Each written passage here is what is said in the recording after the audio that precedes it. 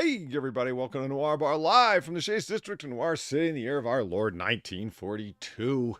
As we can all see from our brand new Vita-Ray technology-powered hyper-accurate mantle clock, it's exactly 11:30 p.m. Eastern on the dot. So come on in, grab a seat, put your drink orders in, and get comfortable for a late-night laid-back time of banter, booze, broads, bullets.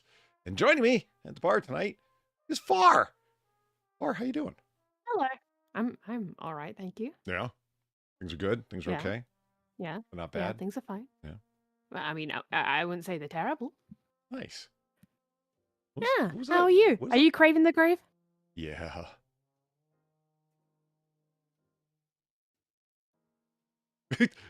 Death, taxes, and depression. That's the Hell yeah. that's today's theme. I actually got that from a song I was listening to. It was Marvin Gaye, "Trouble Man." He actually says like death, taxes, and depression is the only thing you can be sure of. I'm like, hell yeah, Marvin, I feel you. Of course you would relate to that. Of course you would. Well, yeah, that song is a little misunderstood. Actually, it's my favorite of all of Marvin Gaye's music. That's my very favorite track of his, hands down. On my very favorite album of his, also called Trouble Man. I think people like kind of miss, like, it sounds like it's like a depression fest, like, because he's just saying all these problems that he has, but it's like you're missing the point, guys. It's the steady refrain throughout the song. But I won't let Trouble Man get me down. It doesn't matter. It's like he's just saying, I'm still here, aren't I? So yeah, I may get down, but I'm still here. That's winning, man. If I still wake up in the morning, I'm winning. Like, I hear you, Marvin. Up top, brother. That's that's the thing. No, you're not buying that. No. What? Really? I would have thought of all people you would have gotten that, man. The point isn't to be goody gumdrop lane skipping and happy and false front of optimism. The point is to keep going.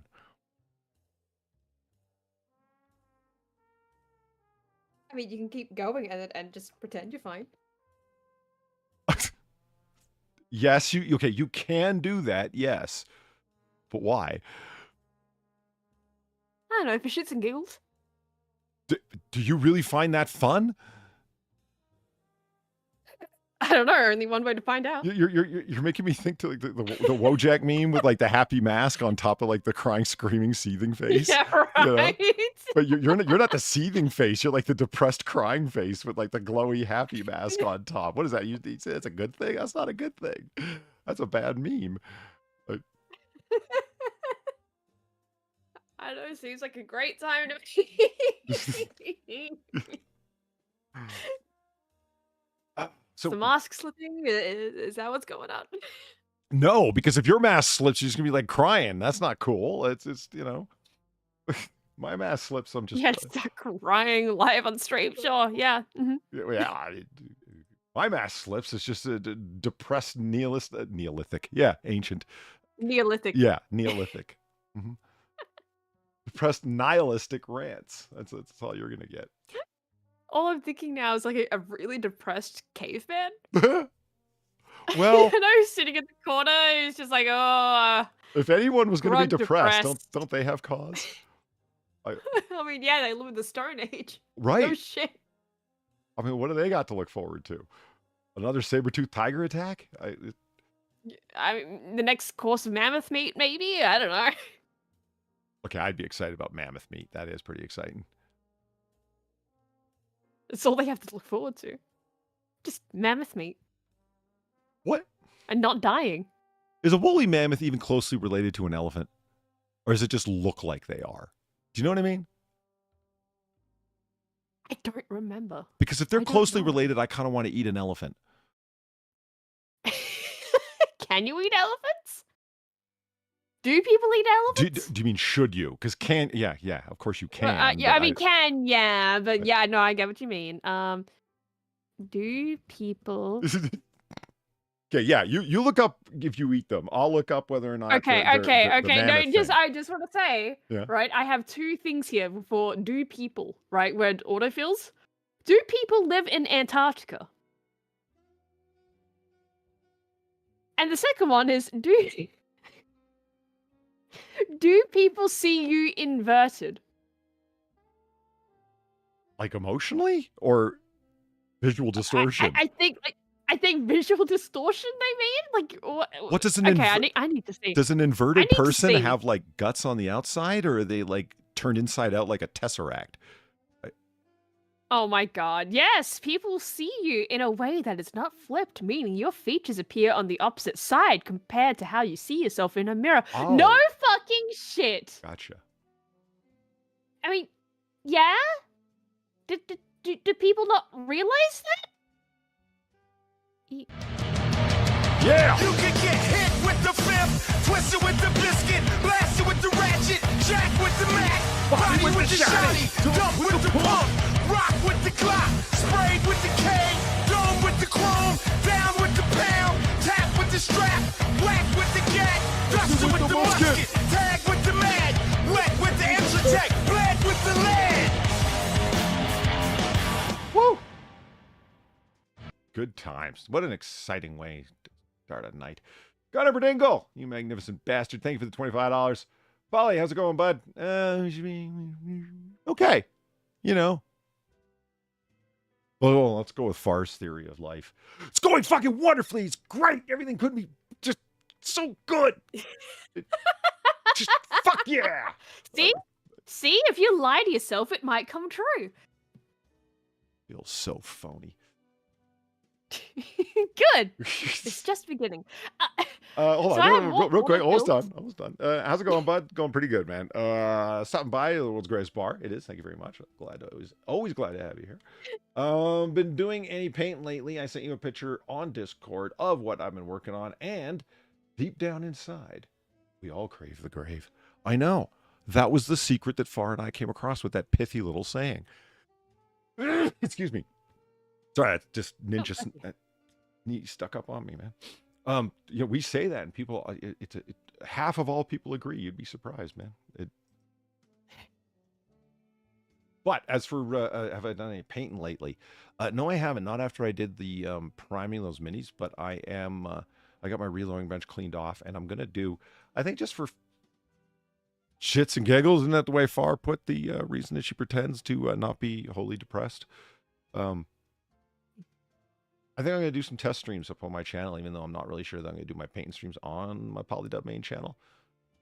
I think I'm just going to throw up some test streams and then take them down afterwards. So I'll violate all kinds of copyright left, right, and center and call people faggots and stuff. And, you know, then I'll just take it down because, you know, what are you going to do about it? So remember to download it when you still can. That's right. Is what he's saying. Yeah, it'll be the rare dark roast edition. It'll become really lost media. Oh! Okay, go ahead with what you're saying. That reminded me of something you said, lost media. Hold on. Oh. Yeah, no, I have more autofills.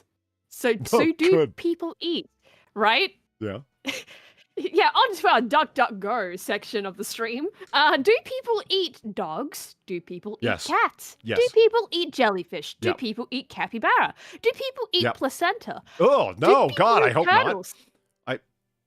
Do people eat horses? Do people eat guinea pigs? The answer to all of these questions is yes. Unfortunately, yes. People do eat all of these things. Okay, you know what I don't have specific knowledge of? I can't really say. So, placenta, I really hope the answer is no, and I have no knowledge. No, the answer is yes. Okay, I have no... The answer is yes. Oh, okay, fine, just hold on. I have no knowledge of whether they do or they don't. I hope the answer is no. Apparently it's yes.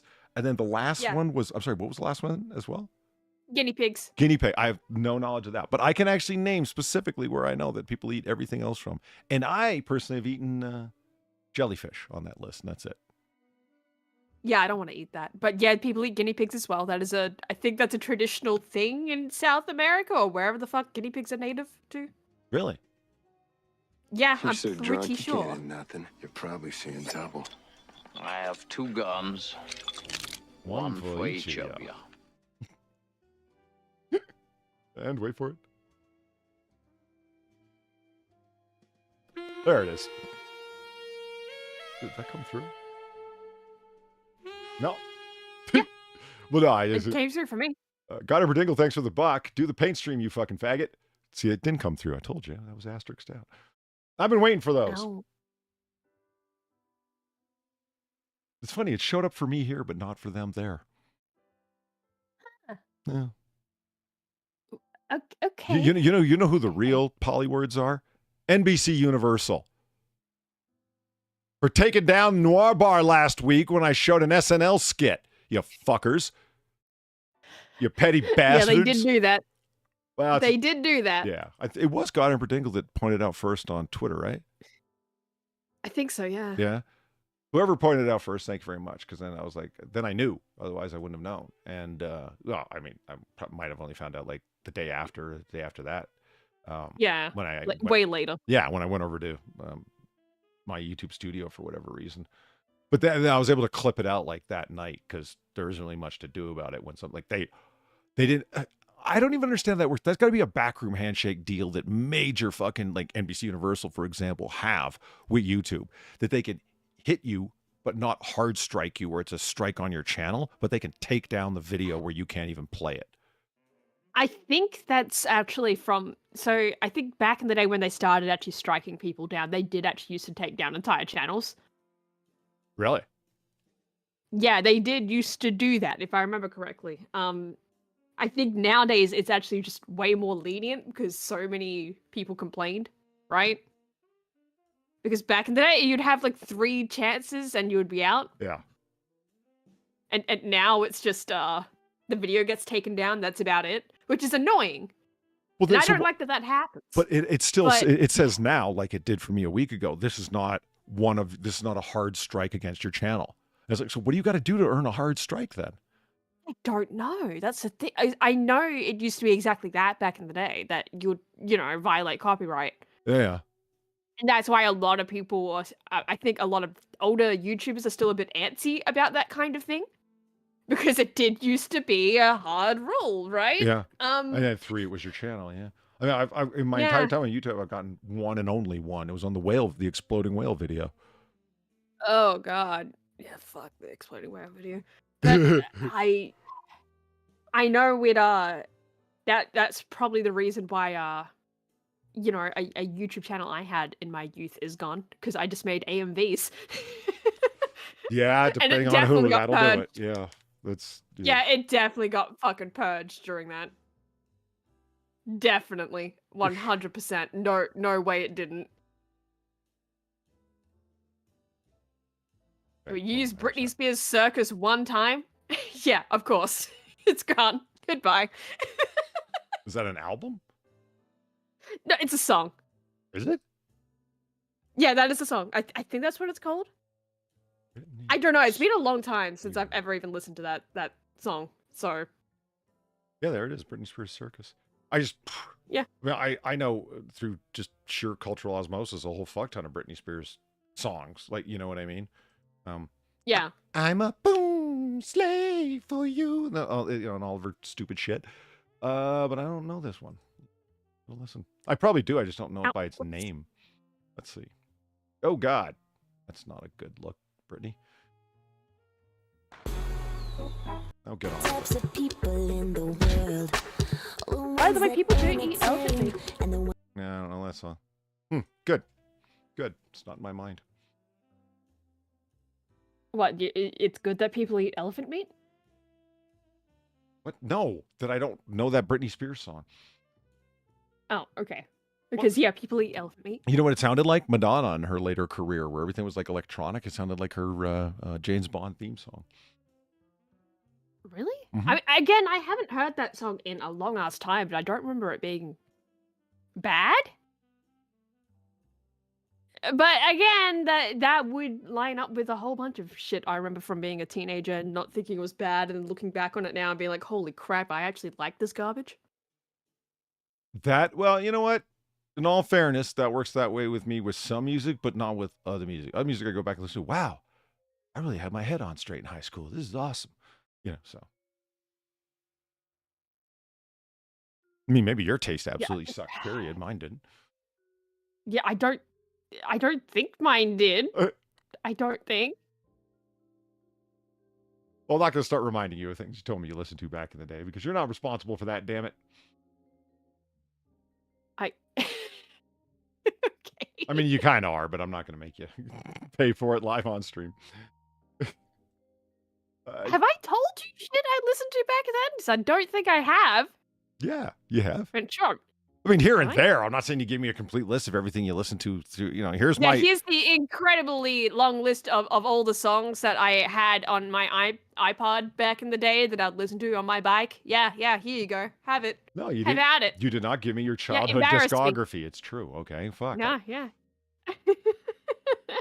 Gary Valine, thank you for the 550. I'm here now, awaiting an incoming. Actually, I'm sure I'll give you some.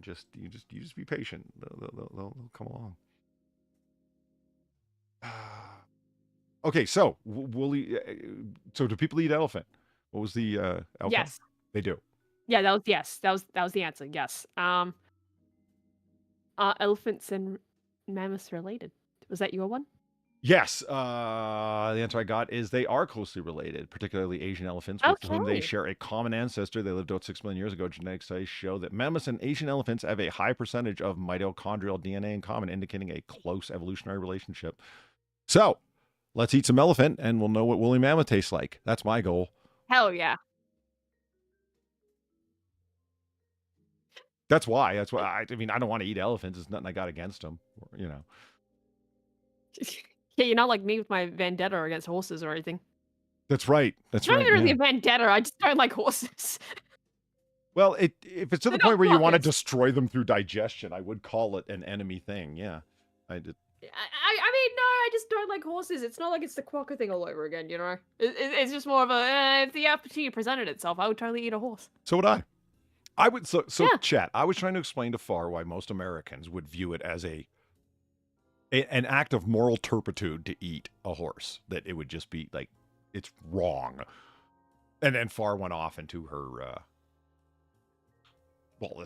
I guess it's not dislike, her incredibly severe and long time burning indifference towards horses. How about that? I did. Yeah, no, that works. I was never a horse girl. I never got it. I never understood it. Horses are just really fucking dumb.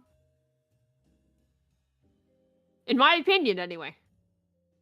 Yeah, so we were looking up delicious horse recipes, I guess, and it. We were. It's true. Come on. What? We were, but just like it sounds so deranged when you put it like that. Like, yeah, so we're looking up all the delicious ways you could cook up a horse. It sounds so deranged. You know, man's second best friend right after dogs. So you yeah, we get just it, looked right? all up. This is why most I get Americans it, would I view it just as don't- deeply I don't offensive, care. right? Because it's how dare you eat a horse? It's just Yeah. wrong. Like, I get it. I just don't care. I don't like horses. Never have. Never will.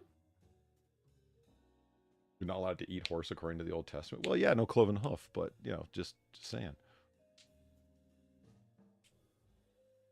You can't eat insects, but you can't eat later. locusts. Well, I don't want to eat a locust. I don't want to eat any of them. Yeah, Why would I know. want to eat a locust of all of them? I know. They're big and they're mean looking. They got little horns, man. Ugh. Yeah, I don't want to eat any of the insects, which is why I get so offended when people start talking about shrimps and lobsters and crabs and shit being kinds of insects, that they're oceanic insects. You don't know But shit. they kind of are. No, you don't know shit. They, I mean, maybe not the crabs, but the shrimp. no, yes. they ain't. No, they ain't. Yeah. No, they Yeah. ain't. No, they ain't. Yeah. No, they ain't. Yeah. You Yeah. well, you don't know your taxonomic nomenclature, madam. I don't give a shit. Biologically, they are not the same. So in your face. But functionally they are the same. So in your face. What do you mean functionally this? How does it function like an insect? It creeps you out. It has the far Yes. creepiness factor to it. What? Yes. Yes, the creepier it is, the more bug-like it is. You're right. What else? Okay, what else fits in the category of bug that ain't a bug? I'm actually legitimately curious. What creeps you out? Bug that ain't a bug. Yeah. A bug's I'm gonna far, have to think ergo a about that. bug. Yeah, that's I'm gonna actually have to think about that, I think. no, just what animals creep you out? Again, I'm gonna have to actually fucking think about it because there's animals I don't like horses and quokkas. How Or about do they creep me out? No. how about that weird? Eye-eyes, How about that weird fish, the they're blobfish? creepy, but I like them. How about a blobfish? Those don't creep me out. They're just weird. They're not Huh. creepy enough.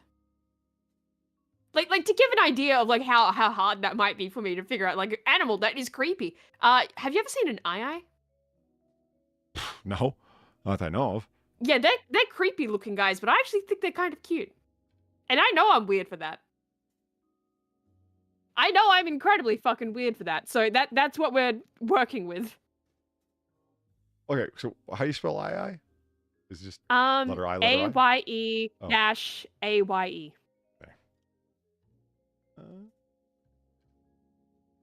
Like, some of these pictures are flattering, but some of them are really not very flattering at all.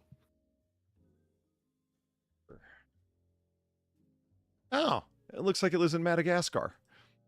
It does. Does it really? Yeah, it actually does. Pretty good guess, huh? But I mean, not really. Yeah. There's just lemurs that look like this that live in Madagascar, so that's kind of Yeah, they're seen as bad luck. Gee, I wonder why. I woke up and saw this. I'd be like, holy shit, that's not a good sign. I did. I don't know. I just like them. But this is what I mean, though. Like, I find incredibly odd things kind of adorable. So it's kind of like, this is what we're working with, Polly. Right. this is the kind of individual I am. Which is why, you know, I kind of have to think about that. Whatever it is they do, hearing things coming is probably very important to them. Just for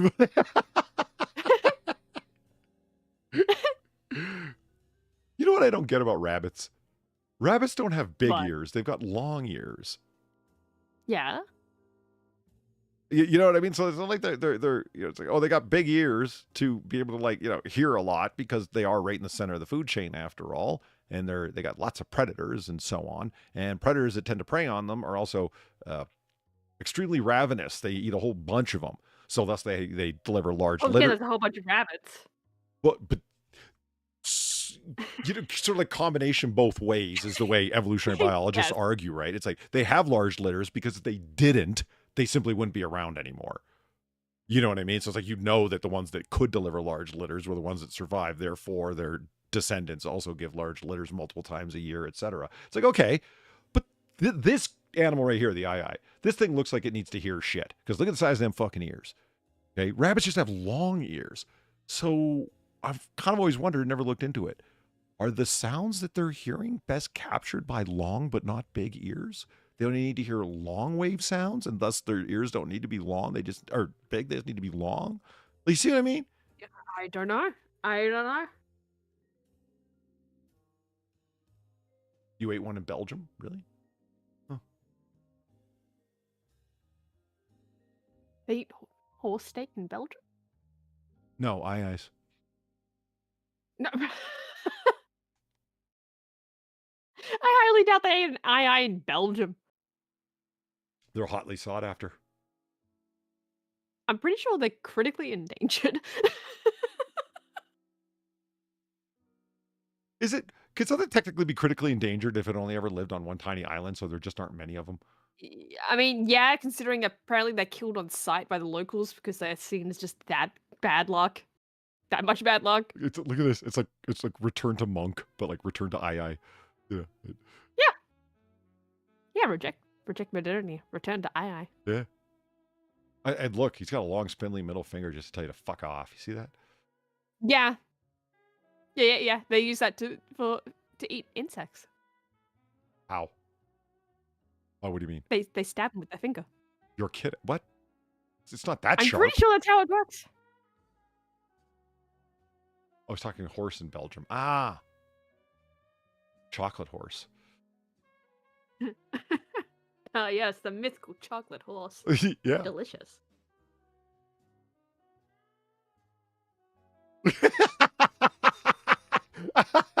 I've been there. Been woken up too suddenly by something. Oh wait, I'm not sharing my screen with you. You can't even see what I'm looking at. No, you're not. Why didn't you say something? No. I'm cracking jokes about what I'm looking at. I mean, I was looking at the stream and just kind of waiting for it. Fair enough. Okay, hold on. There we go. Good. He looks a little frazzled. But that's also what I mean by some of these pictures are just really not flattering. No, they're not. I mean, that doesn't look like something I'd want to eat that's been bacon wrapped and smoked slowly over a cold fire. I just know. Oh, they're asking the very question. Why do eyes have such long middle fingers? Discover wildlife. Let's find out. Do they actually stab their insect prey that totally aren't shrimp at all? It's a nocturnal lemur. I really love shrimp. Known for its long, thin fingers. Is that what it's known for? Really? It's not known for its big ears and beady little eyes? I consider those more pronounced. But nice third finger is a high distinctive for being long and spindly. The structure in this digit is of particular importance for a specific feeding behavior known as the percussive foraging. A method of seeking out beetle larvae only recorded in eyes and striped possums.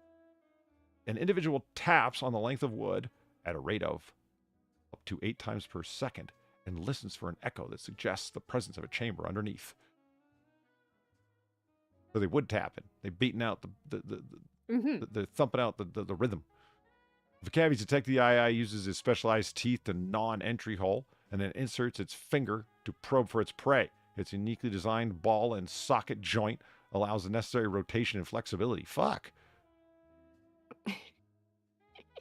That is some seriously specific development. Yeah. Eyes are the only member of the lemur family who have a clawed finger and toes, apart from the big toe. The claw on the third finger is large and curved, allowing it to hook the unsuspecting grubs with ease. However, this is not the only use for its third long finger. I don't want to hear about it. They used it to pick their noses. Lovely. Yeah. After seeing this, Dr. Fabre of the University of Bern was inspired to look into why primates pick their noses. Yeah, I've known lots of people that ended up doing shitty research projects because they couldn't think of anything else too. Do you know? I still like them. I still like eyes. Oh. Yeah, sure. Yeah. Look at him. Yeah. He's just vibing. No, that's not vibing. That's frazzled. That's what the fuck? That's vibing. Yeah, well, vibing off too much caffeine, vibing perhaps. He's literally vibrating on the branch. Yeah. Something tells me the color of that photo's, but oh shit, I get that. No, I know. I thought the music turned way up loud. I know, it's my fault. See, he looks a lot more chill. It's kind of like, hey man, how's it going? Oh, I'm doing all right. What do you want? No, I just want to say hello. You sure? Because you look like you want something. No, I'm fine. Okay.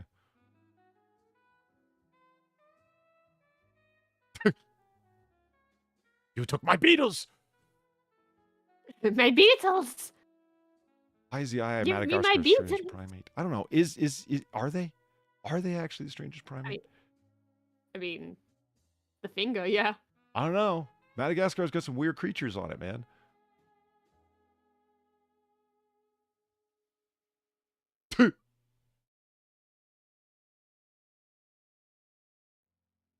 Sorry, I was just looking at him. Anyway. So. Oh yeah, I wanted to see if there was elephant meat was available for purchase. Oh my god. Yes, it is. And it just looks like meat. Who would have guessed? Yeah. What'd you think it was going to look like? I don't know, actually. Ooh. Elephant ribs. Those are thick.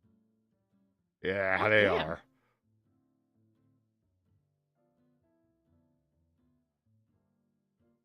See, you know, it's like the brontosaurus ribs that Fred Flintstone gets at the end of every episode of the Flintstones. Giant ribs that flip his car over. As close as we're going to get to those will be elephant ribs. Elephant ribs. Yeah. You can think about it. Have you ever watched an episode of the Flintstones, Far?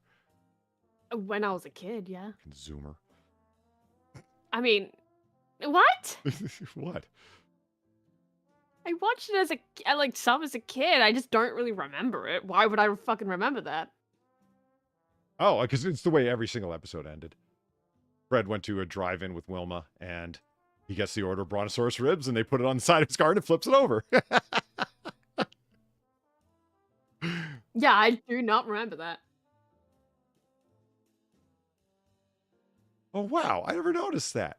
Dino's not sitting in the back of the car. Their saber-toothed cat is. All I remember of the Flintstones, like what I watched of it, was like one episode where I think Fred gets a job at a fast food place and they're talking about like parsley for some fucking reason. That's it. That is all the memories I have of the Flintstones as a child. Really? Yeah, just that for some reason stuck out to me. Of just, no, you gotta put parsley on the burger. It doesn't taste of anything, but it's just decorative. It's like, yeah, parsley is decorative. I agree. Flintstones, man. Well, Oh, that's an odd specific memory. Okay. Yeah, I have very odd specific memories. I don't know what to tell you. You know, okay. I had an odd specific. Okay, you know what? That's okay. Because I had an odd specific memory of something I didn't understand as a kid. Then as like an adult and I understood dirty jokes, I was like, wait, that was Barney kicking a dirty joke. And I was like, I must have made that up. There's no way that happened. But then I saw the cartoon again watching on Retro Channel. And I was like, holy shit, my memory was accurate. Okay. Fred and Barney go into a costume shop and they're looking for a costume. Right. They're looking for costumes for each one to get for Halloween because their wives tell them, we're going to a costume party, go shopping. And they're like, fuck, I don't want to go. Well, shut up and go. Okay. So here they are. And Fred says, oh, well, how about we go with this one? And it was like one of those 2-person costumes where you can both, it takes 2 people to wear the costume. You know what I mean? Right. And it was like a 2-headed monster or something like that. And Barney he goes, how about this one, Barn? And he goes, no, thanks, Fred. I already got 2 heads.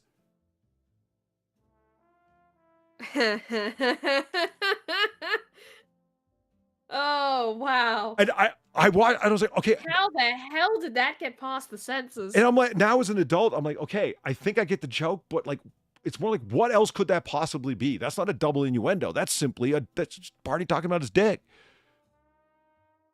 Yeah. Like there's no hidden joke. There's no joke for kids there. Because when I was a kid, I was like, what? I don't get it.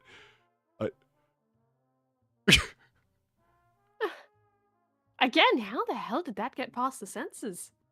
I just don't think they were paying attention. Like back in the day.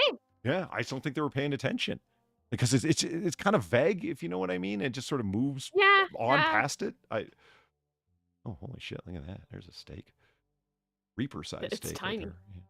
That's a tiny image of a steak. Oh, yeah, it is rather small. 220 by 161, that'll do it. Oh, and here's what all these... It's even tiny. Yeah, what the fuck, man? Okay, hold on. Any time? No. Any size. There we go. Yeah, large. There we go. Yeah. Look at her. She's trying to lift it. You see, Far, way back in the ancient times, in the 1940s, 50s, and 60s and shit, they used to have drive-in restaurants, fast food restaurants. Okay, and girls on roller skates would roll out and put your food on. Yes, I am aware. I am aware of the thing. Oh, stuff. That was the thing in Australia? No, I remember seeing images of it. That's it. Yeah, same here. I have seen the shows. I've never seen one myself. I never got like they had these like little trays that they would hook on your window and shit, so your food would kind of be like hanging outside your window. And it's like, yeah, Reaper. That's what when I saw that steak, I thought of you right away. I was like, there's a size Reaper could go with. And this is what I'm talking about. See, this is why when I talk with people about ribs, and they start talking about baby back ribs and pork ribs, I say, no, beef ribs. And they go, well, pork is so much better. Hey, listen, pork ribs are tasty. I'm not saying they're not, but beef ribs for the win, because the closest I can get to brontosaurus ribs here. Like, I want a proper, like, rib I can hold in my hand. Pork ribs are these tiny little greasy things. People go, oh, that's the point. It's like, no, I want a big piece of rib with meat still on it. You know what I mean? Yeah. And it's worth it. But apparently I can get a lot closer because I can have elephant ribs. And look at these fuckers, man. Yeah.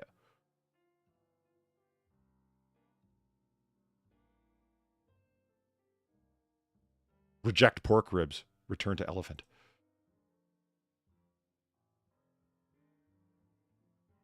What does elephant taste like? Yeah. Well, I don't want to know what its feet taste like. Yeah. Ugh. Elephant meat is denser and more fibrous than beef or venison, making it tougher to chew. It has a uniquely peculiar flavor. Uniquely peculiar. Not a good description, but all right. I've read. Oh, loosely comparable to that of pork meat. Okay, no, that okay. You got me back. It did. You consider like if it's. I wouldn't consider. If it tastes similar to pork meat, I like pork. It's often seasoned and served with a sauce that makes it more palatable. The taste of the elephant is surprisingly mixed among those who have tried it. I have so got the impression this is being written by AI. Some describe it as delicious and similar to venison, while others describe it as coarse and oily. The meat is extremely tough, while some people compare it to the texture of rubber. You might enjoy tougher textured meat like jerkies. Jerky isn't a kind of meat, man. Preparation method. Get your shit straight. You might find elephant more appealing. Yeah, this is written by AI, you can tell. The flavor of meat is largely agreed upon as a mix of pork and beef. You just said it wasn't like beef, but AI always disagrees with itself.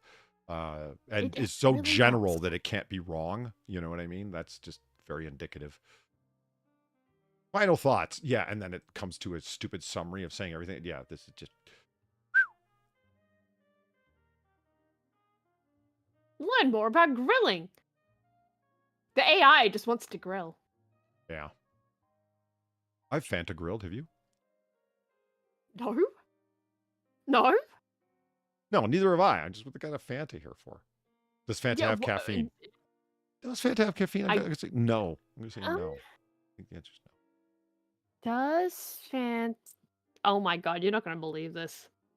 I've typed in does Fant, right? I haven't added the A on the end, right? Yeah. The only autofill is, does Fanta have caffeine? This is a highly asked question, apparently, according to DuckDuckGo. Or Big Brother's listening. Yeah, or that too. That's also very fucking possible. No, Fanta does not contain caffeine. It is a caffeine-free carbonated beverage. Believe that. Yeah, I'd fucking believe that too. Why the fuck would it have caffeine in it? It's not an energy drink. Well, okay, neither's Coca-Cola or but Coke is Coke. Mountain Dew. Yeah, and Mountain Dew is Mountain Dew. They're more dubious. Was that an attempt at a pun? No. Mountain Dew's dubious? No.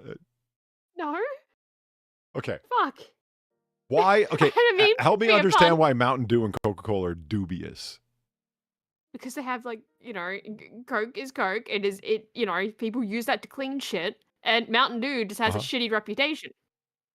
What is Mountain Dew's reputation? It tastes like shit. According to you guys, anyway. It tastes fine here.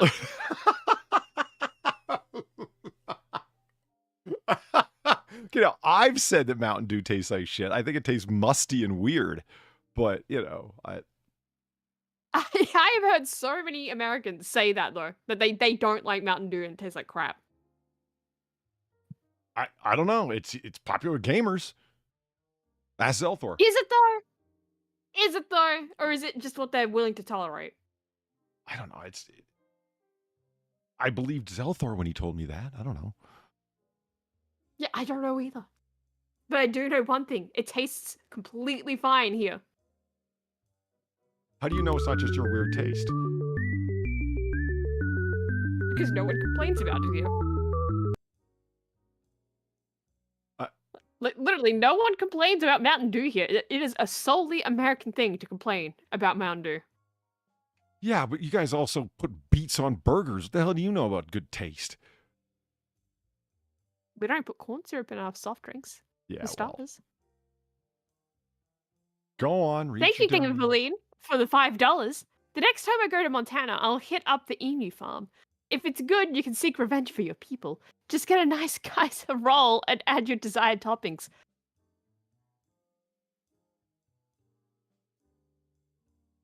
I don't like emus, so you can have that. That's fine.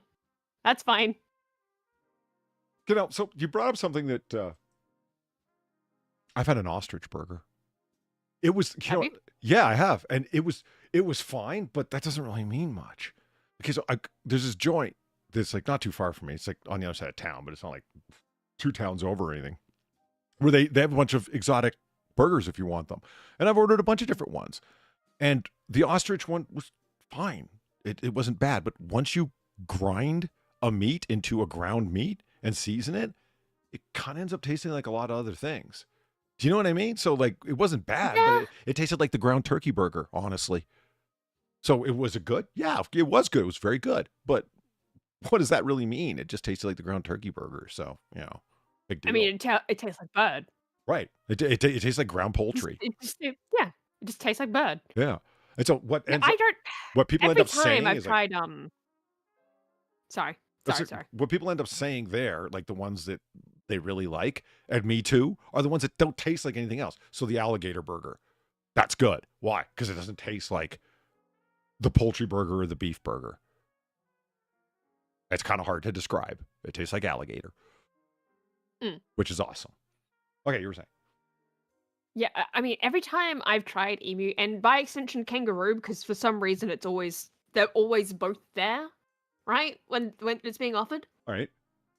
Every time I have tried these things, yeah, it's been like a sausage, right? But so like ground meat all packed together, right? Yeah. Yeah, I just never liked it. Every time, without fail, I just don't like either kangaroo or emu meat. Maybe it's what they season it with, but I kind of suspect it's not. It's just the way the meat tastes. I don't like it. Yeah, Every time, without fail. So I just don't touch it. I don't know. I've had rabbit that was really disgusting. Like, well, not disgusting. It was just like, wow, I would have pretty much had anything else on the menu and it would have been better than that. And then I've had it and it was delectable. I have to believe it has a lot to do Right. with prep, how it was cooked. Oh, probably. I think anyone who's probably got a lot more experience at cooking than I do would be like, yeah, some meats are just, they're very forgiving of how you cook them. I would imagine beef and chicken are probably a lot like that, which is why they're so popular, among other reasons. But then other meats, it's like, no, yeah, you can absolutely make it delectable. You just got to be really careful. Like the people that say, like, I don't like duck. It's so fatty. It's so greasy. I've never had a fatty, greasy duck dish in my life. I don't know what you're talking about. And I think it always had to do with the prep, the way it was cooked. But that's me. I mean, it's entirely possible that it, like I said, right? It's just the other shit they're putting into the sausage, Yeah. right? That could very possibly be it. I don't care though. I don't want it. I mean, I've had a couple of different kinds I of just venison don't want it. sausage at my dad's place because he hunts. And yeah, the venison sausage he gets is always really good. Then I had venison sausage at my dad's, like his friend took this deer and had it processed, but a different place than he goes to. And that was disgusting far. It was like the same deer from the same forest. You know what I mean? Like, what's the big difference? Yeah. Who prepared it? That was the whole difference. The processing company that made the sausage, that was the difference. And yeah, but one was full of caraway seeds, I could tell, and that I hate that flavor. So no dice there, man. But caraway seeds, it's what they put in that bread that I don't like so much. Rye? I think rye bread has caraway seeds in it. It's like, ugh, can't do it, man. Why would you put seeds in sausage? Seasoning, like they're really strongly, like we're talking small little seeds, and they're there for the flavor. You know what I mean? Yeah, but still, like, what? I know. You know what they Are, reminded me of? crunchy Like, in that? no. They're small and thin, and they they're powerfully flavored. They're like really strong in their flavor, and that's why you put them in there. No, they're not crunchy like that at all. Like, you know, the really coarse, like ancient breads that have like nuts and seeds all that. No, not like that at all. Okay, yeah, because that's like the last thing I want when I'm biting into meat of any kind. That's one of the things that just makes me go, I'm not eating this anymore. Crunch. I feel the same way. It's because it makes me think this is bone or this is a gristle. I'm not eating this. This is disgusting. I'm no longer hungry. Caraway seeds suck. Thank you. I appreciate it. Before, I found out something earlier this week that you're going to find funny if you hadn't already heard this. Okay. Boom. Third screen. You said something that reminded me of it, and I actually have 2 articles here open. Now, chat, let me tell you a little story about a conversation that Far and I had over 2 weeks ago now. Okay? Far was busting my balls yet again about Americans' obsession with corn. Particularly putting corn into everything. And as the conversation usually goes, more than any particular example, it's high fructose corn syrup that bothers Far. And I very quickly said, no, look, we agree on that. I don't like high fructose corn syrup and all of the sodas especially, and that pisses me off. See, we need to start this thing. And we were, right, Far, we're joking and saying we need to start this as like an internet meme and get everyone saying it. Epstein didn't kill himself and sugarcane soda. This is the thing. And if we push it far enough, we'll eventually get Donald Trump to tweet about it. Remember? Yeah, I remember the conversation. Okay. Well, okay. We were kidding. Coca-Cola confirmed that it will be bringing back cane sugar soda to the United States. The beverage announcement was made Tuesday.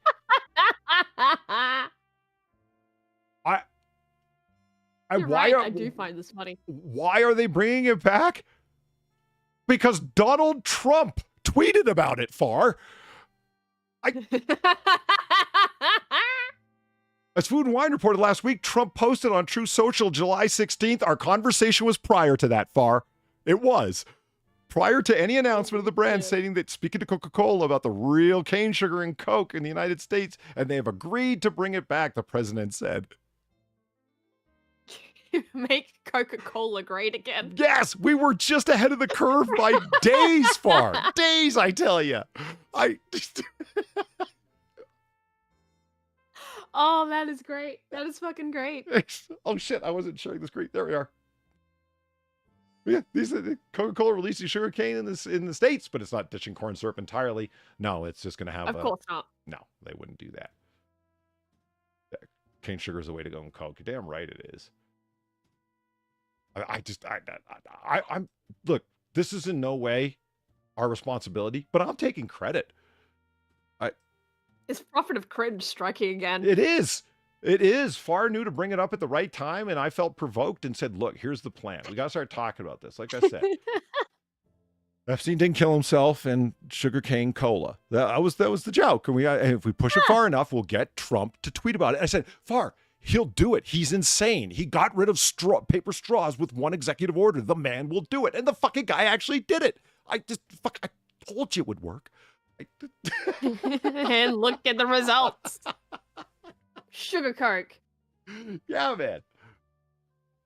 I'm giving you all the credit for this. I'm telling you, our memes were made real. Our memes didn't remain dreams. Our memes, yes, exactly. They did not remain dreams.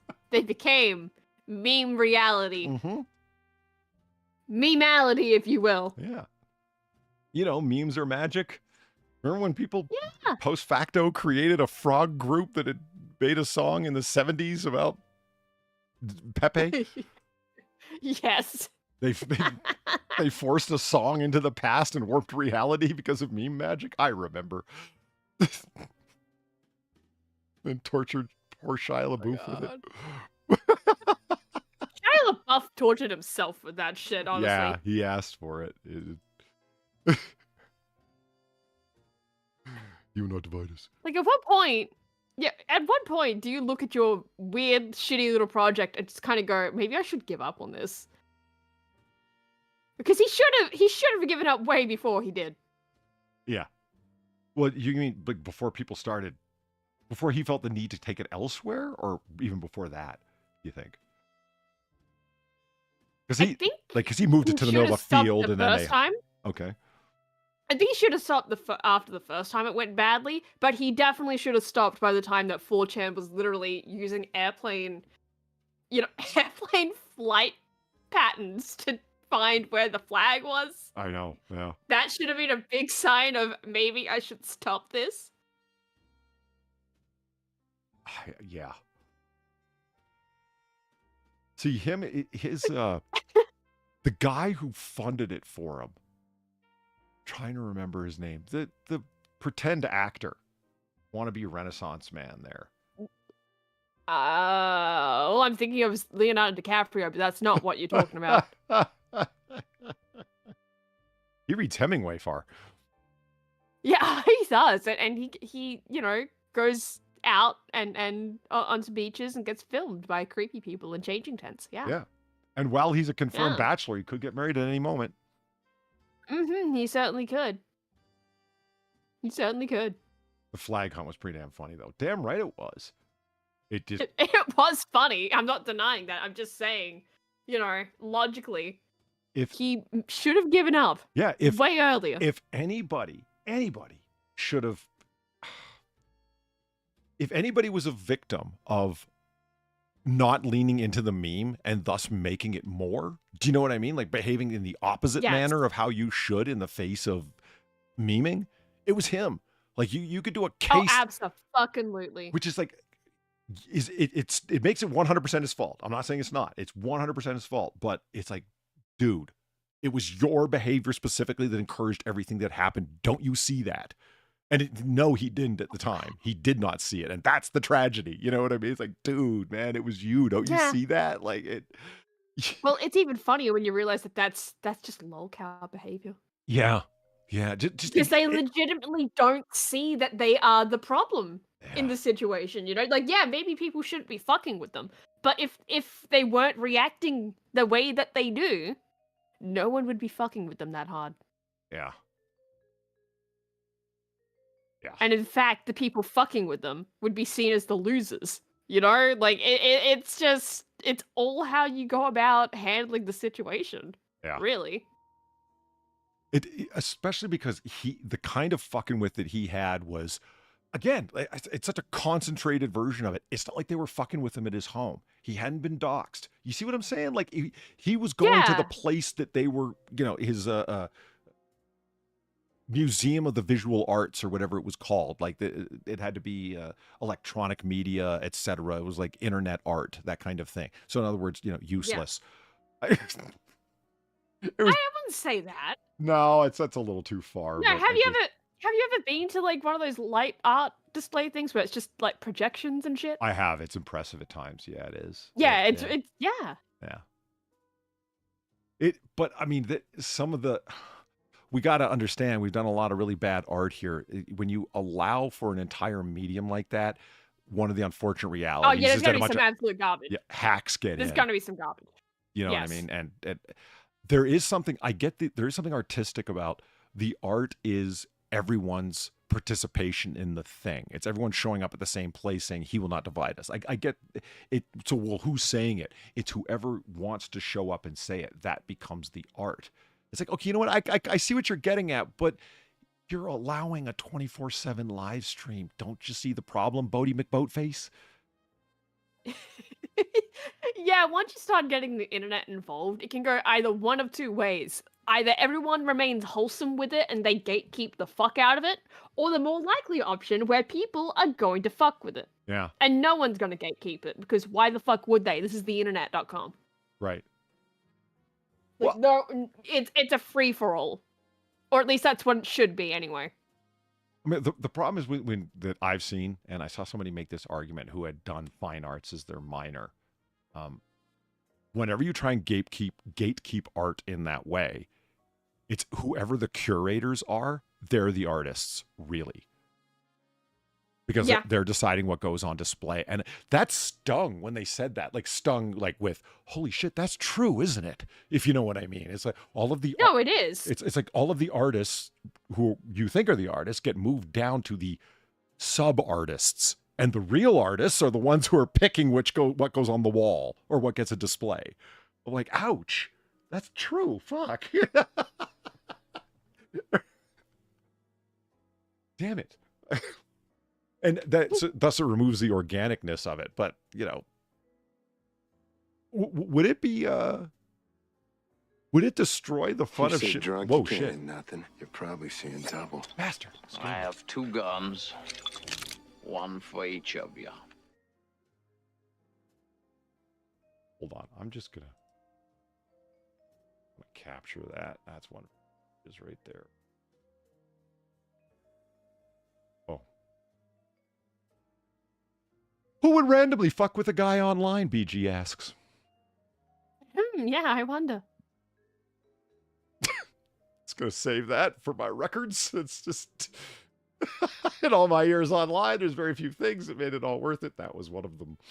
Fuck. He's like, the irony is too deep. I can't even get into explaining what a bastard that makes him. Gamer Valine, thank you for the 550. That also, by the way, speaking of Valine, it's also got, we're posting the otter at the chain link fence. It says such few money at the top with the otter looking all sad. That's another one. That and the angry otter you drew back in the day when you're actually using Copic markers, and he's angry as hell and has two fists, and he's saying, "No new moon." That's another one that's in that folder. No new moon. Yeah. Oh boy. That takes you back, doesn't it? It's just... Oh god, I still haven't seen that movie, and I don't ever want to. Seriously, you've never seen okay it with at that. all? No. We're talking about Twilight New Moon, for those Before, who don't know. yeah, before we sat down and did all those lost recordings. Yeah. Twice. Yeah. I still cannot believe we did that twice. We did. Yeah, I had only ever watched the first movie, and I remember just kind of going, "Oh, this is kind of crap. I don't like this." Despite actually kind of being okay with the books, right? Now I just kind of laugh at the whole thing because it's like, yeah, this is really fucking ridiculous. but yeah, I remember at the time that was like my first thing of I don't really like this. Okay. I didn't watch any of the other movies because of that. The first time I ever watched any of the other movies was with you. Yeah, Another reason I'm very okay with skipping New Moon is because I always used to skip big chunks of that book if I reread it, and it changed literally nothing. So what? That book is just kind of pointless. So you can totally skip large chunks of that without any repercussions of understanding. It's kind of funny how that works. Yeah, that. So what happened, chat? It's like it wouldn't display, right? We were trying to watch it, and I was trying to share it on Discord, and I forget actually like what exactly the problem was. It was just that we were having technical issues with it, and it just wasn't happening. So we just kind of went, well, Discord. I guess we're not doing New Moon. Yeah. First of all, Discord didn't have good sharing options at the time. It just didn't technically have that. You could get add-ons for Discord that allowed you to share your screen, but it was iffy and back and forth. Remember, Platy was the first one to find like share a screen or whatever the fuck it was called, where you could watch movies together for watch parties in general. Yes, yeah, because there wasn't, and we didn't even have like camera shit either. So it was just, it was just back in those days. Discord was just voice only. Yeah, really. It was pretty shit for that. And it's now that I think about it, that's one of the cool. For all you youngins who don't know, Discord's come a long way for that, for sharing your screens and sharing audio. But they did it for sharing games because they wanted everyone to be gaming there and not go over to Twitch. Discord has been trying to, and kind of successful at turning itself into a micro Twitch, with its they want you advertising through there. They have their own merchandising options. Like, not only will they produce their merch for you, but they'll also sell it for you. You know what I mean? There's Streamlabs and Teespring all rolled into one. Chat for Gamers. Chat for Gamers. Yeah, that's why I got pissed because they used to be Chat for Gamers, and they changed their name to Chat for Everyone. And then they changed so many things that it just became like who is this even for anymore? It should be Chat for No One. Yeah. Well, that's what happens when you say Chat for Everyone, right? That's what they really mean. It's Chat for No One. Yeah. Chat for No One in particular. Exactly. Yeah. Gimli, thank you for the 550. I brought up Trump tweeting last night. People swear he's fuming about South Park because of what someone in the White House press office said. That man trolls at 3 a.m. Now stays silent? Doubt it. Yeah,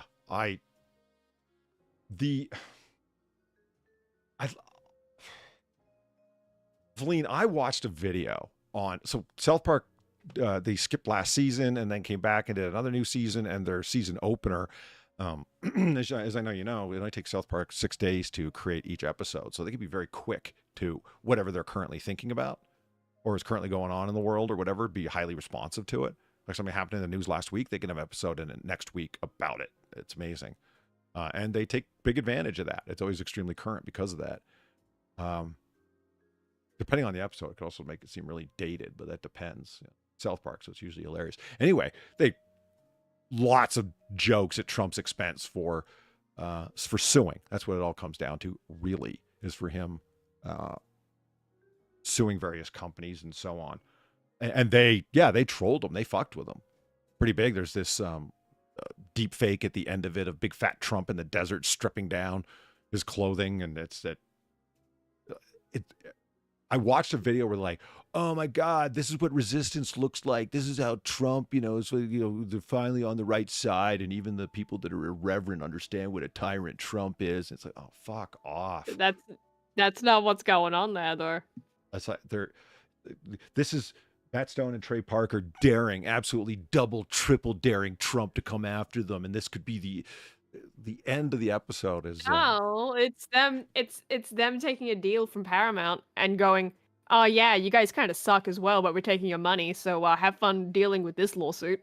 Yeah, I. That's what it comes down to. That's pretty much what's going on there. I know. There just isn't that much to read into it. The most interesting thing that happened through the episode, too, lots of interesting things happened. It's South Park, and they write really meta, and it's hilarious that they put Donald Trump in the role of Saddam Hussein, being in this love relationship with Satan, like from the movie, Bigger, Longer, and Uncut, which was really funny. Like, somebody suggested this. It's like, guys, it's Matt Stone and Trey Parker. You realize at any moment Trump could rip his mask off, and it's actually been Saddam Hussein the whole time. I mean, they found out that it was Saddam Hussein that was behind the big war with Canada that they had on South Park. Guys, it's South Park. Irreverency is what they do. Don't you get that? At 27 seasons at this point, you don't understand how they are yet? They're on our side. Yeah, they're on the side they of just comedy, don't fucking guys. care. Yeah, when Trump is the underdog, they're going to bust balls on who the safe target is. Now that Trump is like in office and the president, why wouldn't they bust his balls? I don't understand why you find that so hard to get your head around. Yeah. Well, particularly since they've just come from a whole thing of being fucked with Paramount themselves. Yeah. Right? Why the fuck wouldn't they, just keep doing the same shit now that they've got their settlement money? They don't care. Yeah. They just want to be funny. That's it. That's all it comes down to. And I guess the part that I find most surprising is that the things that they have done, where it's like they've never backed down from anything that they haven't. They meaning South Park creators never backed down from anything. It's like, yes, they have. They try and do everything that they can. Yeah, and everything they can get away with. And they're in constant conversation with the network censors that they work with. Here's the standards and practices person, as they're called. They're censorship person, basically. What can we do and what can't we do? Like, you can get away with this. No, you can't do that. Yeah, we're okay with this. And surprisingly, the standards and practices people, if you look at them, all of it was okayed. Everything you've seen in a South Park episode, it's like, oh, they're so edgy. Yeah, well, the standards and practice person was okay with it because they understood exactly what they were going to do because they passed it by them before they put it to air. And my point being there is like, just, stop trying to lionize people, because the very moment that Matt Stone and Trey Parker do something you don't like, they're going to be your enemy again. So quit trying to lionize people. You know what I mean? Just look at them as doing comedy, and that's it. Because they took down, they were going to show Muhammad in the cartoon, and when that was all hyped up, everyone was looking to see if they did it. They didn't do it. Why? Because standards and practices told them no. We're not willing to risk it. If they really thought that they were going to get sued by Trump, they wouldn't do it. Every single person that Trump has sued did so because they presented a lie as the truth, and they damn well knew it was a lie. In other words, actual defamation under the law. Making fun of Donald Trump is not defamation, even if you show him as a big fat bastard with deep fake, because you'd have to prove that they thought that was true. They thought that was real video when they're the ones who created it. I mean, how many defamation lawsuits that have gone through online do people need to go through before they understand the basic aspects of defamation? How difficult it is to prove. You have to prove that the person put forward something that was a lie, that they knew was a lie, and they did it anyway. How do you prove that someone knew something was a lie? Exactly. It's not easy to do. You can do it. Evidence of, like, emails and phone conversations and witness testimony that the person knew it was a lie and did it anyway. That kind of thing. Hmm. You know what I mean? But like that's why jokes don't constitute defamation, fucker. Anyway, just bugs me. Ideology makes people stupid. Yes, it does. Yeah, it does. Yep. For all of us, you know, it does. It's true. It's like...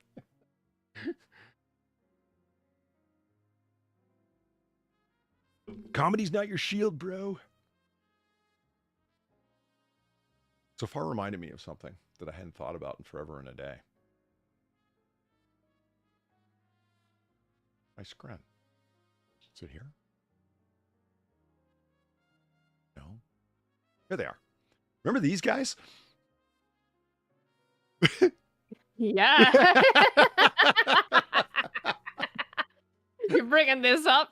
Yeah. I don't mind. I'm not really embarrassed. It's just more funny. I'm like, oh wow, yeah, my one, you know. Oh yeah, have they used this in the meme thing? Yeah. Is yeah, okay. See, I still think it'd be funny to do. I was telling Far about some of the new memes, or at least memes that were new to me that have been floating around, like reference points, really. And one of my favorites is the picture of, various people doing it where they're holding up their hands going, whoa. And the common one is Martin Scorsese, and it's absolute cinema. Like, and whatever you're watching is really exciting or interesting. So it's absolute cinema to be watching this. Like people's meltdowns, especially. You know, someone's in the middle of a fucking race to the bottom with themselves. Absolute cinema to enjoy this. The other one is when referencing somebody projecting is to show like a projector, like on Amazon or something. And they're talking like a modern one, something like a PowerPoint projector that you plug into your laptop or whatever, the small, efficient little badass ones. And Far goes, do you remember those projectors that were like, you could like write on them and they had like the clear sheet? And I'm like, what? Wait, oh, an overhead projector? And I haven't thought of one of these. It's like, oh my God. It's like the underfunded schools I went to had them and teachers were writing on them with markers. You're trespassing. They don't believe you. What? 就算这里是他又怎么样啊？一个人有这么多土地，大家分享。What's he saying? Says that it's wrong for one man to own all this. He says you should share it with all the people. Yeah.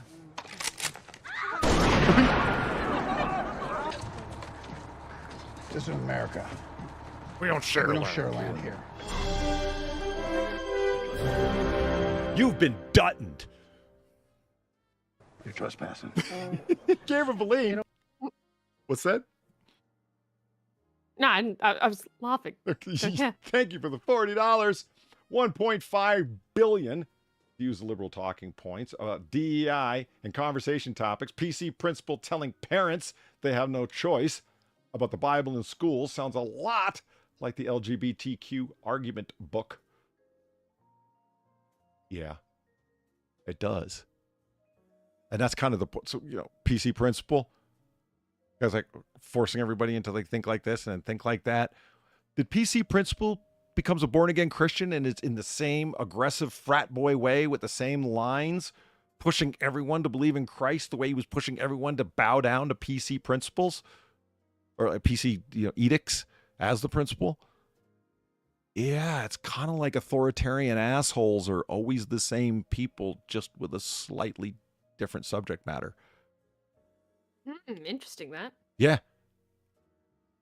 I'm that's why it always blew my mind that people like no, you're I don't know, like Sticks, Hex, and Hammer guys would always talk about the satanic panic. And it's like, right, authoritarian pricks are always the Christians. Sure. How's it the authoritarian people right now are like largely irreligious? It's more like authoritarian pricks are always the same. They just want, you know, control over other people, and their subject matter just changes over time. You know, that was one of the interesting things. The leaders of the, you know, the anti-war movement and so on in the United States during the mid-1970s when the Vietnam War came to an end, they all went over to social movements. It's like a former leader of the anti-war movement, they were doing like early American history, or modern American history rather. That's what would come up. I'm like, that doesn't surprise me at all. Because their cause evaporated on them. Do you think they were going to, oh, fuck, victory, the war's over. Now I can go live my life. Do you think they did? It was like believing Greta Thunberg was ever going to go back to school. That was never going to happen. God, no. Yeah, why would she? That's why the best question No possible. reason for her to do so. Why would she? If it wasn't for me, there was her big speech, right? If it wasn't for you, I wouldn't have had to have left school. You were never going to stay in school, and you're never going to go back. Lying bitch. We don't do politics here, but No, we do not. oh, you're right, Gary. You're not wrong. I was thinking Cartman was my favorite part of that episode, but now I think back on it, PC Principal, man, his big conversion and shit was fucking funny as hell. It's like, oh man, what kills me is that South Park is it's not that deep, but it is meta. It's really not. Yeah, but they are writing meta, like as in reference to themselves and reference to other things. So really the problem isn't that South Park ain't that deep. It's that a lot of the people who watch it are just that stupid. You don't get that? Like, it's not that deep, bro. There's not that much to get there. You just really so... Like, I'm not even someone that's watched all of South Park, right? But I've watched enough to know, right? That, it's really... You're right. It's really not that deep. They're just trying to be funny. Yeah. And they're good at it. Yeah. They're good at being funny. If not really fucking offensive. And that's fine. I don't really see the problem. Just don't assign too much to it, really. Like, this is like the same people that made Man Bear Pig, for fuck's sake. It is.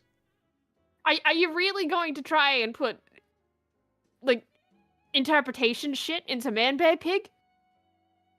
I can guarantee that they just sat down and just went, what'd be a really funny combination of things? Man, bear, pig. Yeah, that works. And then repeat it with... My favorite part of that was to repeat it with the same stupid line. He's half man, half bear, half pig. And wait, what? Yes! That's my favorite part of Man, Bear, Pig. Yeah. It's just so fucking dumb. Or how it's just... And people didn't seem to get that. Like, why is he saying Man, Bear, Pig? Because he's talking about, be afraid of the environmental change that's coming, right? Be afraid of Man, Bear, Pig. You mean the thing that I'm saying is there, but I can't really prove is there, but I can describe it, even though it doesn't make any sense. But you should be afraid. It's like, well, yeah. Yes. The episode isn't about Man, Bear, Pig. It's about this, like I said, it is meta, but it's not that hard, guys. Come on. But like Mort said, your ideology will blind you. What you want to see there is there. He's attacking our enemies. That's useful. Okay. Yeah, that'll be useful until they stop doing that. Yeah. Mm-hmm. Until the very moment you're not useful to them, and then you'll either stop talking about them or go back to asking them if they're racist. Why are you Nazis? It's like, yeah. Yep. I'm surprised that they haven't burned out on it. I guess that's why they do so few interviews. Just stay away from people. Yeah. So here's my question that I had about these projectors here. Okay. To actually show PowerPoint projectors when you're talking about somebody projecting. And then the cheapest ones off Temu and Wish.com that you can find. That's when people in their low rank projecting. And then Far brought up these. He goes, do they ever use like those projectors like they used in elementary for me? And it occurred to me, what would happen if you just put a tablet face down on there? Could you project a movie? I don't think so, because it works like... You see the image underneath there where it says overhead projector on it? Because that's basically how it works, right? Like, it shines the light through it. It shines the light up and then out, yeah, but the tablet is producing its own light. The reason why you can see the transparency... but is it a strong enough light? If you turn the lights off in the room. I mean, you got to turn the lights off in this room. Look at that little bugger. Yeah, but it's still, like, I don't know. Like, if you don't have any light going through it, and it's just the ambient light. Yeah. Does it project anything? Or is it the fact that it is so specifically targeted that it's projecting it? Huh. Like, how... I'm thinking about it. Like, would it be specific does this need to be? Because I think you can do something like this to project an iPad. I've seen things like this where they do it. But could you use like an overhead projector like this to do it? That's the question, right? Like, I don't know. I mean, that doesn't look fuck off blindingly bright, but bright enough. Yeah, but it's still bright. Yeah. That's still brighter than an iPad screen.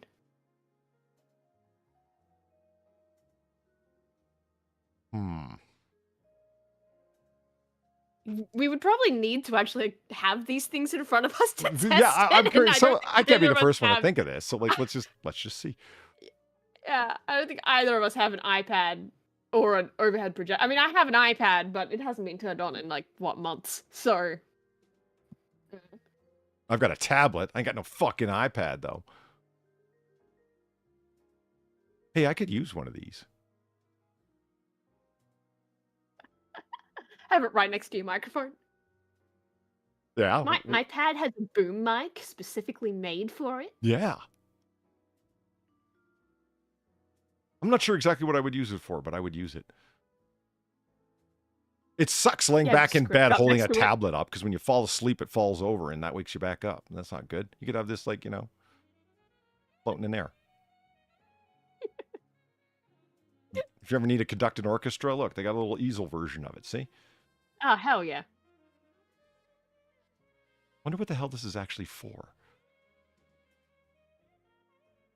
I mean, it probably is for exactly what you said. I don't want to go to an Maybe orchestra that's like- being conducted by a guy on an iPad. No, no. But come on, think of all the saved paper. Fuck the trees. No. It's not the future I want to live. What is happening here? That's the projector thing, I think. Oh, yeah, no. A because people actually DIY do that. overhead projector. Really? In a Yes. cardboard box? Yeah, people use cardboard boxes for that shit all the time. What do you mean? What is this even doing? Why not just point your fucking phone at the wall? I mean, it's probably part way through it. I don't think that's finished. I don't know. I think this is somebody's joke, man. I mean, maybe it is, but I know people do make overhead projectors out of their phones like this. With cardboard. I've seen them around. They get sold in stores as, hey, look, you can turn your phone into a projector.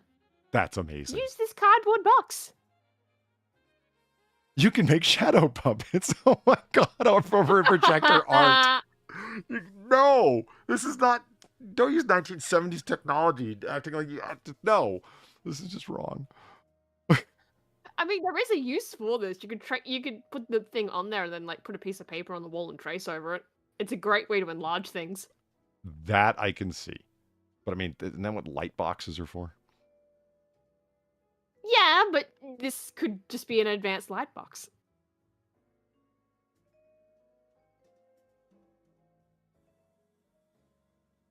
Overhead mobile phone stand. What am I missing? Best for filming and live streaming. For what? What am I don't get it. Hand cam? Oh, so if you want to slide a book underneath it and it's using your phone for the camera. Yeah. Okay. I guess. I can tell you this much. Cams are cheaper than your phone. Yes. A lot. Yeah, like webcams are so much fucking cheaper and probably have a better camera on them. Yeah. Yeah, I mean, they might not have a better, you might be able to get way better still images with a camera on a phone, even a cheap phone, but not video images. No, you're not going to be able to get better for cheaper than a webcam at this point. You can get No, you can get absolutely 1440 for 1440p cameras for like well under 100.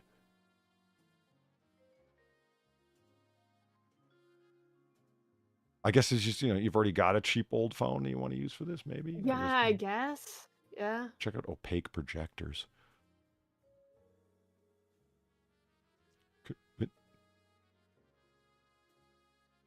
What am I looking at? I don't know. What the fuck is that?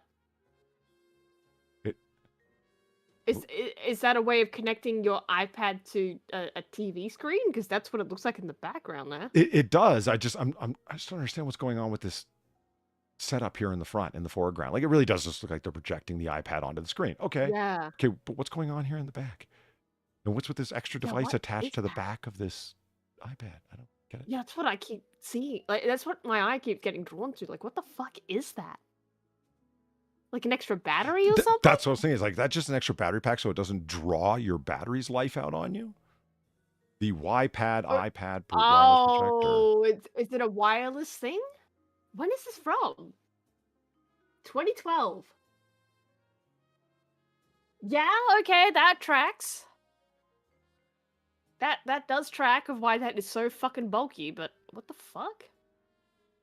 Yeah, okay. Now I get it. The snap-on back for the iPad 2 or newer iPad attached transmitter plugs onto an Apple HDMI dongle, and then a 30-pin port onto the iPad. The transmitter recharges via an included. So yes, it's a battery pack plus the wireless transmitter, and then transmitter. This is bringing back so many memories for me of just trying to get Apple shit to do things that it really probably shouldn't be doing. Really? Yeah. Not this specifically, but all kinds of crap over the years when you know, I had like Apple laptops and just all kinds of Apple stuff of just trying to get it to do shit that's like, looking back, yeah, it really was not made to do that. I got it to work, though, so, you know, yay, but, you know, it's the kind of shit where it's like, nowadays, yeah, that totally works. Probably got that pre-built into it. Back then, no.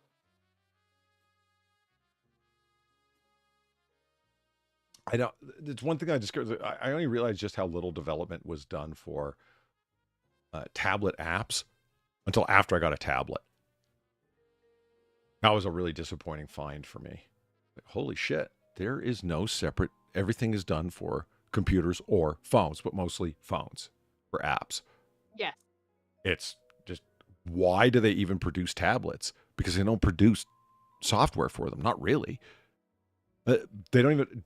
I was watching a fucking an Android tablet tech review the other day, and the person was complaining that Instagram still does not have a tablet version of Instagram. And I don't fuck with IG, so I wouldn't know that. But it was like, yeah, here, look. It's like, even when you try and drag it out, this is just the mobile phone version of it appearing on your tablet screen. It's not a tablet version. It won't fill the screen. It's just tiny little size, the size of a phone screen in the middle of your tablet. It's like, really? After all these fucking years of iPads? Like Instagram? You're not exactly small, are you? That tells you something about how little they give a fuck about the whole tablet market. How the fuck are tablets still viable that people are still buying them? What are they doing with them? I mean, I know what I bought mine for and what I expected to do with it, which is why I wasn't willing to drop $2,000 on a tablet.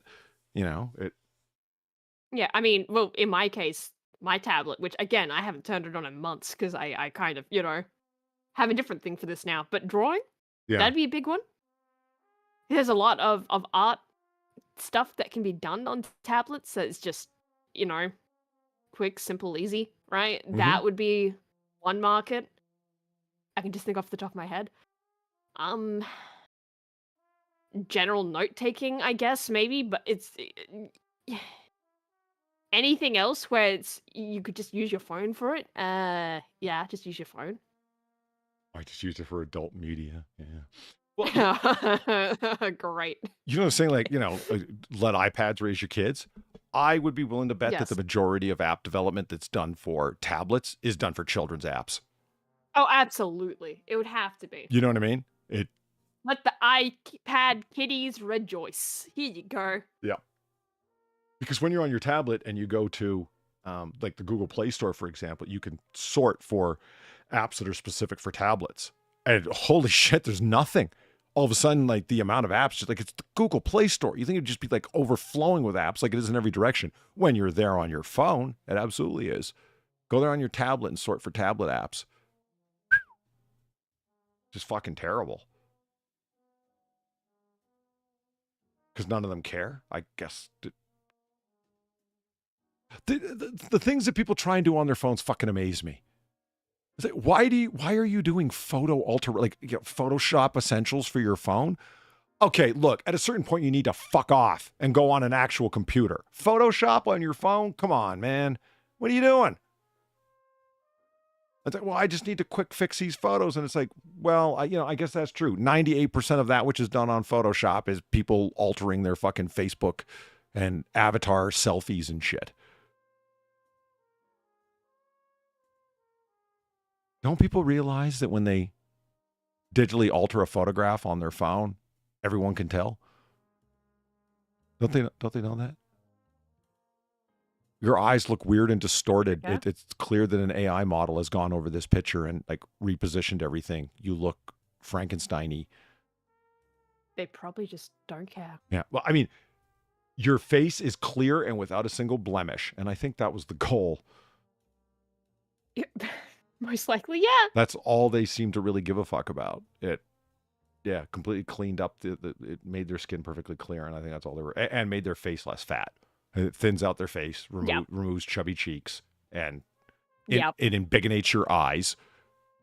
And bigger eyes, clear skin, thin cheeks. That's what they wanted, and there you go. And they don't care that it makes them look like a fucking alien. This is like a morbid example, but it's just okay. You know the 4 students that died in Idaho, like right off the Idaho college campus? That Kohlberger psychopath killed them. Okay.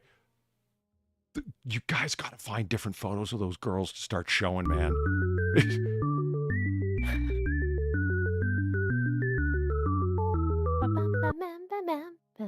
Thank you, Game of Aline, for the $5. Ironically, when Apple moved from Intel to their own chips, they started improving cross-platform functions. My iPad can access Windows Remote Desktop.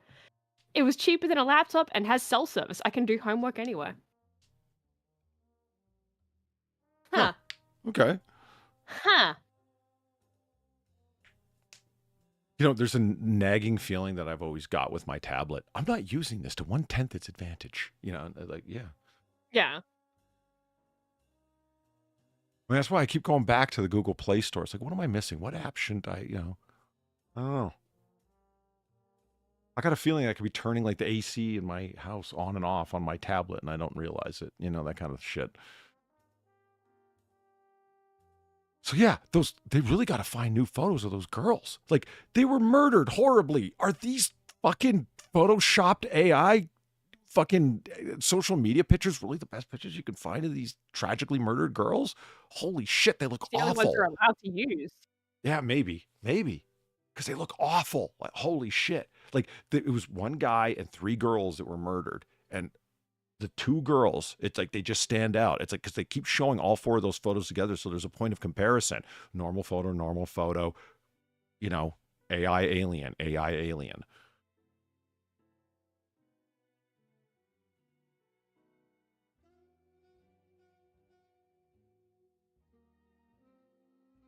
Yeah, her impact statement. Yeah.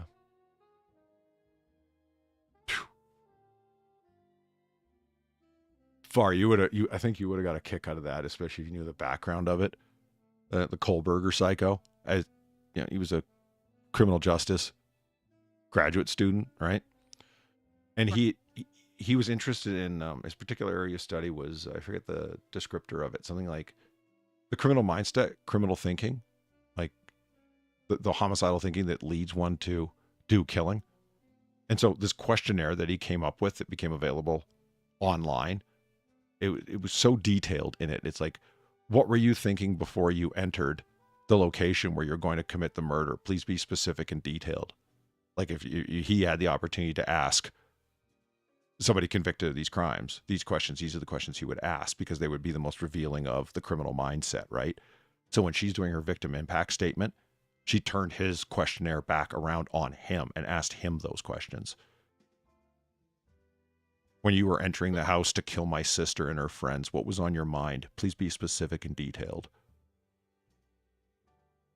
Oh, it was chilling.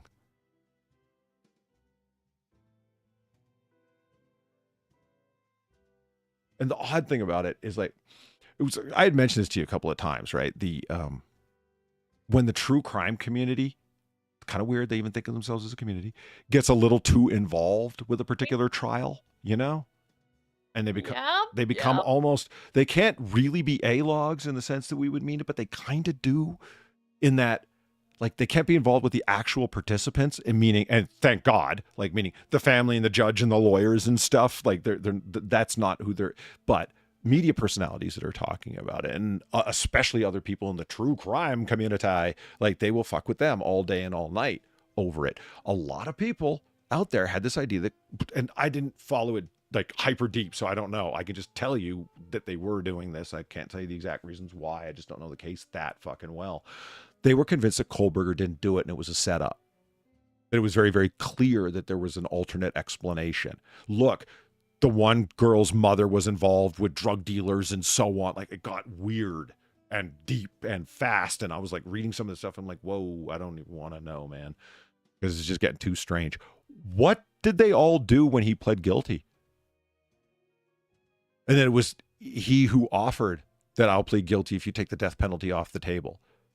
Did they all, right away I thought, do you guys all instantly change your tune to, he did it because even though he knew he was guilty, he knew there was enough evidence to convict him falsely, so he pled guilty to not get the death penalty? Like, did you just, because like, I mean, they all showed up at Megyn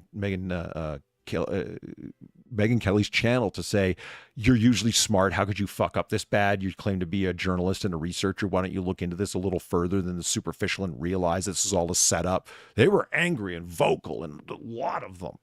Weird.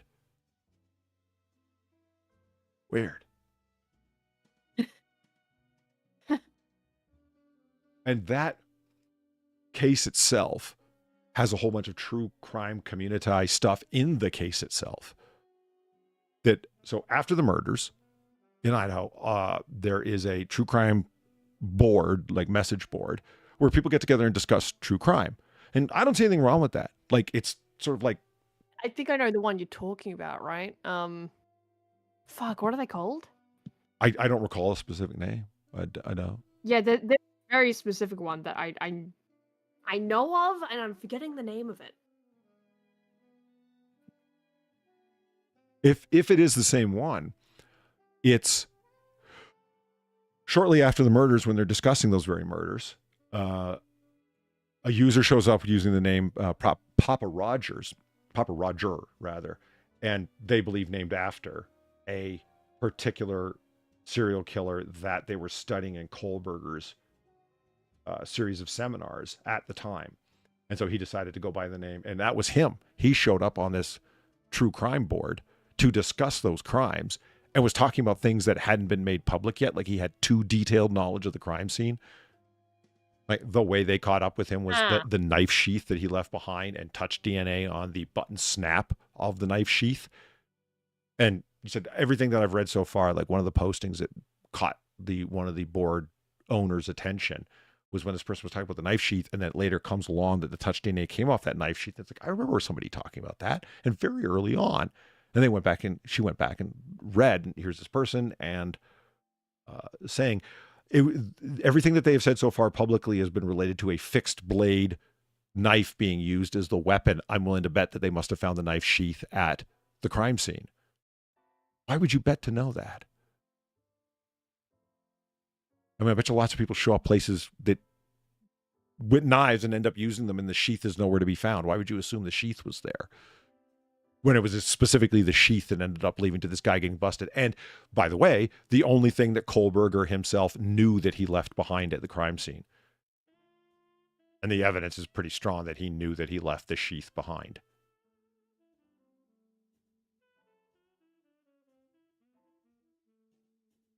That reminded me of something. The thing that I couldn't understand about this guy is that supposedly he was this somebody who had studied criminal justice.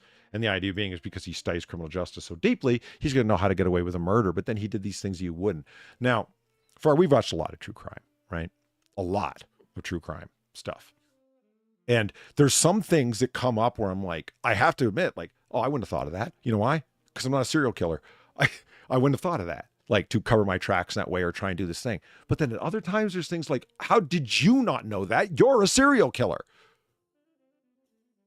And the one thing that always stands out to me, the first thing that we always say in this is lawyer, right? Why the fuck are you not asking for a lawyer? Why are you trying to talk your way out of this when you're the one who actually killed people? When the homicide detectives are talking to you, you need to ask for a lawyer. It's like, oh, it's going to make you look guilty. Dude, they're homicide detectives. You're a murderer. You do look guilty. That ship has sailed, bro. Time to ask for the lawyer anyway. You know what I mean? Like, stop trying to talk your way out of it. Rule 1, always ask for a fucking lawyer. Don't try and talk your way out of it. And it doesn't matter if you're guilty, doesn't matter if you're innocent. Lawyer. And honestly, it's come up a lot more times than just murder. It's people that try and talk their ways out of crimes in general. It's everything. I just don't get it. Ask for a fucking lawyer. Yeah. And people are like, I get the thinking, oh, it'll make me look guilty if I ask for a lawyer. You've got to ask yourself the critical question, man. Do you think that they think you're guilty? The answer is yes, or you wouldn't be there. So that ship has sailed. You already look guilty, man. You know what I mean? There's not much. Oh, he wouldn't have asked for a lawyer unless. Like, oh, come on. They wouldn't have asked you here unless. You know. But beyond that, the second thing we always talk about, the phone. The phone. Oh God, the phone. The fucking phone. And people's tendency to take it with them everywhere. I mean, I'm guilty of that, right?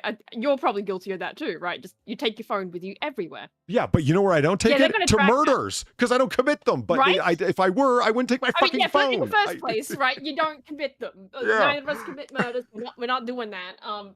But yeah, if you were to do that, and again, we don't want people getting away with this shit. That's always the thing, right? That we need to say every fucking time this shit comes up. Because it shockingly comes up a lot with us. But yeah, we don't want people to actually get away with this shit. It's just these are the things we've noticed. As just commonly recurring things of don't ask for a lawyer. Don't try to talk your way out of it. Don't take your phone with you to the crime scene. For the love of God, don't do that. Don't make suspicious purchases at your local construction stores or whatever the fuck, right? Like your local Bunnings, or you know, Home Depots, right? Don't buy bandsaws and shit. Yeah. Because they will find the security footage or your receipts if you keep receipts for some fucking dumb reason. Yeah, don't keep receipts. I don't know why people do that. Yeah, don't keep receipts if you are buying shit. If you are buying stuff, for God's sake, use cash. My Lord. That too. That too. If you're buying something suspicious, buy it with other things that aren't nearly as suspicious, so it looks like a connection of things. Like I don't. These all seem obvious to me. Like I said, like, these are the little things that it's like, because I'm not a serial killer, I don't think of these, or I do think of the more obvious stuff. I don't understand how they don't. The more detailed stuff they seem to think of. It's like, yeah, but why doesn't the obvious stuff catch you? Like Kohlberger taking his phone with him, it's like, well, I'm not committing the murder tonight, but you're going near the house where you will commit a murder, or you think you might. You're casing a joint. Okay, why would you take your fucking phone with you again and again while you went there? It shows that you fucking tracked past that house multiple times. Well, they're not gonna have the record from months before. Okay, you're a forensic student, you know better than that. Okay, and the night of the homicides, your phone's turned off right before you would need to leave to head to that house. And then right after, as long as it would have taken you to come back. So the window for the crime, your phone was turned off for that time and only that time. It was it was the murder victim's sister that was grilling him, that asked him that very question. Did you really think you were that smart? Did you really think you were so smart that they wouldn't have been able to track your knife purchase on Amazon because you used a gift card? Great question. You still used your account to purchase it. Did you think the fact that it was a gift card really, you think that would get them off the track? Did you really think that that it wasn't smart enough to set up a pattern of turning your phone off at a certain time every night so it didn't look strange? Yeah. And just not bringing it with you to the crime scene. Fuck, man. And it's like, well, let's say you needed Google Maps to get around because you're geographically impaired. Because I am. I use Google Maps all the time. That's what you buy a burner phone for. And you know that, or you should. I don't understand why this guy did it. He was right to be grilled that way. You thought you were so smart. Yeah, you tracked all these things, but you didn't track that. And you know enough about DNA you should have never touched that fucking knife with your bare hands. And obviously you did, because you left DNA on the fucking sheath that you left behind. And I think leaving the sheath behind was a mistake, but you can't account for everything.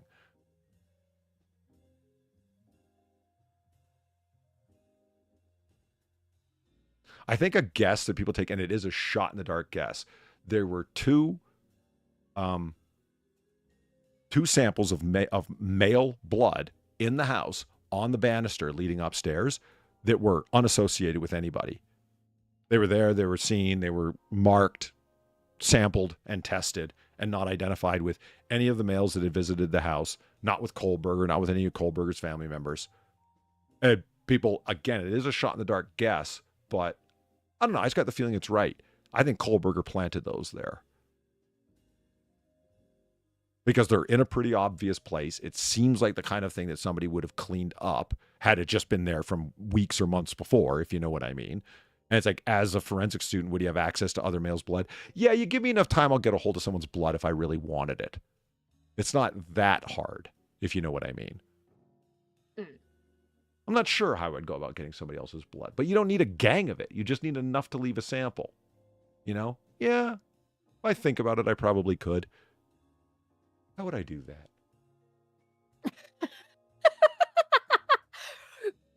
We would like to remind you all that we are not, in fact, going to go and kill anyone or do any crime or anything like that. Oh, I know. This is all just hypothetical. Yeah, hypothetically, if I needed a sample of someone's blood, I would just use one of those quick samples for people who have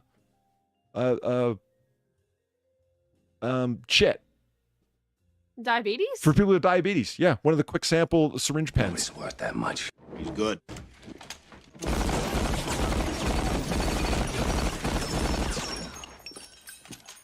Better than that. No. I don't know. Gearvaline, thanks for the $6. $6.50. I haven't seen that one in a while. Thank you. That was fun to see. Don't drive any car that has GPS or emergency call functions. Buy your chems at a pool store. If you need rope, buy rock climbing gear. There you go. All solid suggestions. What you don't do is walk into a local sporting goods store like Kohlberger did and said, I'm looking for a balaclava. It's like, we have them in camouflage. No, I want it in black. Well, I don't have one of those. Okay, never mind. And he turns around and walks out of the store. Holy fuck. You did this in the middle of spring? Okay. Again, it's the idea, like, why are you doing things that make you noticeable? You're like 6 feet tall. You're gaunt, thin, and pale, and sunken face as a vampire. Everybody who sees a picture of the guy says the same thing. Holy shit, he looks like a vampire. Because he's so pale and thin and dead eyes and, you know. So you, looking vampiric as you do, ask somebody, do you have any balaclavas? Like, wow, dude. Someone's going to remember you, man. It's like me. Dark and mellifluously toned. I'm not going to ask a sales assistant for help. She's going to remember me. I mean, come on. Well, I mean, you're the otter in the trench coat. Yeah, of course. That's going to stand out. Yeah, right? Yeah, so the other day I was serving this otter in a trench coat. It was really fucking weird. He kept talking about how he wants to dissect a turkey with an X-Acto knife. It was really strange behavior. Yeah. So I was thinking, like, so he's in chat here, a bloody nose rag. I was thinking that's like, you know, discarded stuff if somebody cut themselves. And I'm like, yeah, but how would you know when someone's going to cut themselves? And that's when I thought to my head, you'd have to, what, encourage them to cut themselves? What are you going to do? Ask them to play with a knife? And I was like, wait, when would somebody cut? I'm like, oh, wait a minute. Yeah. When do people poke themselves? Because you would need it to be like liquid blood that you could put it somewhere. It's hard to place dry blood unless you wanted to reliquefy it, which, as I understand, you can do. But it's just not going to be the same thing as putting liquid blood somewhere. I think, no, there you go. Use one of the sample pens that just poke while somebody's asleep. And they might wake up and just go wake them up. Find an excuse to wake them up. And as you're waking them up, poke them. And they go, whoa, what's going on? It's like, man, I was just shaking you to wake you up. Well, feel like you pinched me. Sorry, bro. You're touchy. You know, that's it.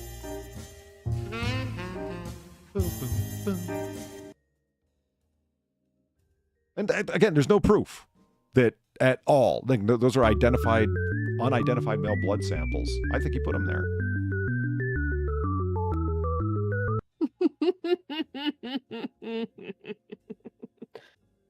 Paul, you want to get yours first? I don't like that evil laugh you let out. Yes, I do. Phantom Fro, thank you for the $5. Part 1. Oh, no. Part 1. If you're going to do something. If you're going to do something, Phantom Fro. Yeah.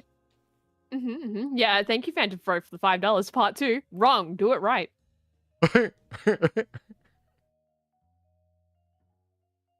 That's right. Yeah, that's right. Just don't make a mistake, idiot. What seems funny to me is the Whiskey? Nope. And whiskey. Son of a bitch. fuck you, Valine. Kind of read over that. Thank you, Gamerline. Thank you for the 450. Fuck you for the statement, which goes as follows. White boy dressed like Run DMC, speaks like a tipsy professor. Yeah, I know that guy.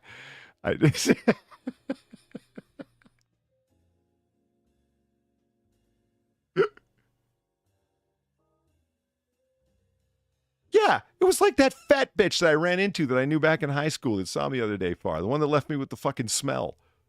You're calling her a fat bitch now? Holy shit! That's an escalation. For the last time I heard the story. Like, the last time you told me about this, you were just like, yeah, so it was this woman and she had her daughter with her. I think it might have been her eldest. I don't really know. And she had, like, this perfume, and that's all you really said. Now she's a fat bitch. Holy fuck, Polly. Now, hold on. Were you even listening? I said a lot more than that. Well, you said a lot more than that, yeah, but I'm not saying it because it's not my story. Oh, fair enough. Yeah, okay. Yeah. The point in the story here, chat, is that she said hello, talked for a few minutes. She talked about herself for a few minutes. And then before I knew what was happening, she gives me this quick, friendly hug and then goodbye. Okay, it was after I got out to my car that I realized I smelled like whatever perfume or moisturizer she had on. And I smelled like it later on in the day. And it was like, I don't know, it was before I was going to bed at like, middle of the night, early morning. And I was talking to Far and Sam. I'm like, guys, I still smell like it. It was just...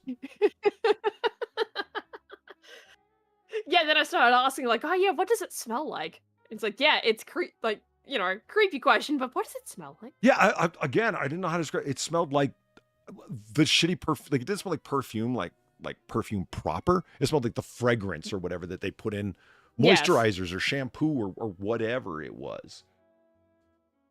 Like, oof. I think what you eventually came to of describing it, the way you described it, it was just floral, like that vague kind of floral type smell. Yeah, the artificial floral smell, like nothing like a real flower smells, but like, yeah, exactly. That's like not that kind of like musk stick kind of thing, but like that kind of type of thing where it's just that's the best you're going to get. Yeah. Right? Floral. And I have to imagine that it was like, that's the reason I said moisturizer, because you don't put perfume on your clothes, if you know what I mean, but your moisturizer, if you've moisturized your hand and your arms, like your forearms, that's going to be all over your clothes by the time you've gone through hours and hours of your day. And and if it's on your clothes and you hug somebody even quickly, you've just put that moisturizer on them now. You know what I mean? Yeah. I pretty much view that's what happened, but it was annoying. And the reason I see fat bitch, I was like, no, was she really a fat bitch? Well, I don't know. I got a few judgy statements from her that I didn't like, so that's why I said that. Like, well, you look exactly the same, and you dress the same. And that's when my eyes narrowed a little bit. Like, what are you saying? And that's why I said, well, these clothes are new. Like, meaning since the last time I saw you many, many years ago, if that's what you're getting at. I dress the same. Yeah, you know why I dress the same? Because I'm the same size. No, we all can't say that, can we?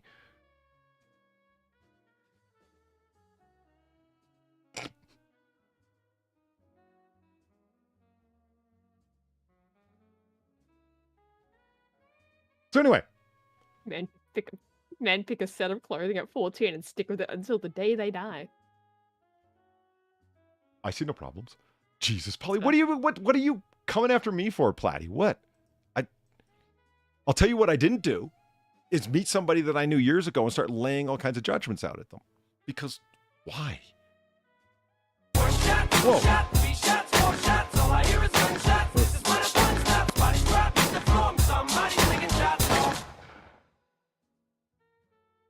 Gamerline, thank you for the $18. Okay, that's worse than when I said you were dressed to fit in at my high school. You can't complain about that comparison now. Look, just wasn't aware at the time that the men you went to high school with were some of the coolest, best dressed, dapper men around. Okay, now I know.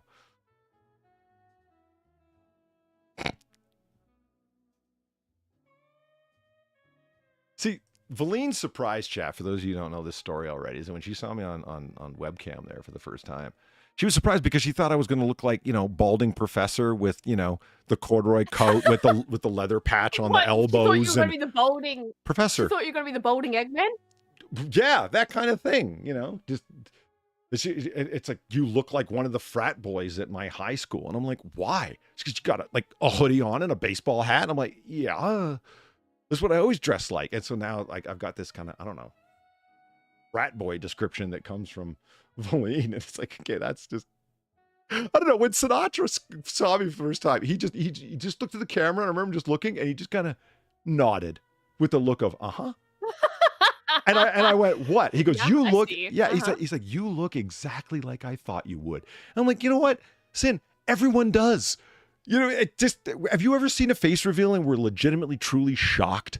I mean, I think that's happened a couple, not shocked, but I was somewhat surprised. Like, oh shit, I wouldn't have thought you looked anything like that. But most of the time, people look exactly like I think they would.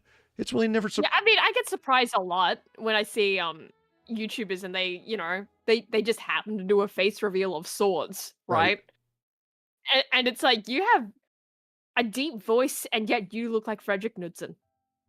How? How does that happen? That would be weird. Yeah. Yeah, like I've seen that a couple of times, like, and it's always really strange to see, because if you've ever seen Frederick Knudsen, right? Like he's quite thin. He's quite you know. He looks like he does. Like obviously a man, yeah, but but he looks like what he does. It's just, imagine that, and then they have like a deeper voice than Polly. Yeah, he looks like he knows how to play the hurdy-gurdy, it's okay. Exactly. It's like, fine. He looks like he'd be standing on stage playing a hurdy-gurdy to a crowd of millions. Like, that's the kind of look he has. And it's not a bad look. No, not at all. No hate on Frederick Knudsen, man. He's cool. What he fucking, I like the guy, but it's just, that's the look I'm describing though, right? Yeah. And again, imagine they have a voice deeper than Polly's. That's fucking weird to see. People thought I sounded like a butch lesbian? I never thought that once. I can tell you that, honestly. That never, no. Nope. Yeah, she definitely does not fit that bill. Oh my god. No. No.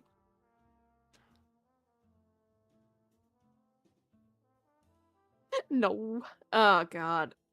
But yeah, there's been a couple of times I've seen people's faces and I've been surprised. But you are right though. People do tend to sound like what they look like, but not always.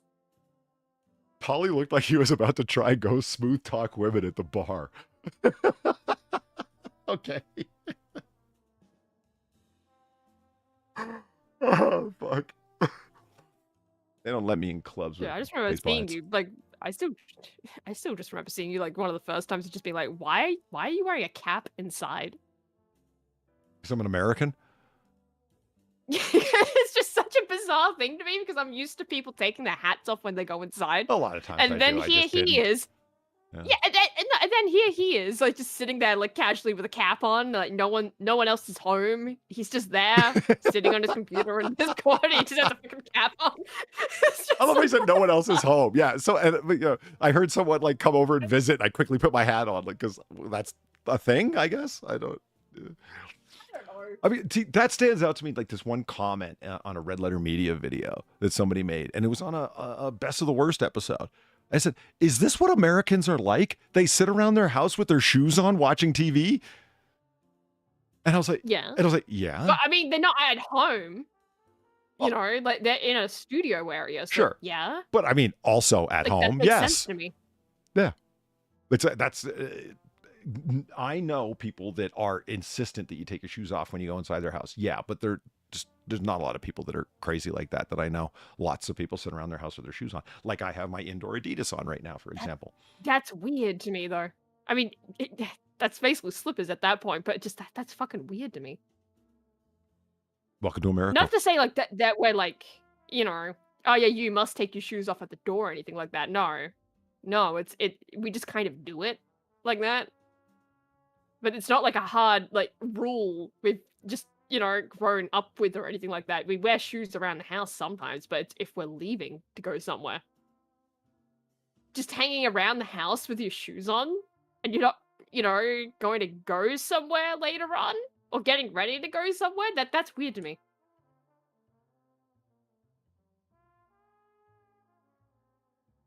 Yeah, I'm trying to.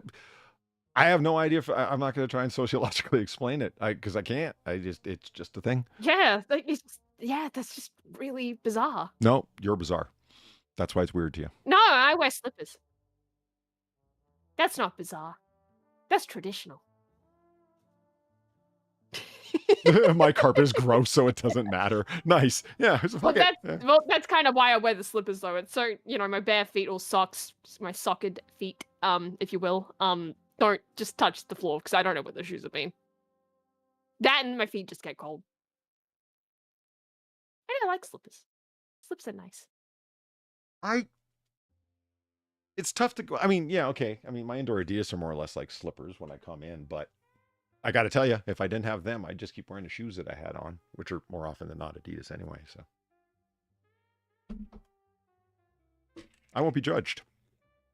Just get a nice pair of slippers, man. But maybe if I was planning like a night by the fire with my dog at my feet, I would. But other than that, no. Like that's what it seems like slippers are for. No, you just wear them and they're nice and comfortable and warm. Yeah. Except these ones I have. I know, like, Mort, right? on. A woman who gets cold feet. That's shocking. My hands also get cold. Same thing with most women. Yeah, that's most women. I don't know what it is with women. If you were right next to me, I'd be going like, "Yeah, look, feel the hand." Yeah, and icicle fingers ensue. Yeah. Yes. Yeah. It's my favorite party trick. It's like, look here, feel how cold it is. I don't get that. Why do women have such circulatory problems? Me specifically, it's the ADHD meds. Are you saying all women are ADHD? No, I'm just saying that specifically why I have these problems. I hate that. Yeah. Feet, Glad you can look forward to a lifetime of that. Get, feel how cold. I know how cold. Yeah, Stop no, it. I do that to her all the time. I do that to her all the time. That's not funny. I don't know why you're laughing. I'm with Platty on this one. She tries to do it back, and I just don't really react that much. It's just, yeah, that is cold. It's great. Sounds great for you. But legit though, my feet did not get this cold before I started taking ADHD medication. Maybe you just weren't old enough and hadn't kicked in yet. Socks all the time. Yeah, at age 18, I just suddenly started going, well, my feet are cold now. Yeah, totally. I don't know how to tell you this, but lots of women do go insane around 18 years old. I'm just saying. It's something to think about.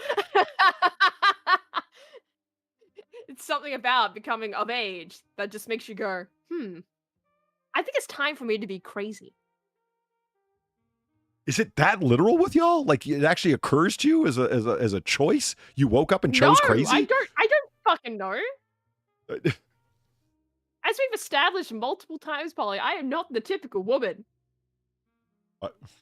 Yeah. And I'm not saying that in a I'm not like other women kind of way. I just mean it as a fucking fact. Yeah, and it tickles work better on her. That's something I don't know what it is with women. I get to go. I don't know what it is. As soon as women find out that you're ticklish, like okay, so they find out I'm ticklish, it never ends. It just now it's like, you know, I've just got to put up this forever, don't I? Yeah. I do not like that one bit. No. Yeah, as soon as somebody finds out that you're a victim of it, it's like, yeah, it's their favorite thing to do to you. Ugh. I will say though, my Nana's trick does kind of work sometimes. Just tell yourself you're not ticklish anymore. Partial success. Just tell yourself that. Yeah, basically just trick yourself into just being not ticklish. Huh. Okay. It just Yeah, seems best advice she has ever told me. Honest to God. can willpower it away. All right. Let's see. Actually, you know what? Things that are strange like that you wouldn't think would work, but do. There's a ancient, or I guess it would be medieval, text from Japan called the Hagakure, and it's a long listing of things that a retired samurai said to a younger samurai to record. This is the way you should act. Right. These things are in accord with being a retainer. Anyway, it's awesomely random because it's all over the place, from pieces of history from the particular area that they were from and the particular clan that they were a part of, to things that bugged him that people did. A lot of pet peeves of his in there. You know, this is annoying. People shouldn't do this. Like retainers, samurai shouldn't do this. That's for like peasants, man. Don't do that. One thing is you should be, when he's going on and on about how you should comport yourself, is that it's not okay to put your hands in the sides of your hakama, which for us would be like standing there with your hands in your pockets. Just get comfortable with your hands hanging at your side. It's when you fidget with your hands and are constantly placing your hands on different things, or you've got to put your hands in your hakama, people without realizing it will see it. They'll notice that about you, and they'll see you as an uncertain person who's uncomfortable just being there. And that doesn't, it's like, yeah, okay, fair enough. So in his mind, that doesn't display confidence, and that's wrong. He goes, yawning in front of people is a bad thing to do. He goes, here's a hint. If you feel a yawn coming on, use the fingertips of your hand and rub upward on your forehead, and it'll make the sensation go away. Out of randomness, I did it. It fucking works. Feel a yawn coming on, just rub upwards on your forehead with your fingertips, and it just it for some reason you don't feel like yawning anymore. Maybe it's completely the suggestion of it, the power of the suggestion of it. I don't know, but give it a shot, man. It's weird. Yeah, that is very fucking weird. What the fuck? Yeah. If you can, Although as soon as I've stopped, now I feel like yawning again, so I think you have to hold it.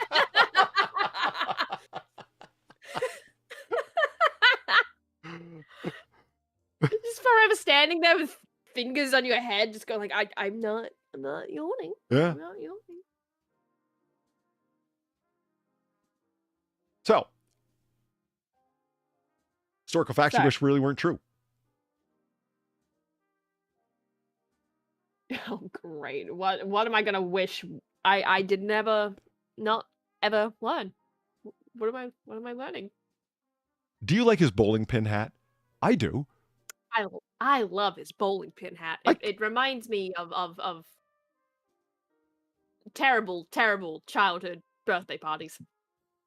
How? You go to the bowling alley and they would, like, raise the guards on the gutters, so you literally could not lose.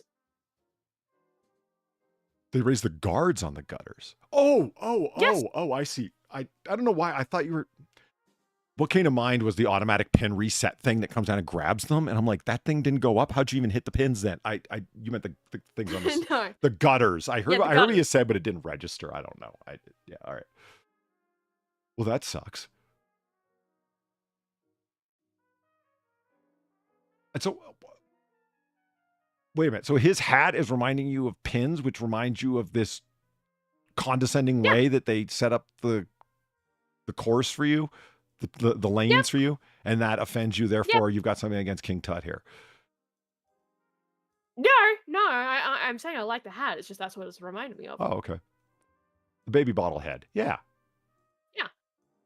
Suppose you can rub an ice cube on your forehead to help relieve a headache. Huh. I get headaches often. I'll try non-medicinal causes in any case. And besides, I'm fairly. You like ice cubes? I do, and I'm fairly regularly going to my ice pack because it's one of the things that makes me feel better when vertigo and the nausea come on is a cold cloth or an ice pack. And I'd rather go for the ice pack because the cold cloth, well, nicer because you can lay it across your forehead and it's nice. It goes warm quicker though. It goes warm and it's not like I can get up to coolify Yeah. it. You know what I mean? So yeah, the ice pack is better, even though it's not as nice. You know, it just. I even bought one of them. The headband You can deals wrap it you in stick in the cloth, though. freezer. It's got the gel in it. Yeah, I know exactly what you mean. Yeah. It was okay. Still the ice pack's better. It just lasts longer, and it basically that gel one that I bought was like the cloth just stretched out a little in terms of how long it was before it got warm. It wasn't that long at all. Yeah. What I noticed about it is Pretty sure those are the same ones that we get for summer, right? You just wear them around your neck. Yeah, those things don't last that long. Yeah. Not really. The thing that I noticed, because you're putting on your forehead or whatever when you're laid back, at least I was, and it, like let's say that it's a 1/2 inch thick, the gel layer that's in this pack, it's like the 1/8 of an inch that's closest to the surface melts and forms an insulating layer against the colder gel that's still frozen, and so the whole thing feels warm. It's like I took it off my head. I'm like, is this thing already warm or melted? And I'm like, no, just the surface of it. The rest of it's like still feels solid, slushy gel. I'm like, yeah, but the surface of it is warm because I just warmed up the surface, and now it's insulating the rest of it from melting. Oh, great. Fail. All right. So let's talk about the butt plug hat the man's got here. Oh, okay. Butt plug hat. I thought it was a bowling pin. I was trying not to be lewd. That was you trying not to be lewd? The bowling pin hat? Yeah, that's not lewd. What, the butt? No, the butt plug hat. I gave That's up. what I gave up on it. I gave up and moved on. King Tut's parents were most likely siblings. Well, yeah, Egypt. Yeah, right? This Yeah. shouldn't surprise you. Or if it does, sorry about that. Yeah, so sorry to ruin the illusion of ancient Egyptian royalty for you. But yeah, they were very incest-riddled. You're welcome. Yeah. Once you've finished shuddering in disgust, let us inform you how over 25% of marriages in Yemen in 2025 are between first cousins. It doesn't say that, but that's a true fact nonetheless. Holy shit. That's not me. That's UNICEF and the UN presenting that statistic. Just saying.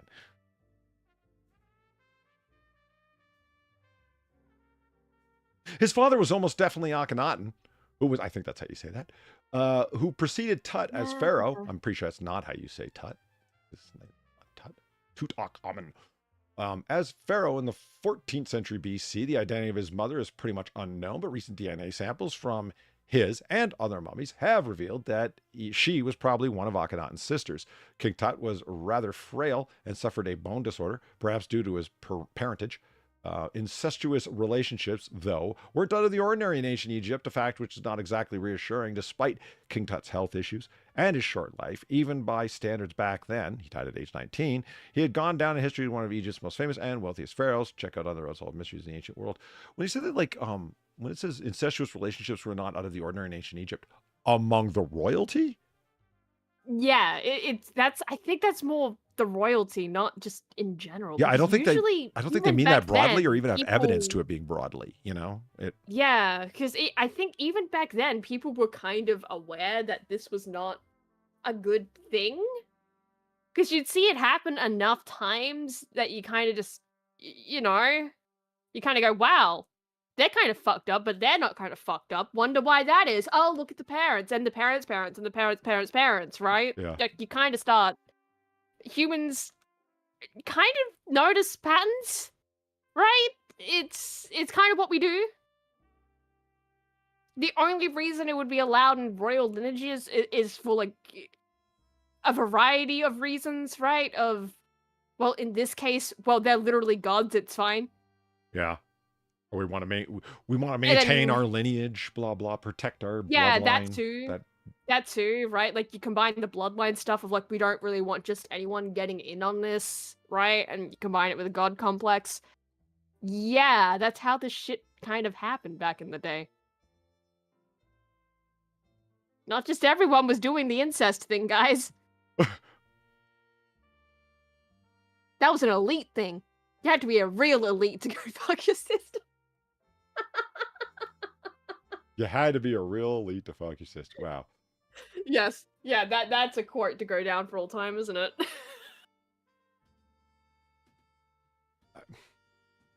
Hold on here, I want to show you something.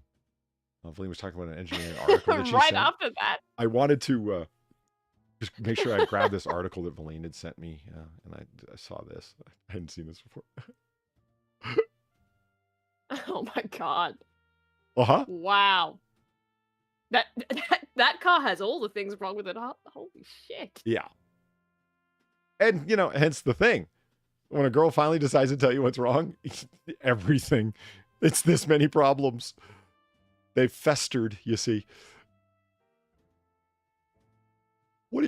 I would imagine that this is just when you're turning the car on and the entire display lights up to test all of the icons.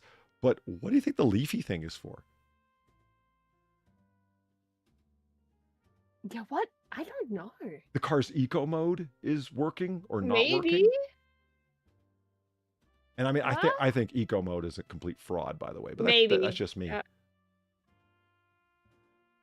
I don't even. What is this? Is this traction mode? This supposed to like- be the car slipping?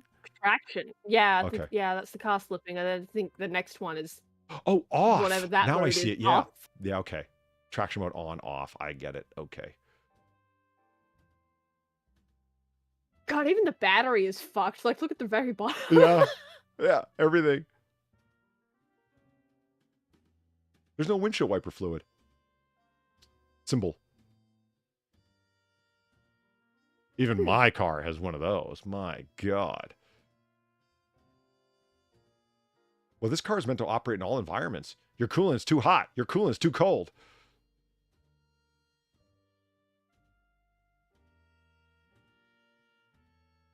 Eco mode, energy saving mode. Like I said, I think eco mode's a complete fraud. I don't believe it does anything. They just pretend that it does to, it's like, no, it's when the car's operating at most fuel efficient. And that's what they told you to get government subsidies or to be able to continue to produce without government taxes because of, or additional government excise fees because they didn't have an eco mode. You know, whatever it takes to satisfy the fucking environmentalists who are protesting government officials who don't do anything themselves, just create laws that force other people to do things who then just skate through by doing things half-assedly and then pass the cost along to us. Someone tried and failed to save Abraham Lincoln and his life just got darker from there. Yeah, that would be his guest in the booth, right? Not that booth. The booth he was standing in. Different booth. Yeah. Rathbone, I believe was Bruce his killed name. Lincoln Major in a Rathbone? booth. Yeah, Major Henry Rathbone. Woo! The memory on this guy. You're probably familiar with the 1860s illustration, the assassination of President Lincoln, but who's that pair sharing the private box with the ill-fated president and his wife? The man on his far left, rushing to action, is Major Henry Rathbone, and President and Mrs. Lincoln specifically asked him and his fiancée, Clara Harris, to accompany them to the theater.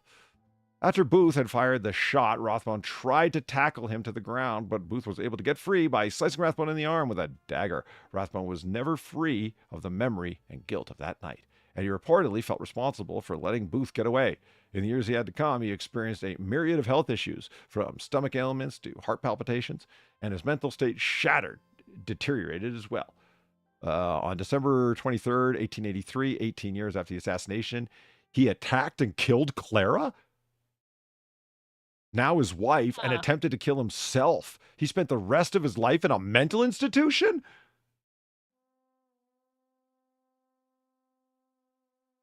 Oh. Yeah, that did get dark. That did get very fucking dark. Whoa. Okay, like, I mean, everything made sense. It's like, I could see somebody really suffering after that. And then he killed her. Like, whoa, right before Christmas. My God, that is fucking dark. Why does Booth have such a gimpy little fucking derp arm? Yeah, no idea. I mean, I think the artist tried foreshortening and failed. But then again, Rathbone has a gimpy little derp arm too. Look. Does this man not understand how long human arms are? Maybe it's a shitty attempt at foreshortening? Well, that's what I just said, but I mean, if so, Rathbone would have to be pointing like around and behind him for his arm to be this short. I don't know. I mean, why does Lincoln just kind of look like he's going, why, world? Why? These two, Clara and Mary Todd, just look like they're pissed that somebody has ruined their theater experience. Yeah, oh god, why'd you have to get shot right here? Right now! In front of my theater experience.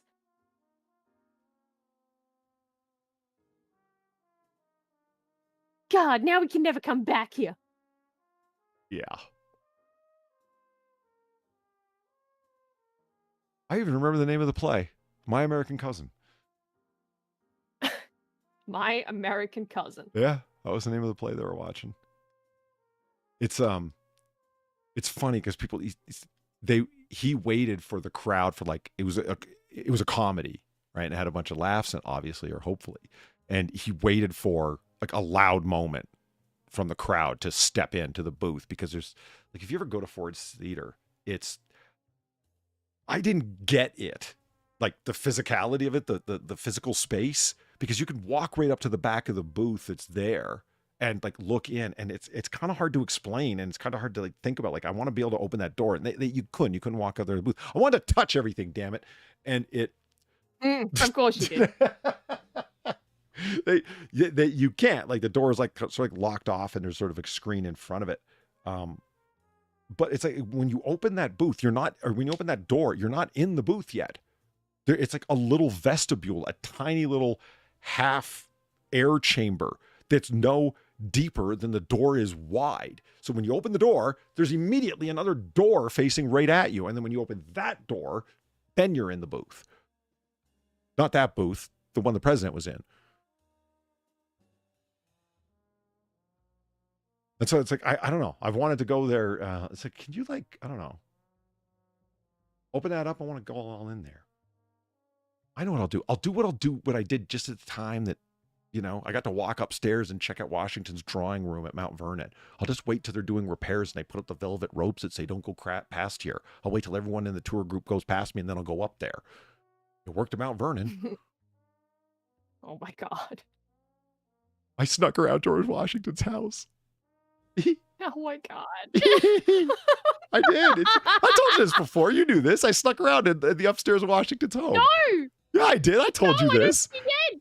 No, I did. I did. I don't remember it. So I said velvet ropes don't mean nothing to me. Again, I started telling stories of when I've like skated past them because I didn't care. Because I mean, I knew what I was going to say. Like, it's like, what are you doing up here? I would have been like, what? Did you see the velvet ropes? I thought they were guiding me up here. Did you read the sign? No. Yeah, I just pretend to be stupid. They'll believe me. I'm American.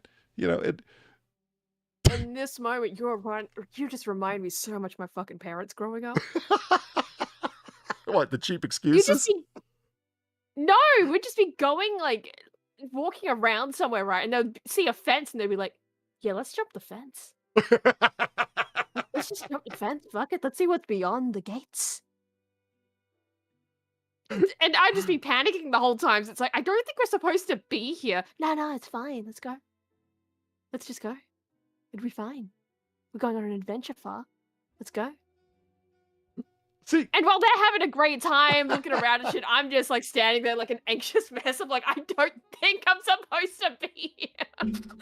See, I've told Far repeatedly, I think, or Dad and I would get along great because he smokes and he drinks and he sounds like a great guy. I think I'd have a fun time with your dad, honestly.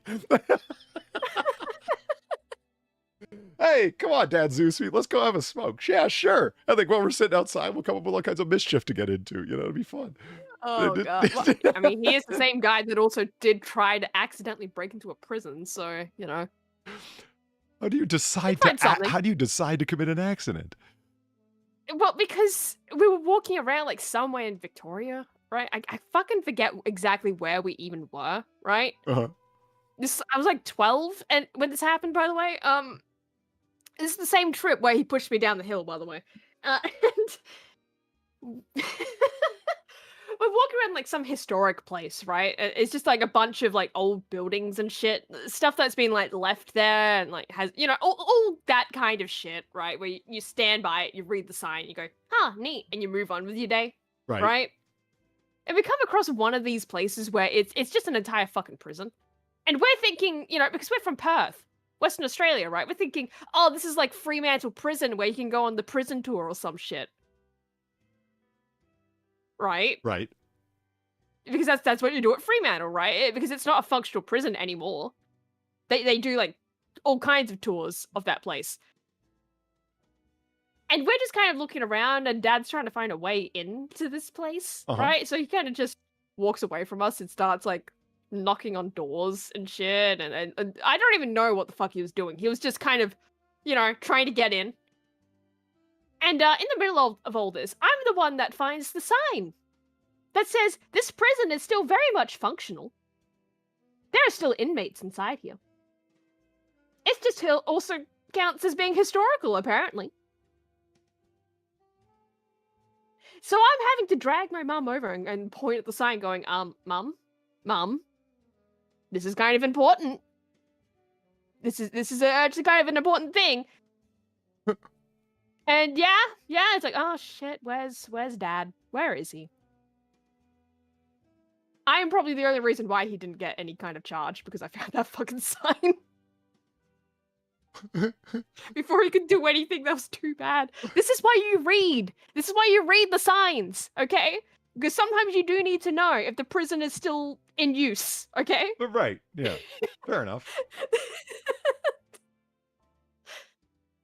There are reasons why I read shit like that, okay?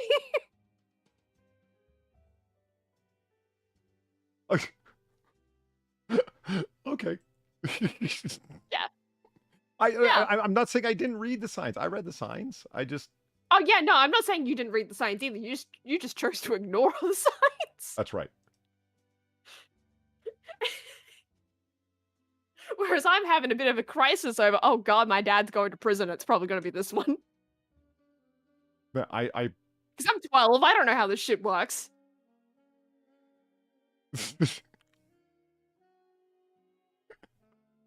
Oh man, yeah, I guess, you know what I mean? Because I was able to go through the deduction, right? I wasn't being dragged past. It's like, do I want to go out there? Yeah, I kind of want to go out there. I probably shouldn't. I mean, that thought goes through my head. Like, I shouldn't go there. And I thought, really, what's the worst that's going to happen? They tell me to get the fuck out of here. And I'll go, okay. Look, what else? And I got to see, Washington's drawing room, like literally where he sat and wrote his papers and whatnot. And like, that was really cool. His little desk is there and everything. Did you sit at the desk? No. I did think about taking You didn't go that far? No.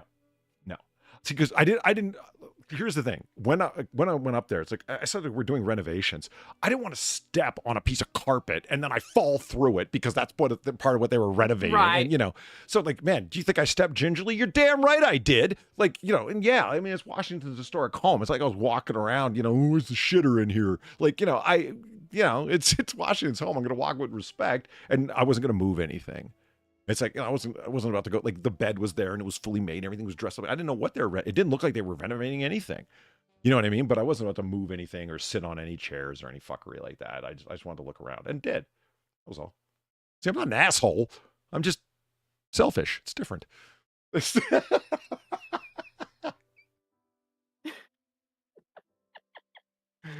Oh, shit. How do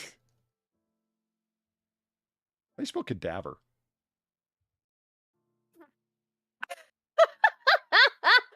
I don't know. Is it just like I it think sounds? it's exactly how you think it is. Yeah, okay. Like, yeah, it is. It is exactly how you think it's spelled. Yeah, look, there's several helpful people in chat telling you exactly how to spell it. Why do you want it? Why do you want to know how to spell cadaver? It's none of your business.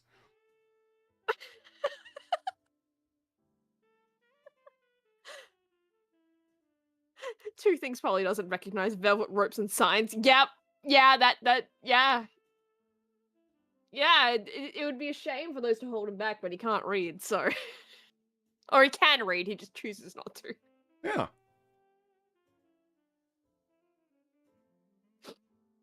all I could think of is that one meme of DW and Arthur just standing in front of the door and saying, "That sign won't stop me because I can't read." Except it's just Polly standing in front of it, and behind it is like just just a painting. Oh, I hate you so much, Reddit. I mean, I already did, but now I got a whole new reason to despise you, you bastards. Why? What has Reddit done? I just Now, anyway. They post an image, so naturally, when control scroll wheel up should magnify the image, right? No, it magnifies all the text and the frame around it, and the image stays the identical size. Because fuck you, that's why. Lovely, thank you, Reddit. Very cool. You realize that they had to specifically code the browser to do that, right? If they had done nothing, it would have done exactly what I wanted it to do and magnify the image. They coded it specifically to maintain the aspect ratio and pixel dimensions of the fucking image, but change everything else, though. Why? Because Reddit, fuck you, that's why. Bastards. And so I go to save the image. Is it a WebP? Yeah, of course it is.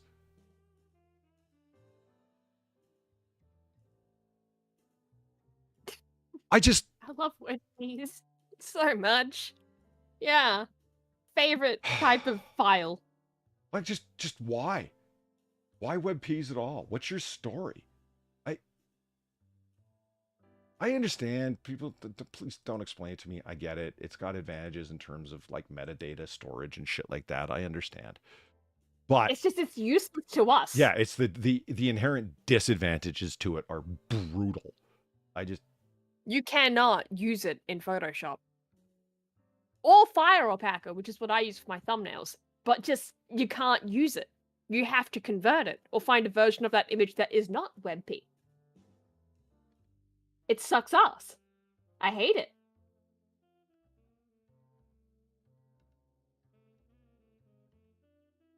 So it fits correctly on any screen?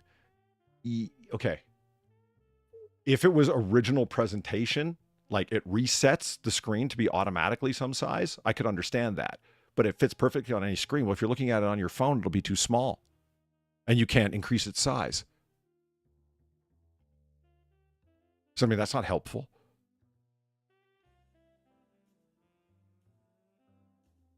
I could understand coding that would reset it to a given size so it displays properly. Yeah. But, not, or sets it per the magnification on your screen. I mean, I could understand coding that does that, and there is coding that does that. And that's basic Photoshop and Windows image display does that. But, But that is why, yeah. Okay, anyway. Fuck. Move on. Whoa. What's your face, bro? In 1494, Europe experienced the close closet, Jesus. The closest. The closet thing. Yep. The closest thing to a real-life zombie outbreak. I mean, man, look at that guy's nose. Did they? Did they, though? Probably not. Italy's Renaissance period has a major, though little-known outbreak. Sailors returning from the New World brought with them a massive outbreak of syphilis, which brain prions, which spread through the entire French army. The troops then brought what then became known as the Great Pox to the rest of Europe.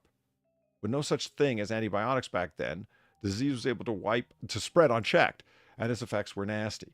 The skin on victims' faces would essentially rot away from the disease. The disease's grisly ulcers. I usually hear ulcers related to, stomach or intestine lining. Never on your face. Right? That is horrifying. Mm-hmm. Thank you, Reader's Digest. Very cool. Okay. In some cases, the noses, lips, and other body parts of the affected people were essentially gone. And several of the victims eventually died from the disease. So while there was still a lot to love about the Renaissance in Europe, the concurrent syphilis outbreak, yeah, it is concurrent, was basically a real-world version of the zombie apocalypse. How? Because people's faces are falling apart. Okay. Yeah. I thought they were going to talk about people like becoming, like zombies. What the fuck is that final line, though? These are the famous moments in history that never actually happened. Why are you putting that right next to something that you're claiming did happen?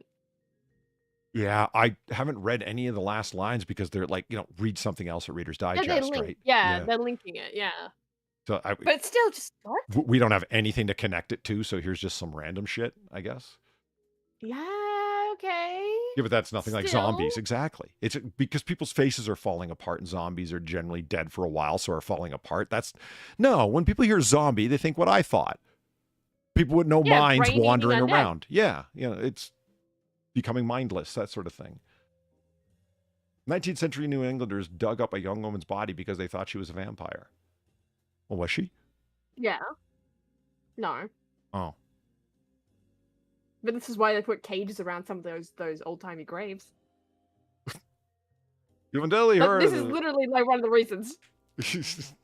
You've undoubtedly It's not heard. just about grave robbing. Well, you know what? There's some women, if they died today, I'd be okay with a cage around their fucking grave. I don't believe in vampires, really, but you never know. Some women, during their life, Just in case. yeah, they're likely candidates, is what I'm saying. Just trying to tell me you wouldn't want to cage in Nancy Pelosi when she finally kicks it? Think about it. I mean, that doesn't look like a bloodless vampire.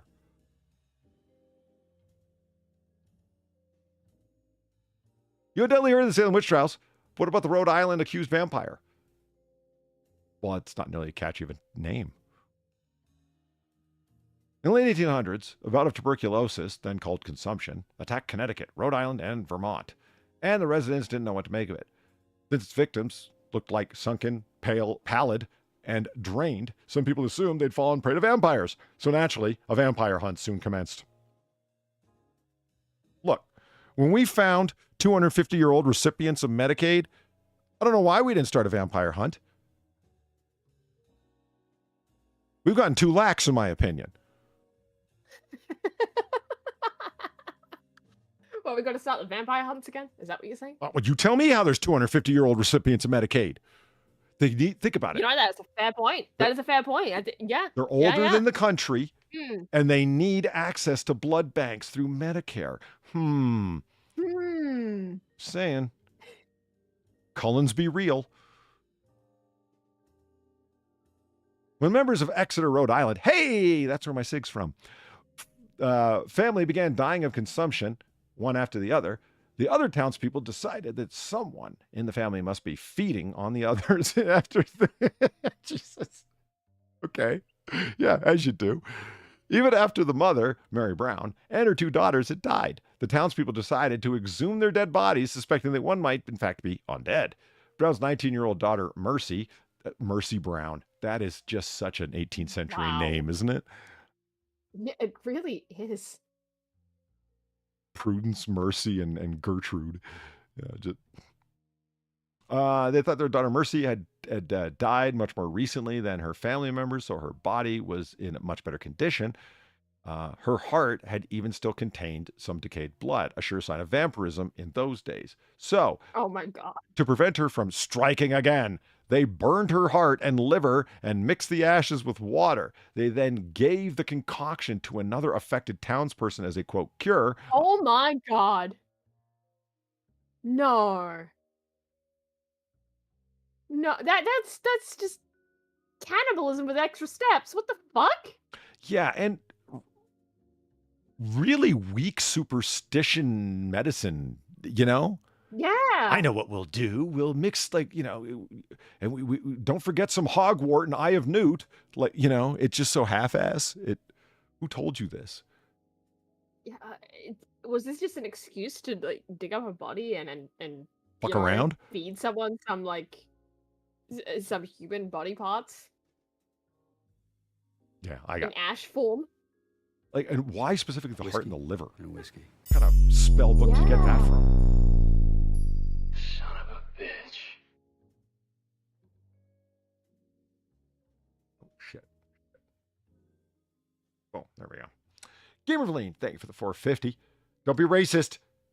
Getting social welfare benefits doesn't make you a vampire. It does past the age of 150. And I'll have you know, I hold equal ire against Asian, African American, Latino vampires. not just ones of Western European descent. Fuck them all.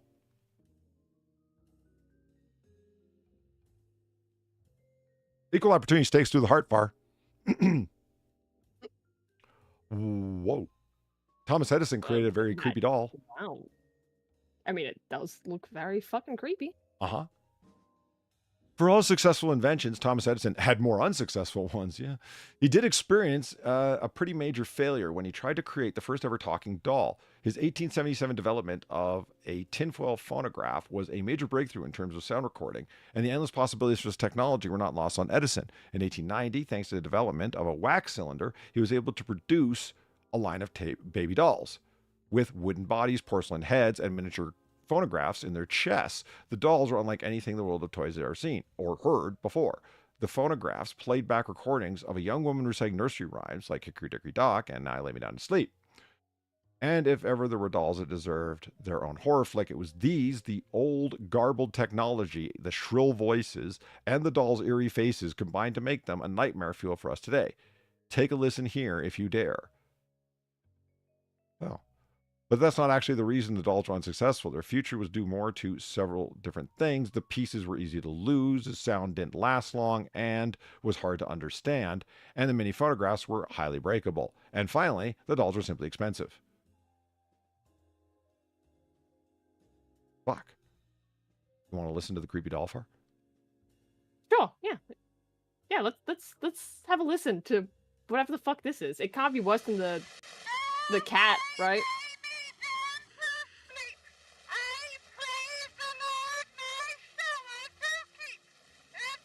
Can you hear that? Yeah.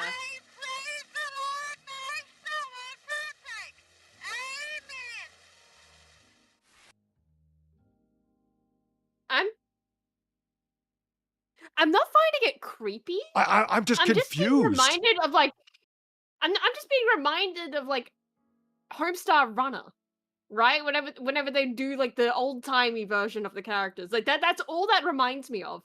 Because I can't really tell what's being said. It just makes me think like they're saying some kind of like old timey nonsense, and I'm supposed to laugh at it.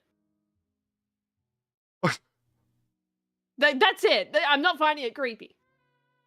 I mean, okay, a couple of things. Justin Wilson, I was thinking exactly the same thing. This is donation material, 100%. I'm going to creep the fuck out of Drunkle with this. But I'm listening to him. It's like, why would you get the shrillest woman that you can find to scream these lyrics? Why was that your choice? Okay, but is that a woman? But is that a woman though? Because that didn't strike me as a woman. Oh, you think that struck me as like a guy that doing struck it? me as like like Edison himself is sitting there behind the mic and going, "I'm a doll. Listen to me, children." Like that doesn't sound like a woman. Kids will love that. This. Sounds like a man. Yeah. Okay. Yeah, right. The kids will love it. Specifically, little girls. They will really love the shit out of this talking doll.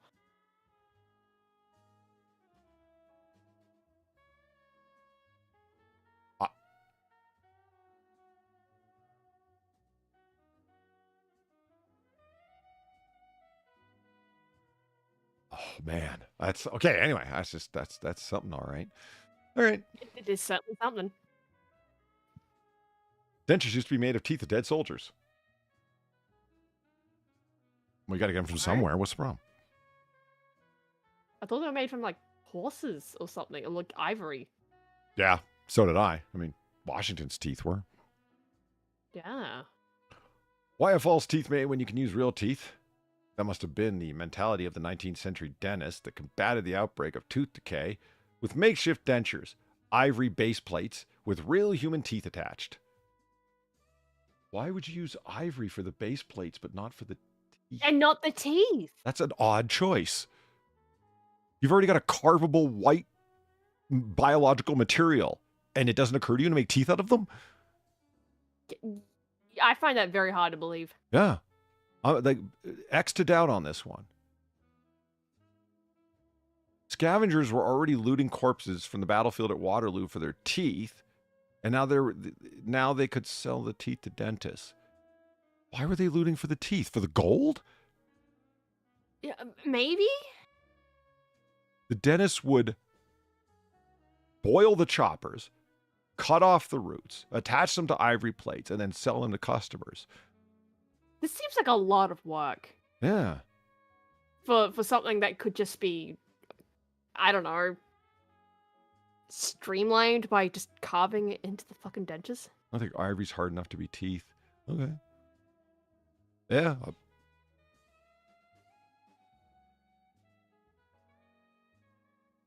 All right. Researchers once turned a cat into a telephone. What? What? Yeah, well, What do you mean? thank you coins are back for the $2. The kids will love this. Yeah, they'll love Telephone Kitty. It brings a whole new meaning to Hello Kitty. I like how the cat's like in mid yawn, but it looks like it's like whining in disgust. Like, no! I want to be Garfield. I know, right? I don't blame this cat at all. That's my reaction. Jesus. I'm just trying to sit by the window. Fuck off. I don't want to be your damn Stop phone. calling me. Yeah. I don't want to beep. I want to meow. Quit poking me. I don't have numbers. Okay. We know what you're thinking. I don't even know what numbers are. You've got to be kidding me. No, I was not thinking that, but continue. God. Well, unfortunately not. In 1929, a pair of scientists at Princeton University wanted to test how the auditory nerve perceives sound. The test subject was heavily sedated, but alive, a cat. The scientists, Weaver and Bray, cut out part of the cat's brain. Look, I hope certain people I know that hang out in Eve's Discord aren't listening to this, because they wouldn't like this very much. They would just, you know. So they cut out part of the cat's brain and attached one end of a telephone wire to its auditory nerve and the other to a receiver. I'm telling you, scientists without Fucking laws would Christ. be crazy people. You don't understand. Absolutely. I am No, they even are crazy people, even with the laws. Yeah. Because they go out of their way to fucking skate around them. I am so sick of the presentation of scientists in film as the righteous, moral ones. Have you ever noticed that? It's always the fucking country yokels that are the evil bastards, the religious zealots that are going to kill us all. How about the scientific bastards looking to cut heads off and switch them around and perform every disgusting experiment that they can think of? I mean, fuck. Yeah, two-headed dogs. Ring any bells? Right. Like, I'm not saying Monkey they're more brain evil. swaps? I'm saying they're equally evil. That's what I'm saying. They're just evil in a more applied way. Yes, yeah. Like, have you ever seen Contact? That fucking film with Jodie Foster? I actually really like Jodie Foster, but that film was terrible. Like, I am drunk, so drunk, I cannot get up. I cannot get up. The government people are stupid and ignorant. The religious people are stupider and ignoranter. And who are the good people? Who are the nice people, the likable people in that film? All the Siamaticians. The classic Hollywood presentation. It's like, why? Why do you do this? Don't you? Does Dr. Mengele ring a bell? They're not inherently good people just because they're curious about knowledge. That also makes them sick fucks a lot of the time. Just saying. You think scientists would be a lot of them out there would be the quick to say, yo, bro, I know some guys I went to lab tech with, and I had to do different experiments with, and we're not all good people, trust me, that kind of thing. Yeah. Like a lot of people I know in political science that wanted to go into electoral politics. I'm like, man, don't elect that guy. Trust me. Just because they know a lot about politics doesn't mean you want them as your leader. Anyway. CTP, thanks for the $2. Look, we just wanted to get pussy on the line. Scientists, for no particular reason. Jesus, man. When Bray said something into the cat's ears, Weaver could hear him through the receiver in a soundproof room. Wait. They cut out parts of the cat's brain, attach one end of the phone wire to the cat's auditory nerve and the other end to a receiver. When Bray said something into the cat's ear, Weaver could hear them through the receiver. Was his brain not just functioning as a conductive medium at that point? Like if you would have attached it to a potato, it might have worked. Any kind of wet conductive medium.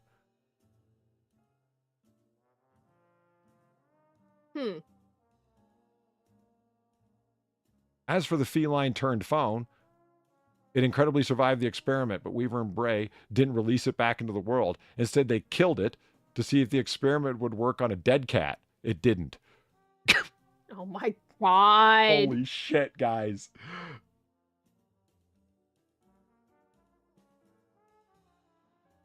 Did Don't they you just just cut love open a cat because they ethics? could? Yeah. That now prevents this, or at least to a point, it prevents this kind of thing, right? They have to really justify it now. Yeah. Yeah. And as I have to explain to well, I don't anymore because I'm not on that committee and I'm happy about that. I put my time in, damn it. Got to explain to every single person that has to get ethics authorization. As soon as you have human subjects in your experiments, you have to get ethics authorization from outside your department. I am drunk, so drunk, I cannot get up. Oh, I would like to be after reading that cat shit, man. Holy fuck. CTP, thanks for the $2. Phone bottomy. Phone It's like a bottomy. lobotomy, but for phones. Yeah. A phone bottomy. Yeah, you know what? That joke's going to come back up a whole bunch of times. I don't know where or when, but I can just feel it will. I mean, they turned a cat into a phone. Yeah. We're going to crack some jokes about that. I know. Ring, Yeah. kitty phone. Next time we see a Garfield phone, you know what we're going to be thinking. Yeah, the cat phone. Yeah. I was watching a YouTube video today where a guy said, it's like the kind of thing you got a lobotomy for. And he turns, looks at the camera and goes, a lobotomy? When doctors would stick a screwdriver in a hole in your head and swirl it around till you weren't an asshole anymore? God.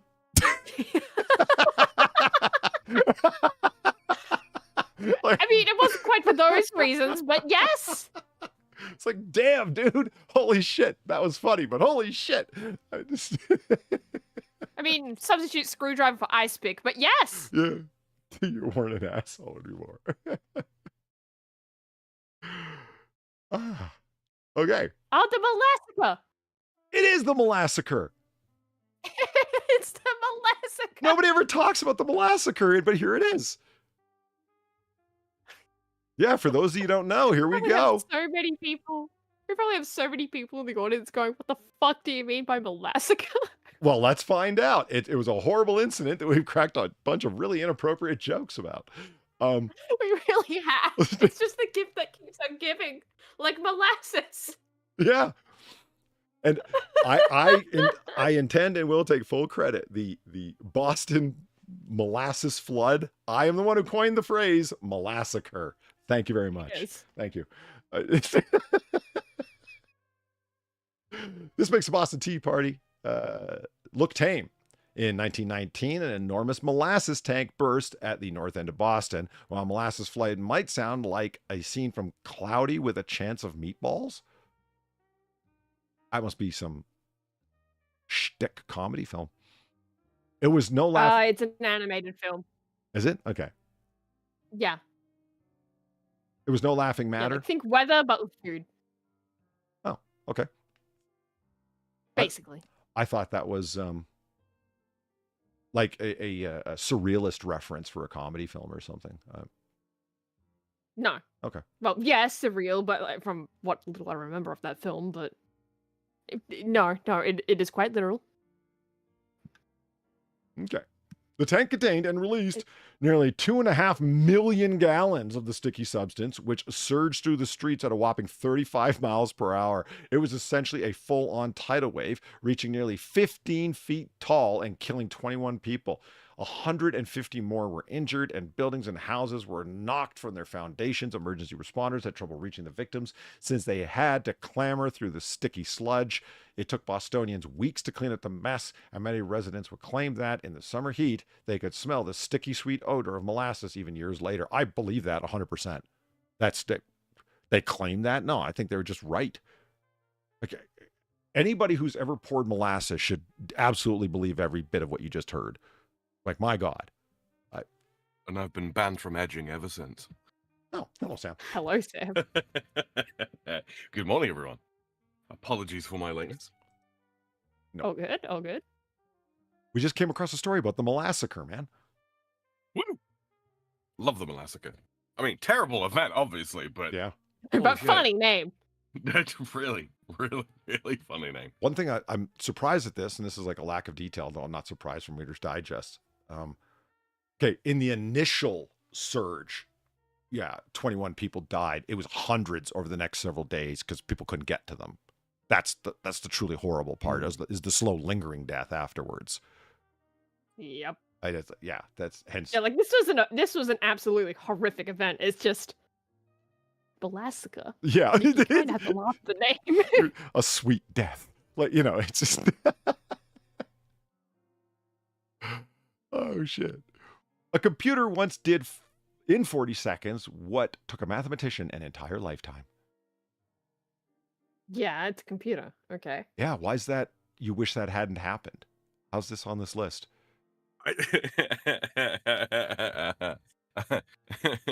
Sorry, it just occurred to What me. you wish? What? Take off a woman's underwear? What?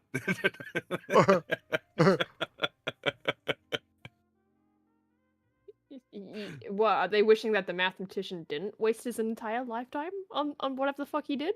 I mean, Is that what they're saying? I'm not trying to be mean to mathematicians because I think they're extremely sharp people. I'm just saying, computers and mechanical calculators, even them, and abacuses and so on, they were all invented to make that aspect of your job obsolete. Yeah. So you could do different kinds of math that it can't do, like the raw crunching. In part, that's what they were invented for, so you wouldn't have to do it. So how's that bad? It's in the name. Yeah. Computer. What? Like I said, I don't think it makes you as a mathematician obsolete because there's a whole fuck ton of shit it can't do that you can. But just the raw crunching of shit rapidly, yeah, fuck it, man. Let the soulless machine do that. Let's be honest. I mean, even a field like mathematics, some of the biggest sort of leaps forward in the field have been like random, strikes of inspiration. You don't get that with a computer. Well, as everyone who's really deep into AI keeps telling me, not yet, but soon, because large language models, the quantum computing, something. Hallucination doesn't work like that. It just doesn't. That's random noise. It's not coherent. That's why it's undesirable. While not gross or scandalous, this history fact is something of a downer. William Shanks, a 19th century mathematician, spent his entire life calculating the digits of pi. He successfully calculated the first five. Why did that take so long? He successfully calculated the first 527 digits and found another 180 digits, though those calculations were incorrect. By calculating the first 527 digits, it was still impressive, or rather, it was in 1873. In 1958, a computer calculated that same number of digits in less than a minute, and then calculated another 10,000. I don't know what William Shanks was up to, but I'm willing to bet he was just seeing if he could get to zero. Right. You know what I mean? Like Absolutely. If I keep going, if I hit zero, that'd be a huge thing. And it's like, yeah, that's probably what he was seeking for. So, I mean, that's not really a failure on his part. He was just doing what they do, man. I mean, fuck you guys, man. Look, why am I defending the mathematician? Why are you guys the dicks here? I don't even get this. Like, he could have just been looking for a particular sequence of numbers after the decimal point. That's something that people have done before. Oh, I see. For repeating sequences? Well, either repeating sequences or like, funny, goofy, haha, 80085, something. Yeah, exactly, yeah. I am so thankful Pi doesn't say boobies at any point, man, because that's all we would have heard about coming up in grade school, man. Did you know at the 1,317,418th place, you can see the word boobies after the decimal point of Pi? Yeah. Shut up, Stephen. A king made his subjects worship the corpse of his beloved. Oh no, where's this going? In the case of star-crossed lovers, it got weird fast. The 14th century Portugal, the king's son, Don Pedro, fell in love with Inez de Castro. There were only a couple of problems with this. For one, his father, King Alfonso IV, did not approve.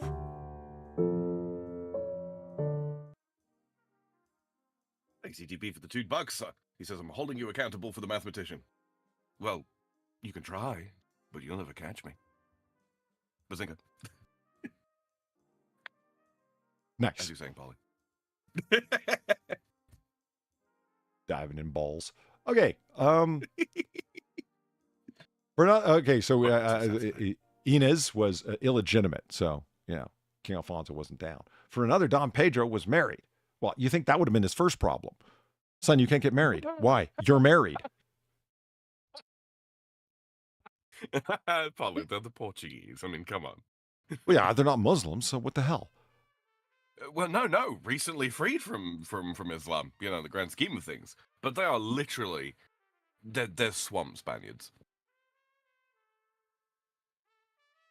Huh. In the same way that the Dutch are swamp Germans, you know.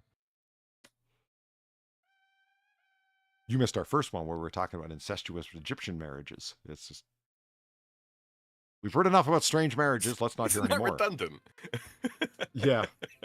If only they had let that go. Okay. So Don Pedro was married. His father had arranged for him to marry a noblewoman named Constanzia. Nice name. I like it. When Inez was Constanzia's lady in waiting, when Don Pedro refused to stop seeing her, the king had her killed. Oh. When Don Pedro acceded. Acceded. Huh. Yeah. Not ascended. No. Acceded. Because okay. he was already on the level of the throne. He kind of. So what acceded is like a lateral move? Kind of. I don't think I've ever heard that word. Maybe I haven't. I just didn't notice, but I don't think I have. I would have thought you had. No. Yeah, to accede to something is in that sense. Like, to agree to something. Yeah, as well. To be willing to move over to something. Yeah. To accede to it. Yeah, all right, yeah. Never in the context of social mobility or royalty or anything, rank or station. No, never in that sense. Interesting. Okay.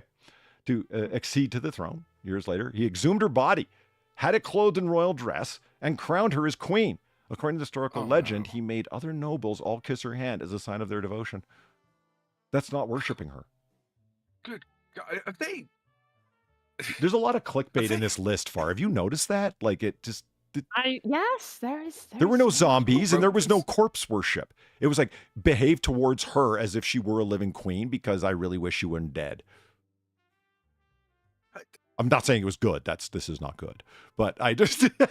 He'd already basically ruined her life by, indirectly cutting it short. Now he's gonna fuck with her death? It's like, come on, dude.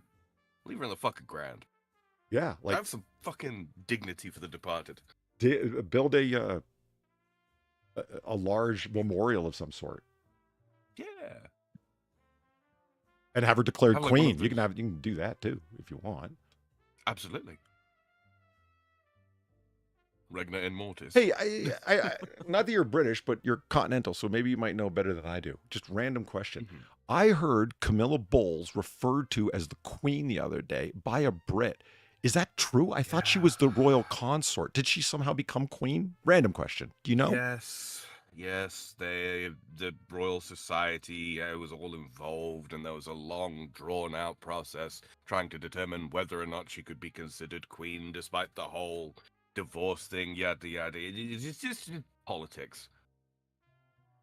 Huh. Okay. In the literal sense, politics. But yes, she is formally recognized in Britain as the queen. Okay. Which I think is a fucking insult to the office, but there we go. It's things like that if I were British would make me falter in my respect even more. Like, even if I didn't hold respect for it, I would be like, I don't understand how the people who don't have this hit them. Right. You know what I mean? That kind of thing. Like, even if I wasn't down for it, it would make it worse. Like, why would you do that? This is just... I mean, it's particularly insulting for anyone who remembers the assassination, tragic death of Diana. Yeah.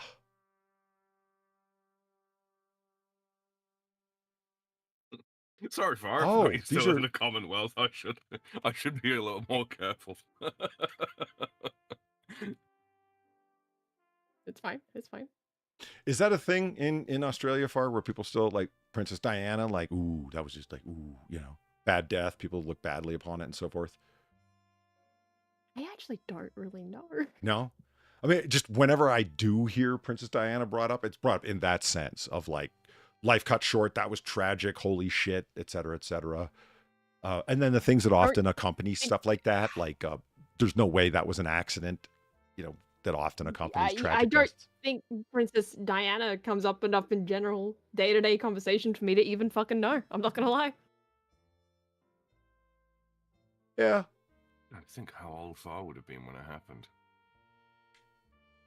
When did she die? Yeah, I mean nothing more than I don't remember the date. on occasional times that it does come up. I mean, here the Kennedys come up more than anything, and it's really annoying. Yeah, I would have been 1 year old, probably. Yeah, 31st of August, 1997. Yeah. It was August. Yeah, the like, 3rd, so, 1997, no. yeah. Yeah, so no, I would not have had any kind of memory of the time because why the fuck would I? I'm a 1-year-old child. Well, yeah, but I was a 1-year-old child once, and I had the strength of character to overcome my disability. Oh my god. Well, obviously I didn't, Sam. I'm just messing with you. Oh, man. See, you guys make me feel some kind of way when you say that. Wait, so like I've been on a certain musical kick for like the past, I don't know. Coins are back, bitches. It's just interestingly timed. Just when I pause is when, you know, Scott comes in. Thank you, the Corpse Monarch, for the $2. Fuck you, Games Workshop. I'm the one who dies and rules. What the fuck does that mean? I'm the one that dies and rules? I'm the one that dies and rules first. You know, the Emperor, the God Emperor of the Imperium of Man. No, I don't. I don't do the Warhammers. I don't do the Warhammers. Holy shit! Like you just channeled Zelthor there. It was a little awesome. I was fucking.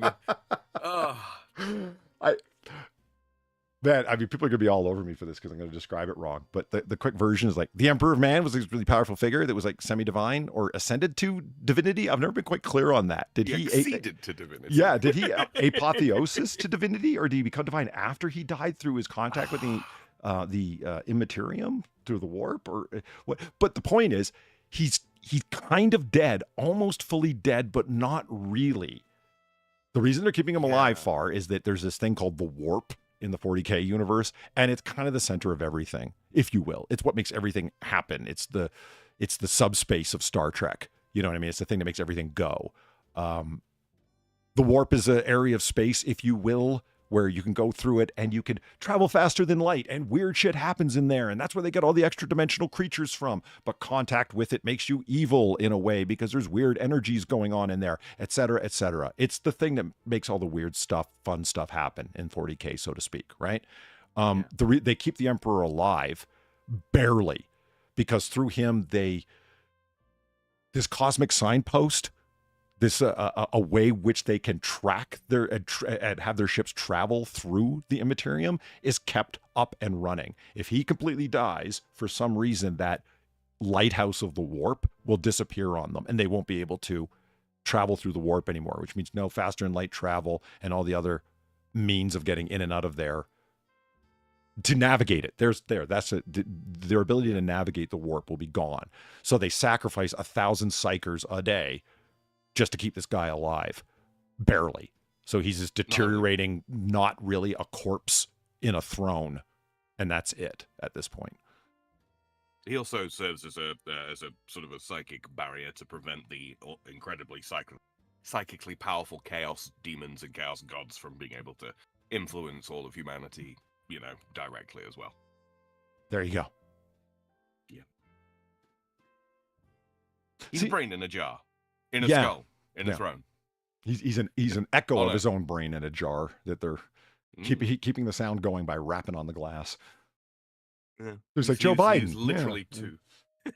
Keeping him alive just enough to function the auto pen, you know. And he was literally too holy to die. I'd like to hear someone's like who really knows 40K go over it, go, okay, that was all right. You know what I mean? Like for somebody who doesn't know it, was that kind of okay? If you know what I mean? That's my best absorption of it from a distance. So yeah, that's all I got. No, that's you hit pretty much all the points. Woo! It's been a long time since I've seen that one actually. Corpse Emperor Feet. Emperor Feet Picks. Corpse Emperor Feet Picks. Got it out. Thank you for the $7. Greatly appreciated. Do you want Emperor Feet, Corpse Feet Picks, Far? No. No? Okay. Just checking.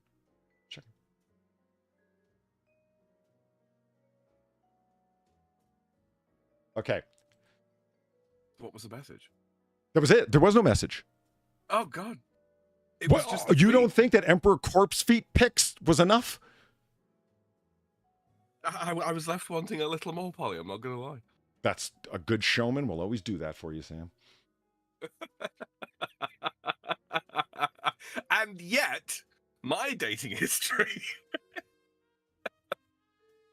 You see, Far? That was a self-deprecating joke. I see. That won't make it on the resume, will it? What the fuck? It might. So far, how do you, if at all, I'm curious, what do you do with WebPs? Just move on? Do you convert them somehow? What's your method? Depends on what it is. If I really need it, I will try and find a different version of the image sometimes. If I can't, I will find like online converter or some shit. Okay. Just put it through that. Sam? I open it in Critter and convert it to a PNG immediately because I don't like that kind around here. Told them not to come into my bar anymore.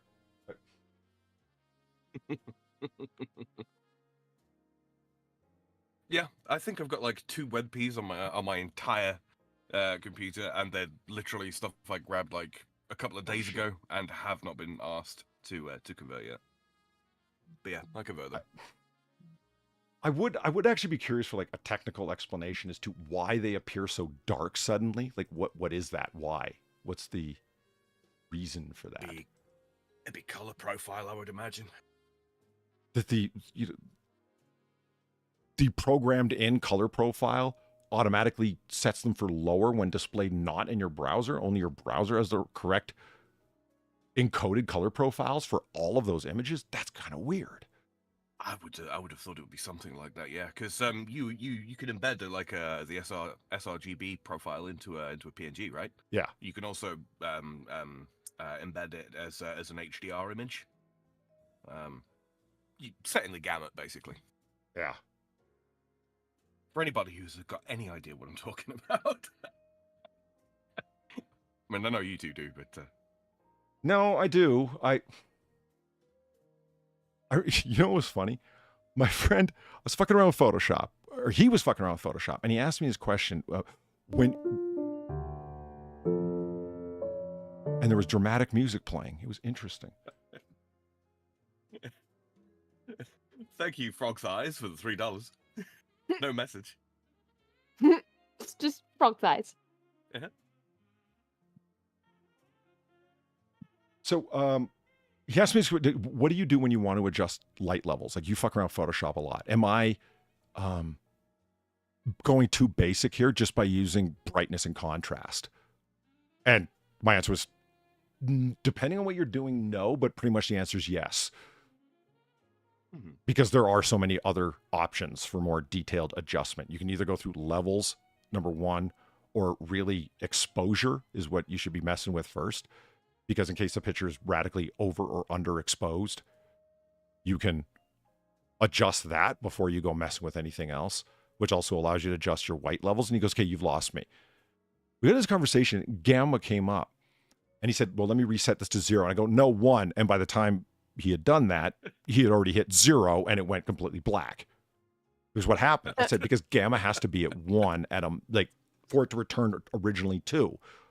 And he said, why? And I started explaining. He goes, don't explain it. What do they? I said, look, exposure could be at 0, which means 0 adjustment off of the original exposure. Okay. Degrees of difference in either way are exactly that. It's adjusting degrees of lightness or, which they just call difference. And then gamma. And we had this conversation. It was funny because I said, I don't want to hear all this. And I said, you know what? If you actually understand the difference between these things, it will save you a lot of trouble that I didn't have to go through. And it took me like it went to half an hour. It was like 20 minutes of me explaining what gamma meant in relation to exposure and difference and the difference between saturation, color temperature, and brightness, which aren't the same thing, even though they can overlap with each other. By the time I got to the end, he understood them and said, wow, that's actually really clear. I'm like, thank you. See, it was worth it, right? Now you just won't be adjusting things randomly like I was. You illuminated him. Yeah. Adjusting white levels. I failed to see what left-wing politics has got to do with this part. Yeah. No, I mean, it does come down to that where it's like for all of the little, what occurred to me at that time is a thing that does where, so you're talking about handbrake or any other kind of like freeware out there. If there's an adjustment that doesn't make any sense to you, and, still to me at the time, like, constant frame rate, like what are you choosing handbrake for your constant frame rate adjustments? I'm still not clear on that. And you go to Reddit boards and try and understand it. And it's like, holy fuck, man, you guys are all taking guesses, trying to sound like experts. This is terrible.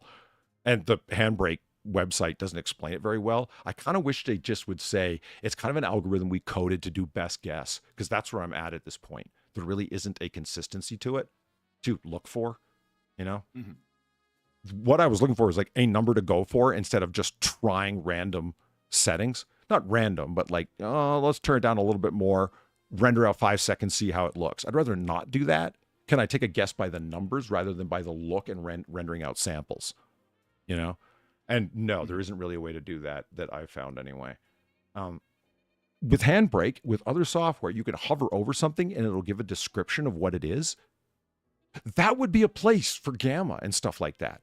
That'd be useful for me anyway. Like, what the hell is it? If you haven't taken a photography class, why would you know that? And if you go to the Wikipedia pages, which are often written by people that are nerds about the subject, that's not going to be really helpful. There's a reason there's a plain language Wikipedia out there. There really shouldn't be such a thing, but, that should be Wikipedia, the plain language one.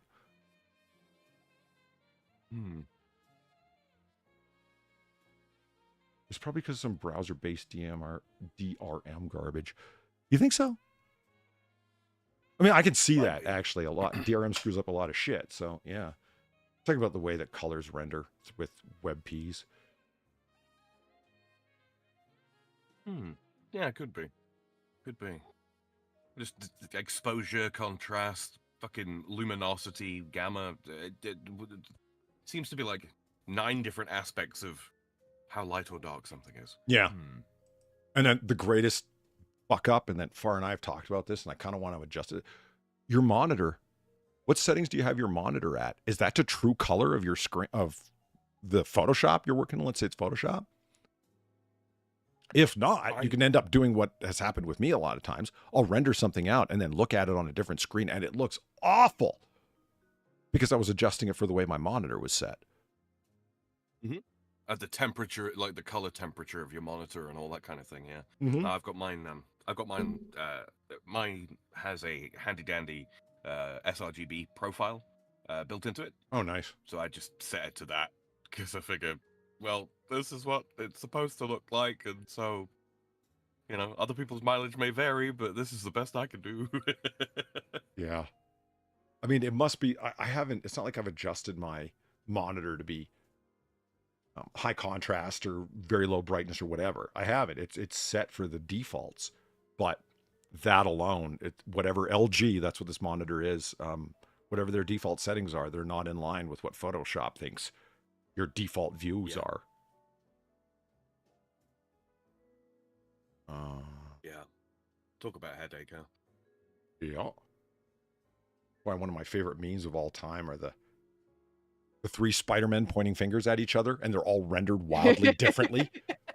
Like one's in like almost black and white, the color's so desaturated. One's so over contrasted that he's like razor sharp with all kinds of halo effects, which is my favorite one. And they're like, why is it every time that I render something out, it looks different on a different monitor? And they're all pointing at each other like, you're the fake one. No, you're the fake one. Oh, fuck, that killed me.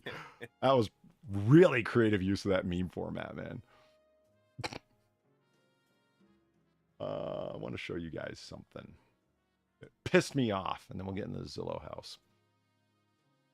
What pissed me off about it was I like Joe Rogan. I do. But just because Joe Rogan feels strongly about something doesn't mean he knows a lot about something. And I think that he would be one of the first people to admit that. I would say he would be, yeah. He doesn't seem unreasonable to me, at least in all areas. You know, it's one of the guy's features that people dig about him is he's pretty open-minded, man. Like, you know, and about himself too. So, okay. I don't understand why people take like his, I don't know, because he's got like a real hot take on something, like hot in terms of temper. You know what I mean? Like, fuck. Like, it doesn't mean he knows a lot about the subject area, you know? He's very interested in the Kennedy assassination. It doesn't mean he's extremely knowledgeable on it. And I'm not even particularly saying that he is or isn't, but he posted a picture that anybody who's looked into the Kennedy thing even like a little bit, and you don't even have to have looked into it, you just kind of like have watched a 5-second documentary on, or watched 5 seconds of a documentary on, you're going to see this image come up rather quickly. Shit. Sorry, my screen. Damn it. New Discord options are screwing with me. I really wish they'd stop changing that. I know. I was just thinking about that. Oh, there we go. And then, of course, there's screen so chat can see it. Okay. This is real short, but it's this point I'm making is real short, but I think it just speaks to what I'm talking about. This, ladies and gentlemen, is CE399, Commission Exhibit number 399. Commission as in the Warren Commission that investigated John F. Kennedy's assassination. This is the bullet supposedly that Oswald fired from the Texas School Book Depository at President Kennedy. And this would be the second bullet, the so-called magic bullet. Why? Well, because the theory of the crime goes like this. It's pretty straightforward.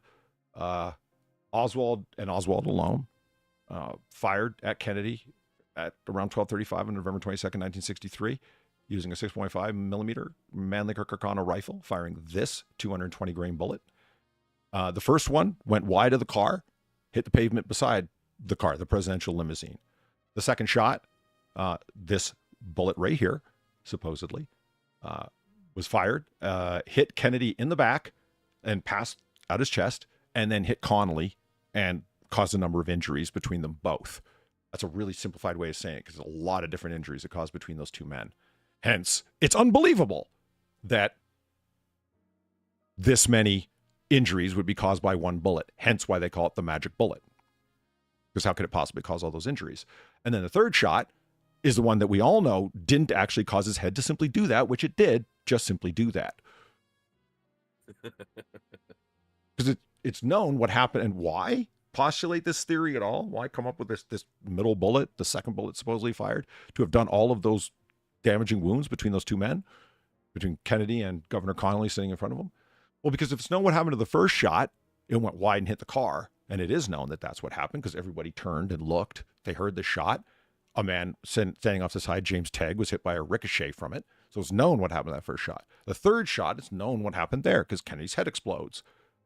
So the second shot, if Oswald indeed, and Oswald alone was doing the shooting, he only fired 3 shots, that means the second bullet has to account for all the remaining wounds. Hence why it was argued to have done so. So anyway, this is it. It wasn't pulled from Kennedy or Connolly's body. It was actually found on a stretcher in Parkland Hospital that Governor Connolly had been on. So it must have been in his body and fallen out. Or fallen out previously and been in his clothing and fallen loose of his clothing and landed on the stretcher. So anyway, that's its provenance and where it came from and so on. So there it is. Joe Rogan posts this picture, this one right here, online and says, with the text, there's no fucking way that bullet hit anybody. Because that bullet gets called the pristine bullet, because if you see it, it's just got like rifling grooves on it and not much else. It does look extremely clean. Mm-hmm. Like, okay, so, is it really pristine? It don't look like it's ever been fired. Or maybe the grooves aren't showing up, but those are fairly clear, the rifling grooves. The cantelure that you see here is where the bullet, the case mouth crimps onto the bullet. But, it has been fired. There's no fucking way that bullet... So I'm watching a video by Brendan Herrera, who's a guy I really dig. He's fun and knowledgeable. And he's testing Joe Rogan's bullet theory. And I'm like, Brendan Herrera, you're better than this, was my take. Because I think the only reason you put Joe Rogan's name in the title was to have Joe Rogan's name in your title. I don't think you need to do that. No, maybe not, but you really call this his theory? This bullet hit no one? I mean, did Joe Rogan just see this bullet right now? Like for the first time? This bullet was published in the fucking Warren Report, man. It's been out forever. Everyone knows CE399. There's a reason I know the name CE399. How do I know the commission exhibit number? Because everybody fucking knows it. That's how old this is. This is dusty. I'm not saying it's wrong or whatever, but like, what is his bullet theory? That's the part that I don't get. And it's, you guys really haven't looked into this too far, have you? And when I say that not to be a dick, but like, this is CE399 from the end. It's not pristine. It's squashed flat. You're looking at it from one side, guys. Flip to the next page and look at the next picture. Right? See the fourth diagram.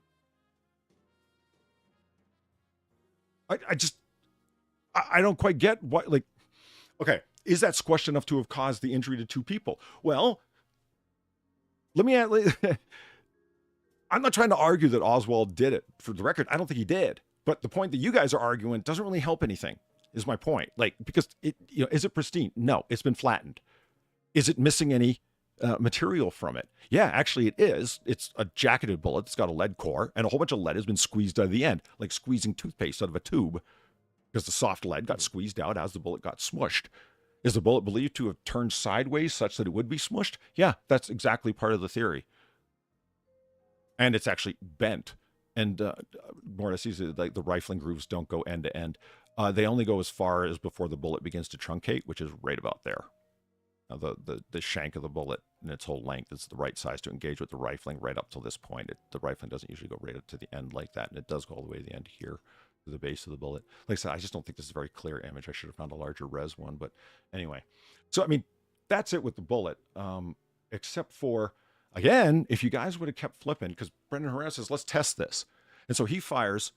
You get some Mannlicher Carcano, which is really cool. It's always something cool that Brendan Herrera does. It's like, I'm going to go get the rifle itself. So like, oh, here's the Derringer that shot Lincoln. Let's test it out and see how it works on a ballistic dummy. And it's like, okay, this is fun. And plus, they tell a lot of dark humor jokes during the video, so it's really fun to watch them too. But see, we're going to test this out to see, by firing through a ballistic dummy and so on, if Joe Rogan's bullet theory is true. Meaning, can you fire a bullet like this and have it not look deformed? I am drunk, so drunk, I cannot get up. Give me a second, I will get back to that. Oh, I just read that. Yeah. Give me a second, I'll read it now. Clean, boom, there we go. Scroll. CTP, thanks for the $2. Did you know Kurt Cobain's eyes were blue? One blue left and one blue right. Wow. Wow. See, I told a joke today and everyone thought it was too soon. People were throwing dark jokes around and I told a Kurt Cobain joke today. Kurt Cobain didn't know how to drive. He liked to ride shotgun.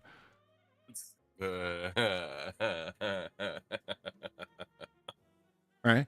So we're telling dark jokes. This is on AAA, right? And Hulk Hogan just passed away. Rest in peace. You're talking about wrestlers that didn't get to be very old. And this person, didn't live longer than Hulk Hogan. I say, didn't live longer than Hulk Hogan? Chris Benoit's kids.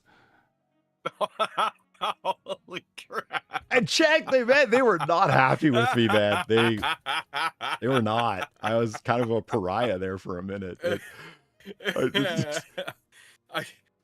Yeah, the whole Benoit thing has been that's been kind of like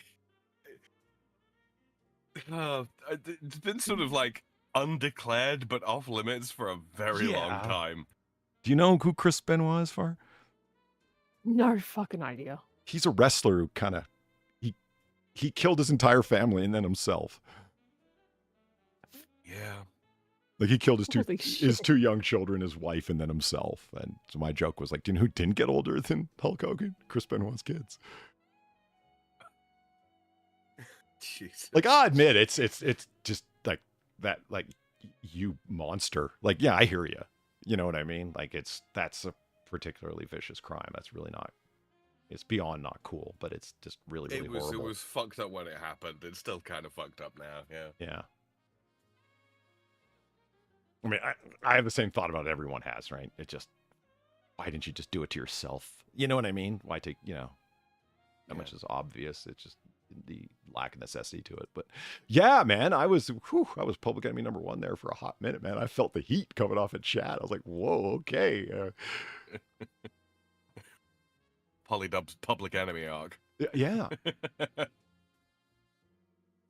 So almost done here. I just wanted to point this last thing out because, Reaper gets it. I'm a ballistics nerd, so I'm interested in this stuff. I am drunk, so drunk, I cannot get up. I'm going to get burned on this again. Is that what's going to happen? Scroll. There you are. CDP, thanks for the $2. I would make a joke about Robin Williams, but it got hung up on its own. I thought that was going to end differently. I would make a joke about Robin Williams, but Whisky. I get choked up every time I think about it. oh, damn. Son of a bitch. Gamervaline, thank you for the 450. Save image from site. Right-click to save file. Scroll over photos. Select edit with photos. Use save options when at the desired size. Save as JPEG. See pictures guide in DMs. Okay. I will see if those series of clicks are faster than the option I've been using, which it looks like they might be by a couple of clicks. I've just been opening a different... I'm basically doing what you've been doing, Sam. Like using a photo, not even editing software, just photo display software to go through like sets of photographs that you have. That displays like their aspect ratio and their relative size for comparison difference when you're looking for duplicates and looking for a particular photo for rapid search. And it just turns out when you open the photo, a WebP with that, and you can instantly save it as JPEG and it converts it, and yay. But it's a lot of clicks, so maybe Valine's option here is a little more efficient, so I'll definitely give that a shot. All I want is the browser to do it, because you you right-click on save as, and you can drop down to save something as other than WebP or all files. I just want JPEG in there and PNG and whatever. I mean, I don't need to get fancy. It doesn't need to save in TIFF. I'm fine with that. Has anyone saved anything as a TIFF, deliberately in the past 35 years? Photographers. People, Polly. Yeah.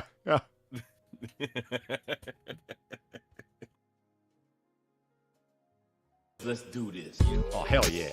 Oh, hell yeah. Yeah.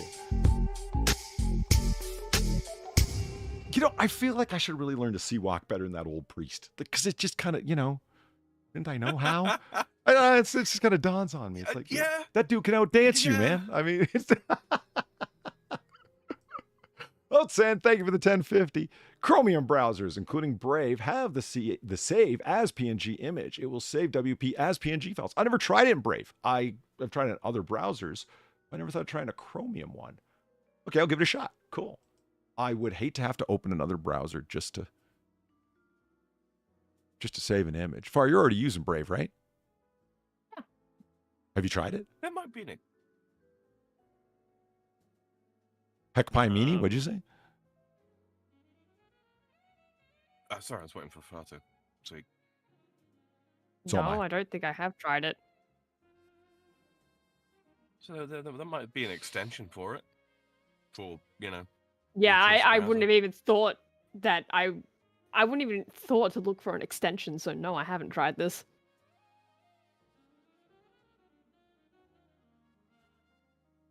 I have. The plugin works for it. Okay. Well, there's a plugin to save you from the pain, Far, and I just need to switch browsers. Huh.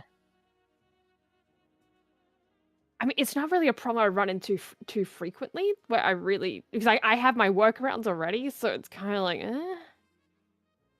Yeah, it's one of those things that I need to, like, okay, it doesn't come up like every hour of the day. It comes up infrequently enough that I haven't done anything radical about it yet. Yeah. But when it does come up, it comes up often enough to annoy me where, fuck, why haven't I done something about this yet? Does that make sense? It just often No, that enough. makes sense. It does. Yeah. Just have to piss me off, man. Okay, let me round up this CE 399 thing, then we can finally move on. Okay, so there it is. That's it. It looks squished. Everybody gets that? Okay, so Brendan Herrera fires it through water jugs to recover the bullet to see if it looks distorted. The hilarity of it, and to Herrera's credit, it's like, okay, I'm looking at that photo, and no, that doesn't look like a bullet that's been through anything. Well, yeah, especially if you don't look at it from the side. And this becomes important in a second. Because, no, that still doesn't look like a bullet that's caused all the various wounds. That's the fucking takeaway here. Okay, is it possible that it did, though? Yeah, it just starts to begin to stretch credulity, and therein lies the problem. It's not, no, there's no fucking way. It's like, no, it's not that there's no fucking way. It's that it stretches credulity. Let's, like, if it really is that suspicious, we shouldn't have to make shit up. That's always been my standard. And that's the way we should look at it. Like, let's look at it for what it really is. And is it actually suspicious, or is it only suspicious when you look at part of it? And then the rest of it just kind of falls away for you. This is still highly suspicious for me because it's got to cause 7 wounds between 2 guys. Is that even possible? It's like, well, it's a particularly thick jacket. There is some that's squeezed out. It is distorted. Well, what happens when you fire through? So he fires it just into the water jugs to recover the bullet, and it's smushed. And interestingly, note again, he didn't look at the side bullet squished like this, nor did Rogan.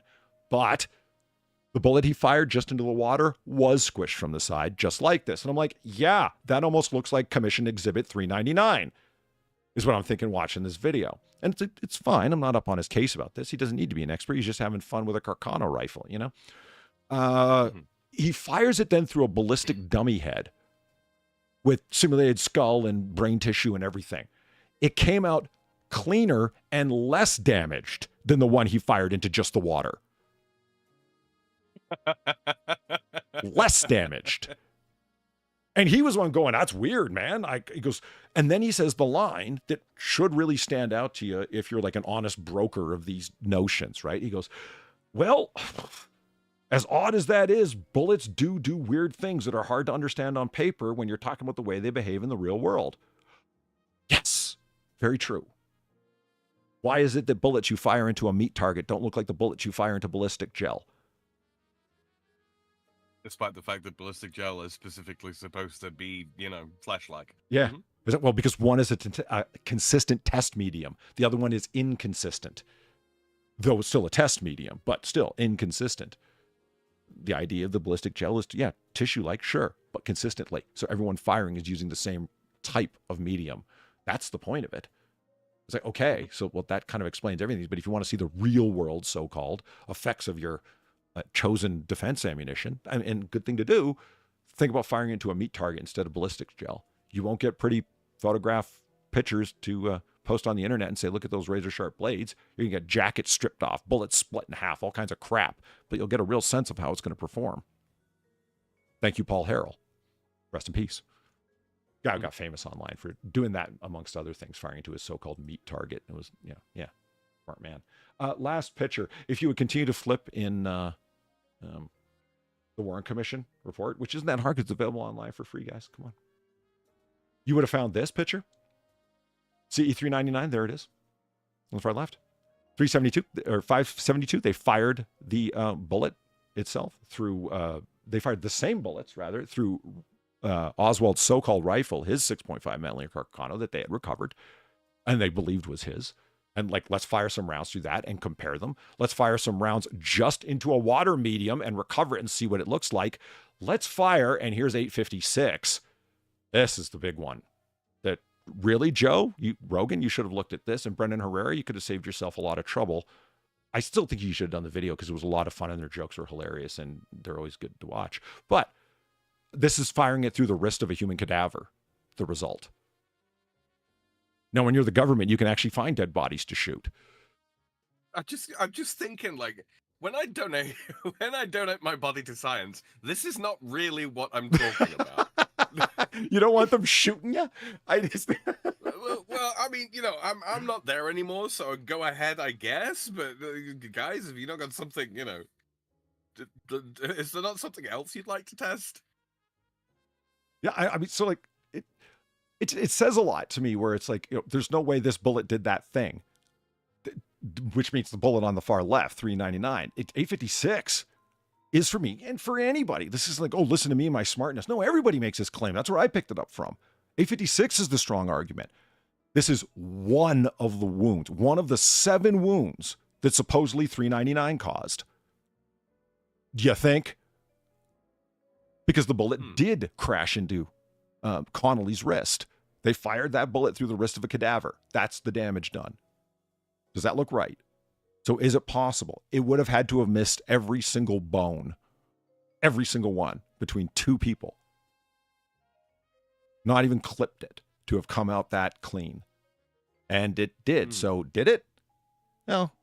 That's where other evidence has to come in, basically, in my opinion. I think there's stronger evidence to consider were there more than 3 shots.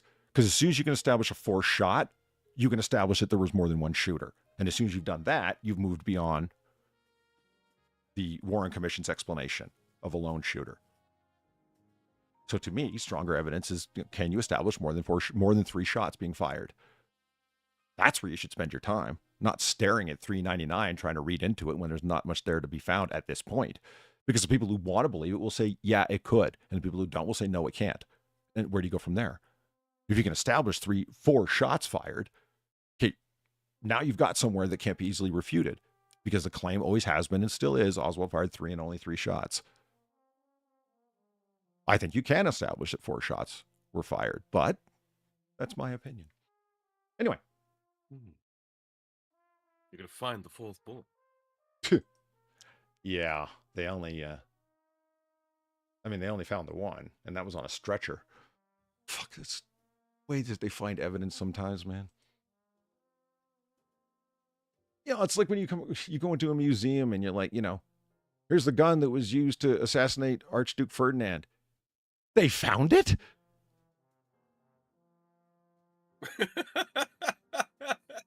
They found the gun, but not the gun.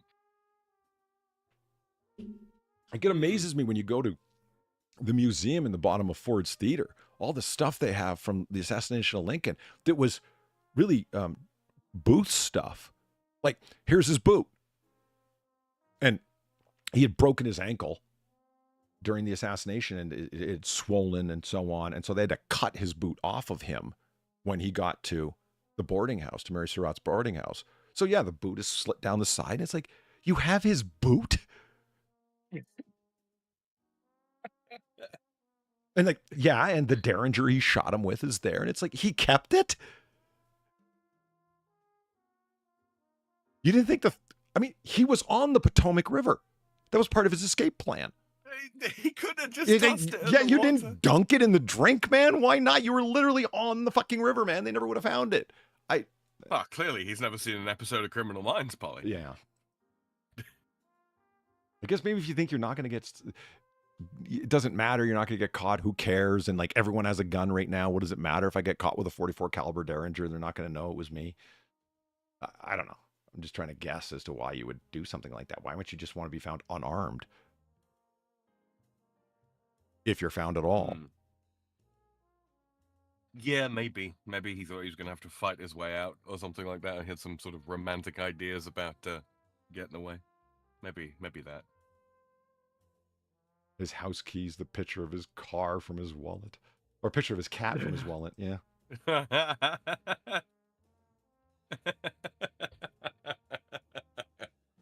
I wonder how early a phenomenon that would be, actually. People keeping a picture of their cat in their wallet. Well,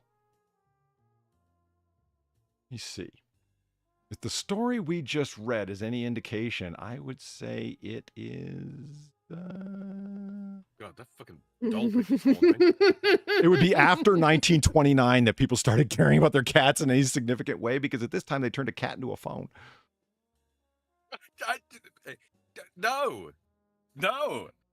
He's the original Garfield phone. Yeah. I don't think that these two scientists who cut out part of this cat's brain and attached a phone inside of it and made calls through his head had pictures of this cat. I don't think they cared. That's fucking awful, man. I know, yeah. Yeah. I tell you this story like on purpose because, man, I'm going to make jokes about this. Again, I don't know where or when, but they're coming. I can't ever see a cat phone without making this a joke about these Princeton scientists and their unbelievably nightmarish experiment. And it worked too, Sam. That's the thing.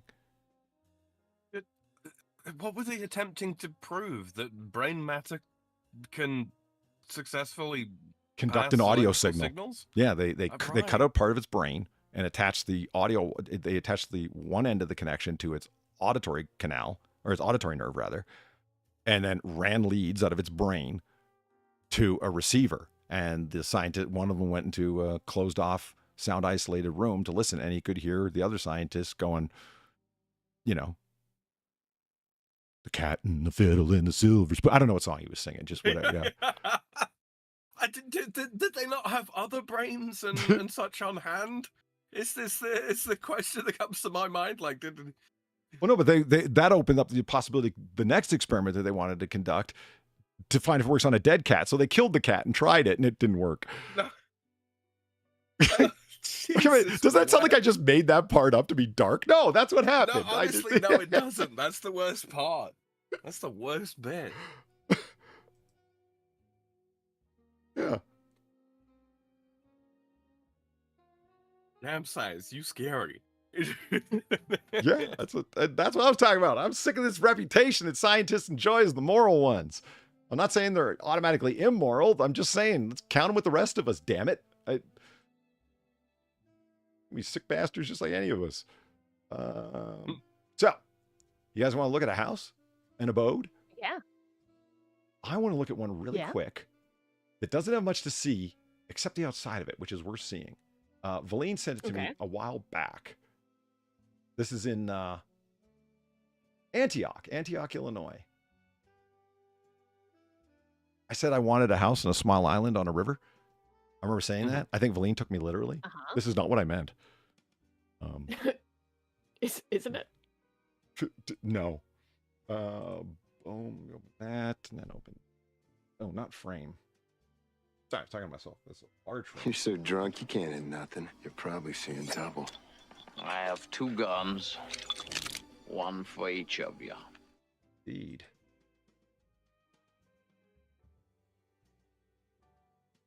Well, scrolling. Stay on the right screen more often. Kimberly, thank you for the 550. As horrible as this was, I found something more horrifying at Columbia that is going on now.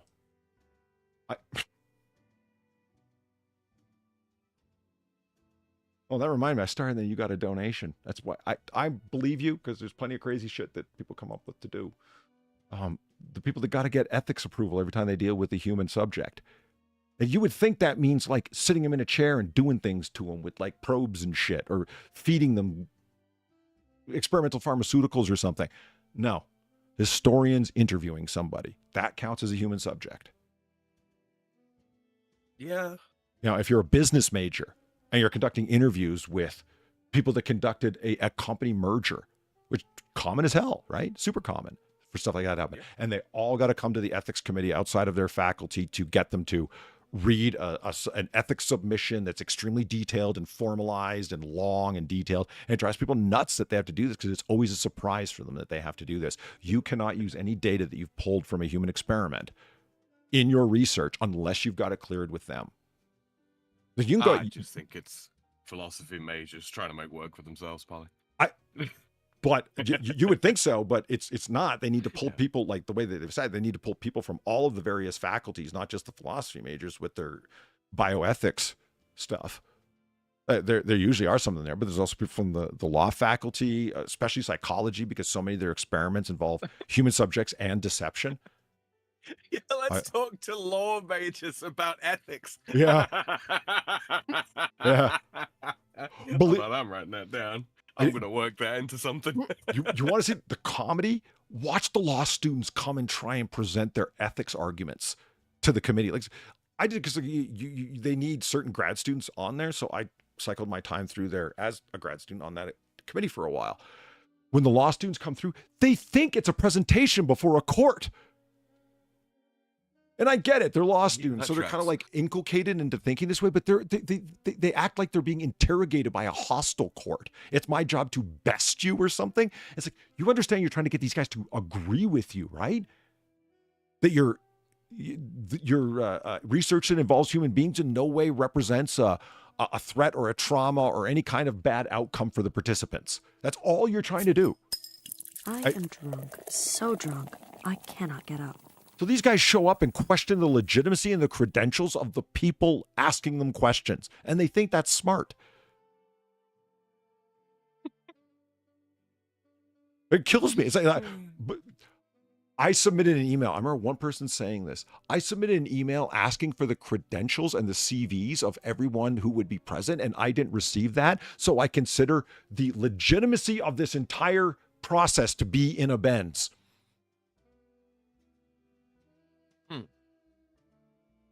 You ever seen a table of half a dozen people just staring, blinking at somebody?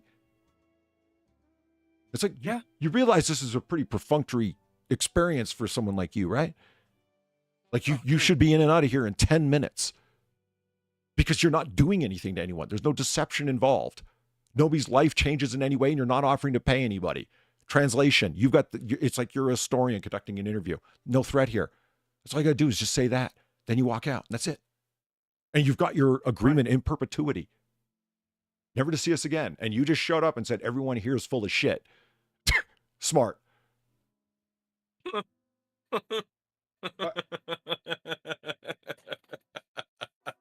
Lawyers, am I right? Well, maybe other law students would say, dude, you didn't expect that? I didn't. Maybe I just don't know. But yeah, that blew my mind, man. Like, that just seems like a bad move. Alan, thank you very much for the $2. Sim says, Polly. Alan, good to see you. Good morning.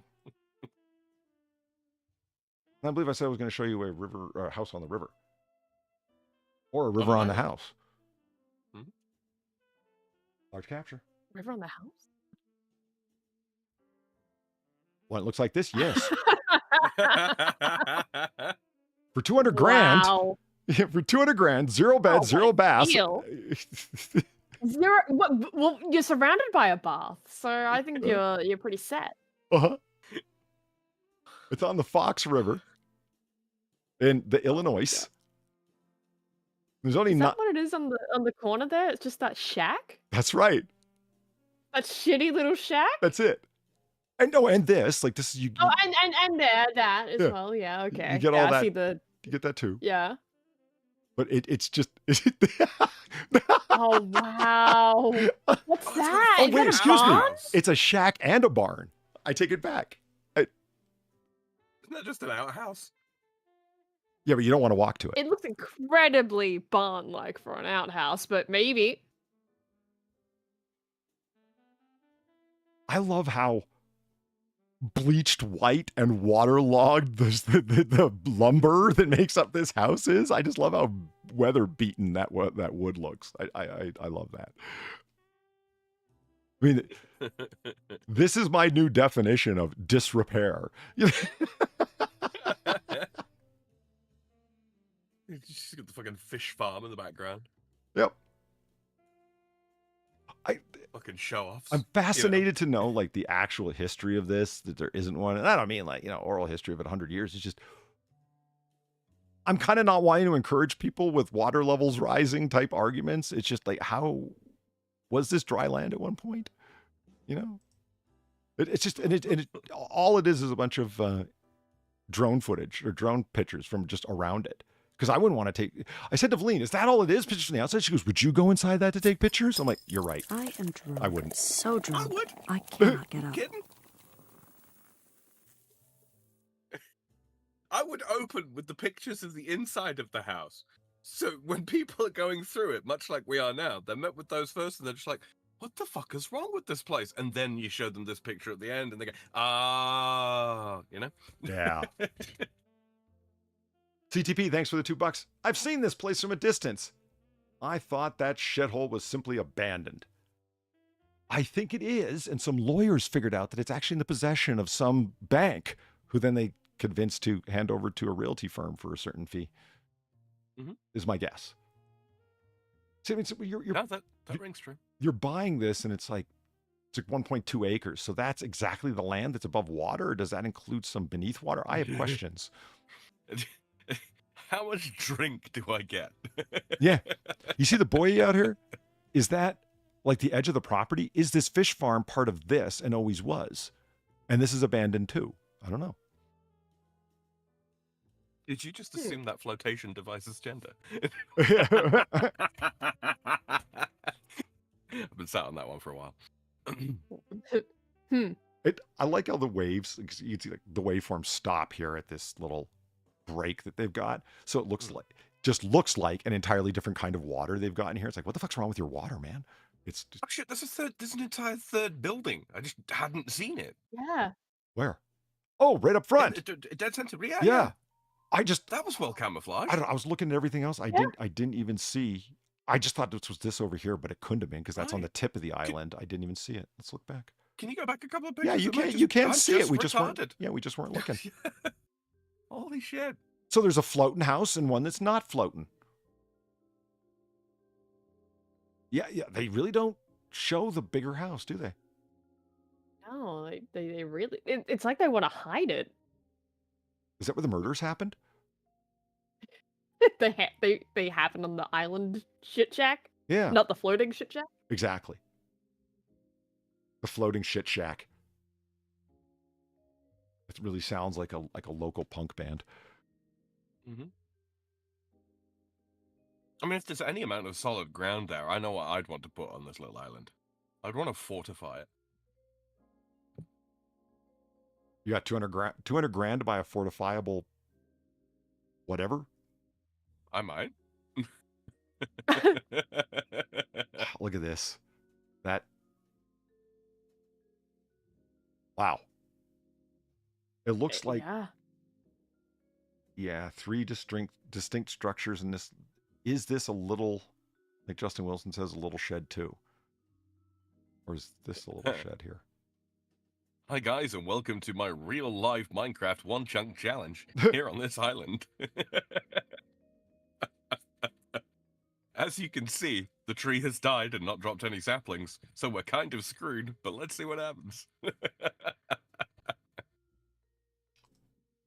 Own your private island on the Chano Lakes. Ahoy, adventurers!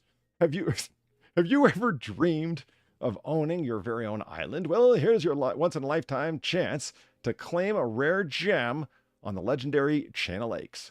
This private island spans over 1 acre and sits proudly on grassland just over a stone's throw from the iconic Blarney's Island, a local hotspot known for its vibrant bar, live entertainment, boat races, and more. Not your island, the better one. Unlike... Whiskey and whiskey. Son of a bitch. Gamerlane, thanks for the 450. You just returned to ethics. Perfect. What I told you about DARPA's involved in the science stuff I saw, to me, that's bonus points. Yeah. DARPA. You know, every time they show one of those exosuits for soldiers, you don't want to know how many legs they crush trying to get them things to work, man. Fucking DARPA. Okay. Yeah, all the great things that are going on the island next door. Unlike most Chano Lakes islands, which are often subdivided into smaller parcels, this is a true full island ownership opportunity. The potential here is as vast as the surrounding waters, whether you're looking to create a secluded retreat, like you, Sam, or a one-of-a-kind vacation rental, a camp, or duck hunting paradise, or an unforgettable family giveaway. The property has established electricity, condition unknown. It once had established electricity from what we understand. Okay. There may be potential grant opportunities available to assist in rehabilitating the island. Buyers are encouraged to conduct their own due diligence regarding this. Don't miss your chance to own a piece of lakefront legend. Ooh, it's off Whiskey Point. That is attractive. Okay, now I'm interested again. Yeah.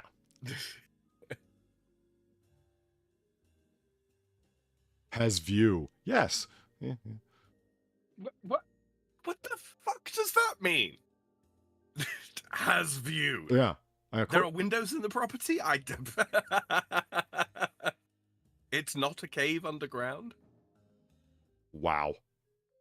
It always kills me to see the rise and fall of the value. 2020, someone bought it for 50 grand. Then in 2025 was trying to sell for 250 and then dropped their price by 50 to 200. Fucking the actual cheek, right? Yeah. Yeah. Son of a bitch. You didn't even wait a full month before dropping it 50 grand. Like a full, 20%. It would be a full 20% drop. And they waited 24 days before doing that. Then this looks some kind of way, man. When you bought it for 50 fucking grand, I just picture some like smart ass who's like, carrying the cost and is just like chewing away at him in terms of its interest payments and so on. And he's just, he's still gleaming thinking, I'm going to flip that, man. I'm like a major real estate mover and shaker. Like, no, you're not. This is the result of somebody's like, stupid purchase. And now you're fucking eating the interest cost on it, slowly paying the bank in for their original investment. I love it when banks make money for basically nothing. Yeah, that's why high interest rates really suck. It increases that reality. Yeah. The part that bugs me about banks making money for literally nothing is like, well, they were the ones that invested. That is an argument on behalf of business creation, a classic free market enterprise idea. Yes, the person who invested in the company took the original risk, and they were there, so therefore deserve a cut of the profits that nobody else does, and deserves a say in the business that nobody else does, because they're the originator and they took the original risk. That's part of the claim. Did the bank take? It's like the bank made the original move by purchasing it or lending out the money to effectuate the purchase. Okay, but did they take the risk? That's the question. No, the risk was all of their various investors in the form of their bank users.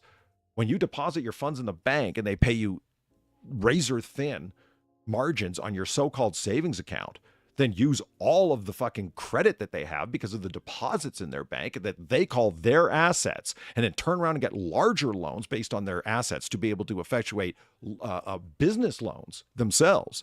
They're using your money to make money at no risk to themselves. So no, they're not taking a risk. So therefore do not deserve the money. And that's, people go, that's capitalism. No, that you have you have a poor understanding of capitalism if that's what you think. That's a fucking cartel. Yeah, that's a bank that's gamed its way into crony capitalism. And people know crony capitalism when people know each other. No, it's when long-standing business arrangements are in place, are for the given advantage of somebody and aren't to anybody else who isn't long established in such a way. That's crony capitalism. Yeah. So anyway, it's we used to call it like robber baronism. Yeah. Oh man. So you want to look at the house I really want to look at here? You want to look at this house? Yeah. Far, you slow down. You calm down over there. I just joke with you. It's fine. I actually have to run go use the bathroom. You guys take the helm for a second. Oh, okay. Far, you're in charge. Don't let Sam near the Midori. Oh. We have Midori? No. Yes, we do, and I've marked the level of the bottles, okay? So don't mess around. This fucking miser. This miserly fucking otter. I swear to God. I held them up to the light and marked them all. I know the levels. All right, I'll be right back. What a cheapskate. Right. I'm gonna piss in his Midori bottle. See how he feels when the level's higher than it should be. Yeah, I have checked Discord for Center, and I don't know if we can. I don't know if we can. And not just that, but it's I don't know. I don't know, man.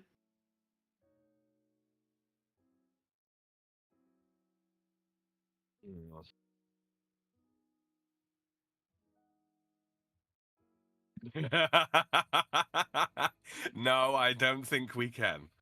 Yeah, you see exactly what I mean. It's I really don't think we can. Like, I get it. I get it. I agree. It is also, yes, it is very cursed. But, yeah, I don't know. We kind of just got struck last week. I don't think we want to risk it. Yeah. That was so irritating as well. It kind of was, yeah. 6-hour stream gets taken down because there's like 1 minute of footage of like part of a partial skit. Yeah. Thanks, YouTube. Very cool. Thank you for allowing that to happen. Yeah, it's nice to know that there are people out there who could theoretically just sit there and quote unquote react to my stream / content / artwork / anything they like, really. Get up and go for a pee for like 15 minutes with no fucking problems, right? But if I include 30 seconds, 10 seconds of a comedy skit that was posted and watched on national television 10 years ago, that could have my entire video taken down. Nice to know that. Yeah. Very nice to know whose very interests YouTube are out to protect. Mm-hmm. Certainly not mine. Mm. And the only thing is, as well, is like this whole kind of what's the term I'm looking for here? The whole atmosphere it creates is one of, okay, I've been on YouTube for 10 years, so now I'm gonna fuck over everybody who uses like 20 seconds of my stuff in their videos. That's what it leads to. That's what it leans everyone towards. Fun. Mm-hmm. Well, son says, what do you mean, Sam? I thought you were frying some bacon. I could be frying some bacon. I've got some bacon. Do you? I do. You want some bacon fun? Is it dick bacon? Of course it's dick bacon. Oh, lovely. Yeah, we don't do any other kind of bacon here. But no. Oh man. Yeah. None of that strips. That strip shit. No, that's gay bacon. Oh. Dick bacon is the straight bacon. Far. I see. Mm-hmm. Well, he says, don't tempt me, Sam. I would totally do a react to one of your videos just to fuck with you. I know you would. And that's why they're all over 3 hours long.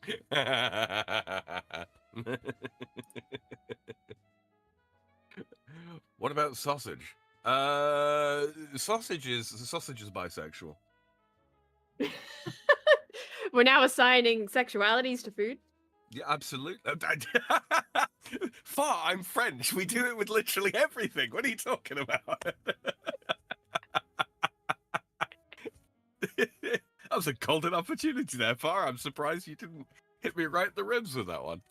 I wasn't thinking of it, honestly. Fair enough. Speaking of thinking, what have you been up to lately on the YouTubes, on the streams? Delta Rune and being very tired on stream. It's been an experience, Sam. Tired on stream? Tell me, what's that like? Not great.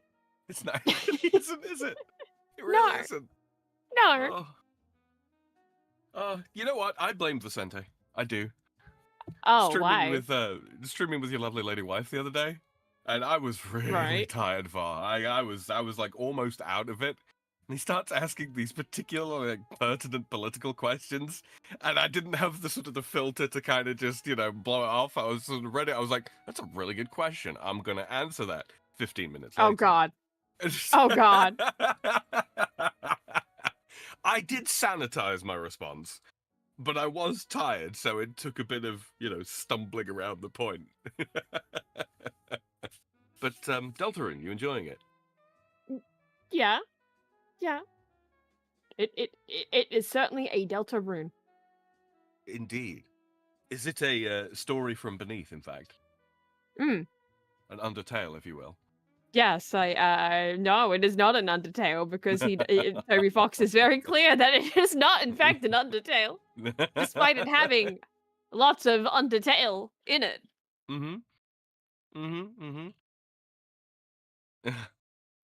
These anagrammatical game titles. What's that all about? Oh,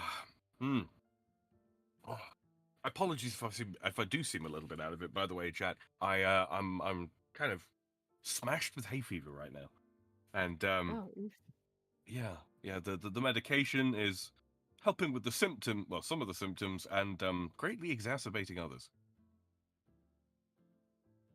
Oh, I've been so busy today. I tried to get back as quickly as I could. Yeah. But yeah, the traffic was ass. Traffic was ass? Yeah, traffic was ass. They should just go ahead and ban traffic. Well, they could they could ban traffic. That is one thing they could, or they could do the frankly I think easier task of just create a special lane for just me. Like, I've got places to go. You want your own lane? Yeah, absolutely. Maybe I should just drive a bus. Say fuck it.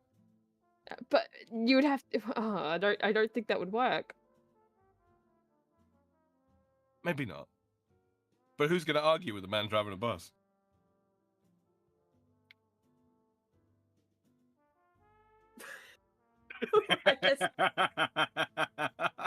That was a pregnant pause, wasn't it? Yeah, I don't know who would argue with that. The Centean chat says, "Hey, fever, leave that Sam alone." Do. Damn, it's in my head now.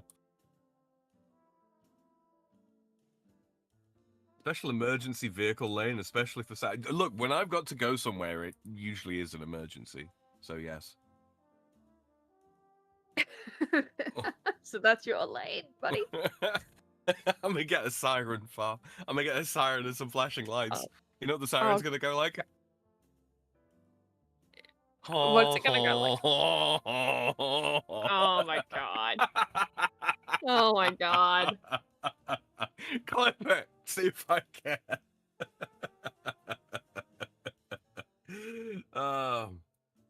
Justin Wilson says, I thought you were just smashed and just put it down to being French. I wish I was smashed, dude.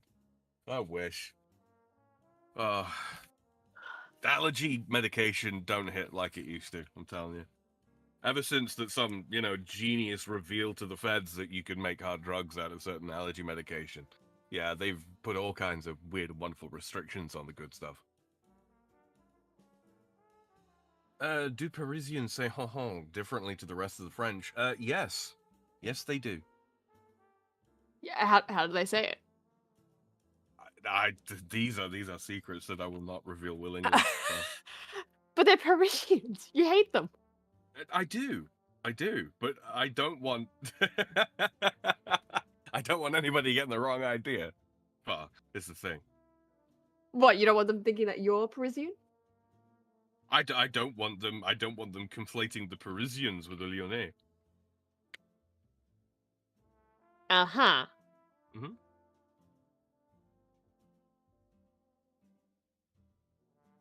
Apparently, nasal sprays are really addictive and can cause long-term damage if used for more than a few days at a time.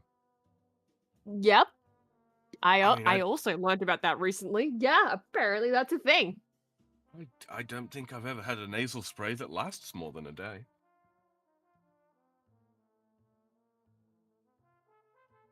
I mean, I've never used one. So, Yeah. good for me. No. It's a deeply unpleasant sensation. It's also just how the fuck would I get the thing up there in the first place? I'm a tiny person, Sam. That's true. You probably have to get like some sort of adapter kit or something, you know? Yeah, it's just no, it's all kinds of no. You'd probably have to assemble it as well. It's probably got a tiny little gaskets. Yeah, some assembly required for your Right. nasal addiction. Yeah. You take swimming lessons in school over there, presumably? Oh yeah. No, that's mandatory, Yeah. basically. It's It's why. It's why I'm kind of blown away that there's so many people that I've met that just they don't know how to swim, because it's just that thing of we literally couldn't get out of it. We just kind of went, yeah, you're doing swimming lessons now, bitch. They kind of held you under, huh? You know? Yeah. Well, yeah. You kind of just.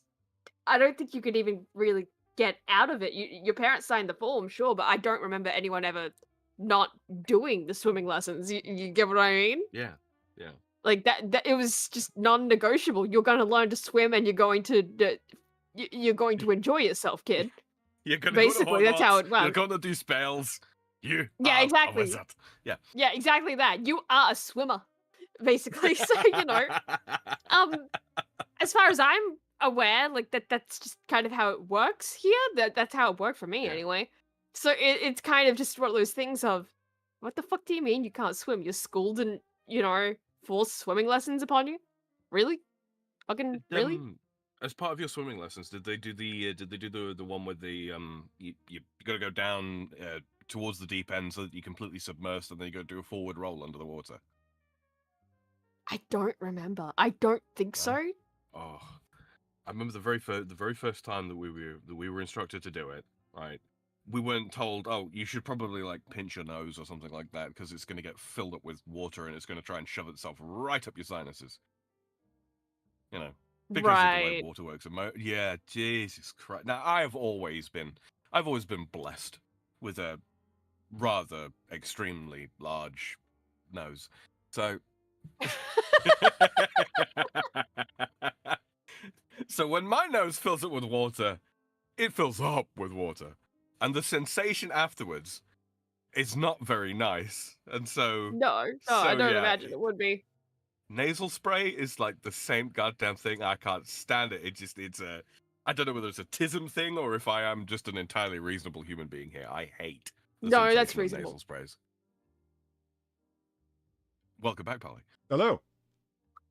I was just talking about my large nose. No, I heard that part. I was blessed with a large nose. So.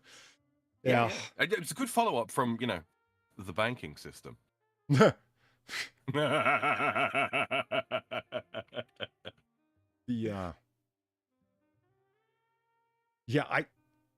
didn't understand the idea of having a handkerchief. For I talked about that, right? Like you're walking around with a snot rag. Yeah. That's disgusting.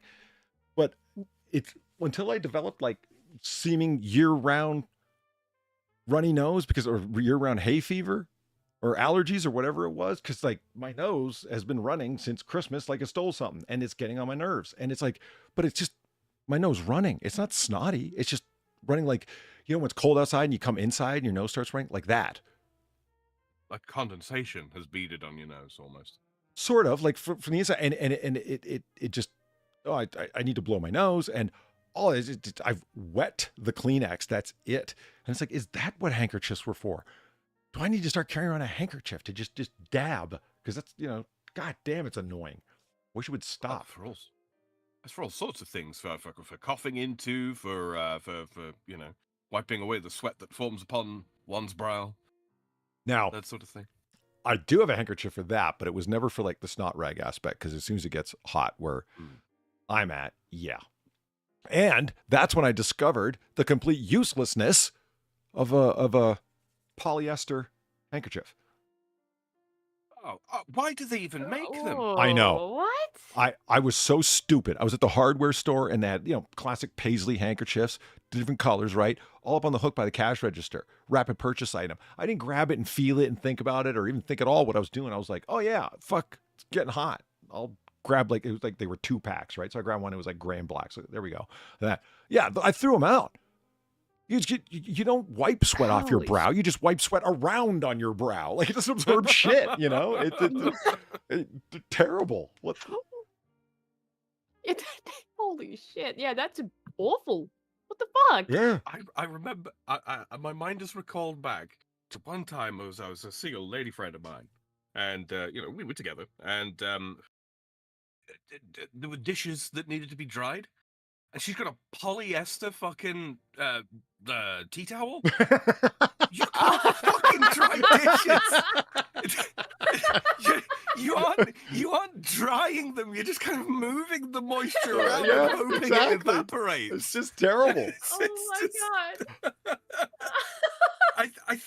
I think we must all have encountered this, right? Just the tea towel that doesn't. Yes, absolutely. Just the tea talent. Yeah, exactly.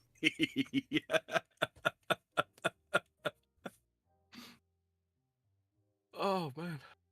So I came across this house today while I was looking, and it like just for the quick time like making fun of it. They call it the Onion House. It's going for 1.9 million. Oh my god! Yeah, they didn't go with Malteser House. Does it have layers? It's so dumb because why would you? Hey Pat, what's up? You would not. Okay, built in 1977, 3-bed, 4-bath. It's in Kalamazoo, Minnesota. Is that Minnesota? Am I? That's not Michigan, is it? I've lost track.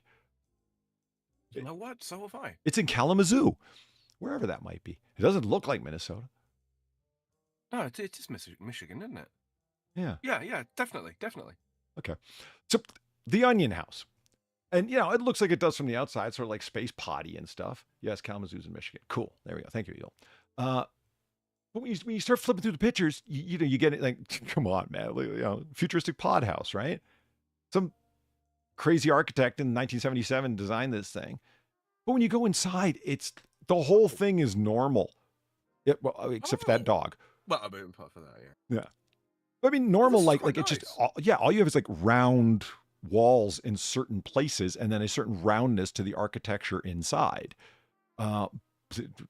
Okay. Like everything's very, very nice. That. And I'm like, well, why would you have... Look at a fucking piano. Yeah, why would you have built the outside so horribly to have decorated the inside so tastefully? Like everything I'm seeing is pretty tasteful, man. It's nice, What? This is like seeing a guy that's got like a tribal, the tribal style tattoo on the arms and all that kind of thing, and then he's got like a perfect re-rendition of the Mona Lisa on his back. Like, this is a really nice kitchen island. We complain a lot about islands. This is a very nice one. Look at that. It's got a little stove on it, plenty of space, nice tasteful black granite looking thing, The drawers match? Yeah. Like it's just... This is what happens when we don't complain, guys. We don't want to complain about everything. It's just some things truly do suck, It's You know what? You know what the thing is though? I've realized the amount of the terrible Zillows that we've looked at now, we're going to end up being those interior design snobs. Yeah. Oh God. I'll tell you, Father, when you buy your first house, you are going to be an absolute asshole to the real estate agent. I mean, they deserve it because they work in real estate, but it's going to happen. I'd like to think that I'm dragging everybody towards my minimalism a little bit as every time goes on. Where there's just so much in here. It's just so complicated, you guys will be saying when looking at a house. Zillow shock conversion therapy. One thing I did notice, like, again, it's if you're doing well, you're probably going to do well in most places. Look at how tasteful this little kitchenette sink is here. Look at they fit it in this nice niche in the wall. It's everything. It matches the black stone everywhere else. It's right across from the wine fridge. It isn't in the middle of nowhere for no reason. It's here's the wine rack right behind it, and there's the little sink. Nice wine glasses. Good little bar set on the wall. Someone has thought about this. Yeah, this isn't unobtrusive or anything, and it's kind of a sink where you would want one just on the side off the living room. Perfect. Very cool. And it keeps... Having the handle in the middle of the doors is a choice. Yeah. The blue walls are also a choice, and I'd probably change that. But again, they put some blue glass dinner plates and whatnot on the table to pick up the blue on the wall. I see what you're doing. Yeah, nice. Okay. It's not my choice, but I would change it. But I see what you're doing there. Like, red is my favorite color. It is, but I gotta say, for interior design, like what they're going with, blue is absolutely the better choice than just fucking red everywhere. It's probably just the lens effect, but that 4-poster seems short. Yeah. Yeah, I think it is just the lens, but yeah. They've done a, there's an odd, what's the word? Loft thing happening here. Oh, is that what that is? Yeah. I thought it was just a wall adornment. No, it doesn't go all the way up to the ceiling. There, you can see the gradient of the light coming over, and then it gets lighter here, which would only happen if it was like a ceiling that was higher than that. And again, here's the top. Must be for airflow. Sorry, not the top. The ground floor. So you can see there's like less roundness as you go down, because it makes sense. It's a sphere. Again, everything's very tastefully decorated. I was kind of pissed. I was like, I thought this place was going to be a nightmare inside. Why did you make the inside so attractive when the outside is this ugly onion pod house? Right. I'm not in love with that fireplace, but I guess it fits. It's fine.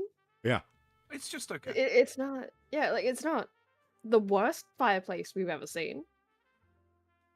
That is a long TV though.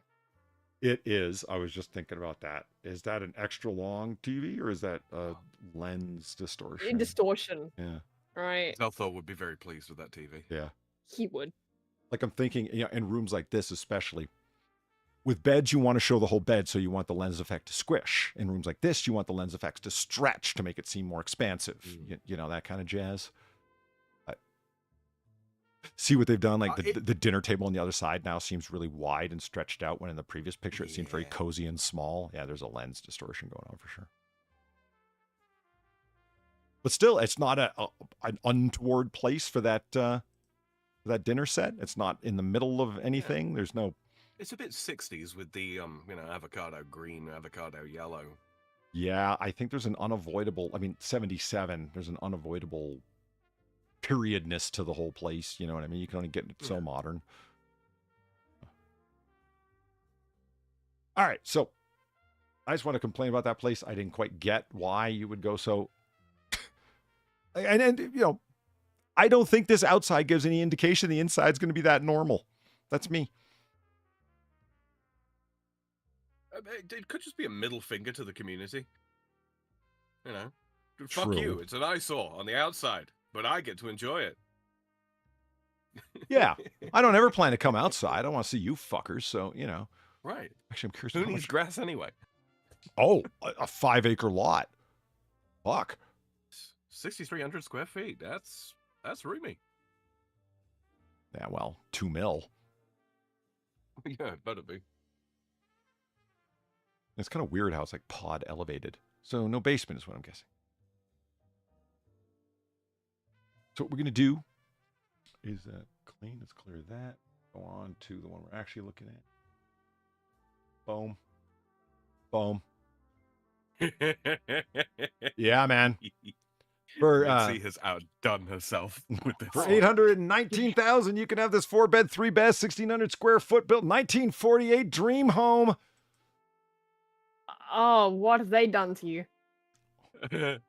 This one stood out to me, and I'll wait for a couple of pictures before I explain why. But it's not always the stuff, guys. It's not always the crap. Okay. So right off the bat, you should have left your walkway alone.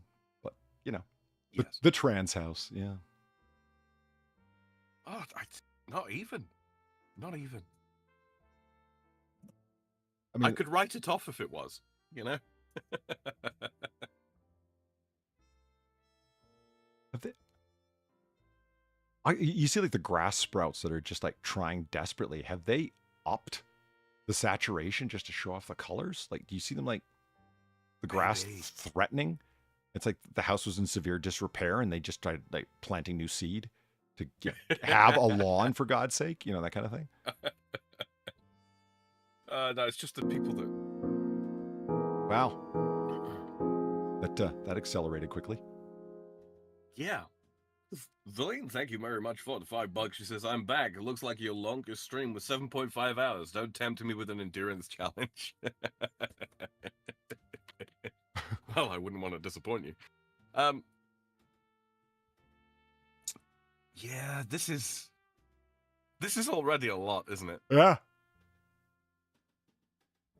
You see what I mean, chat? Holy It's not about the crap, because there's no crap here. What have they done to the floor?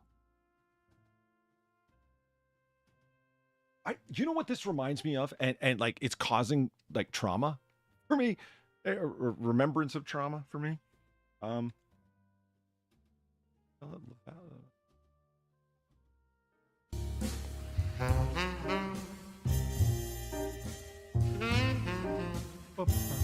Oh yeah. You tell Steve Dave, thanks for the remember $5. Hey, Polly and company, up early to walk out all the stress from dipshits. So unless you want me to get some skull cracking exercises, smash the like button, cocksuckers. So some early morning threats from you boy, Steve Dave. Thank you very much. So yeah, hit that like button. I'm not going to crack skulls over it, but please feel free. The the desecration. Yeah, the desecration of Marie Laval's tomb. Not her grave, her tomb, I should have said. Yeah. Some asshole comes along and spray painted it with I've never found out the name of this stuff.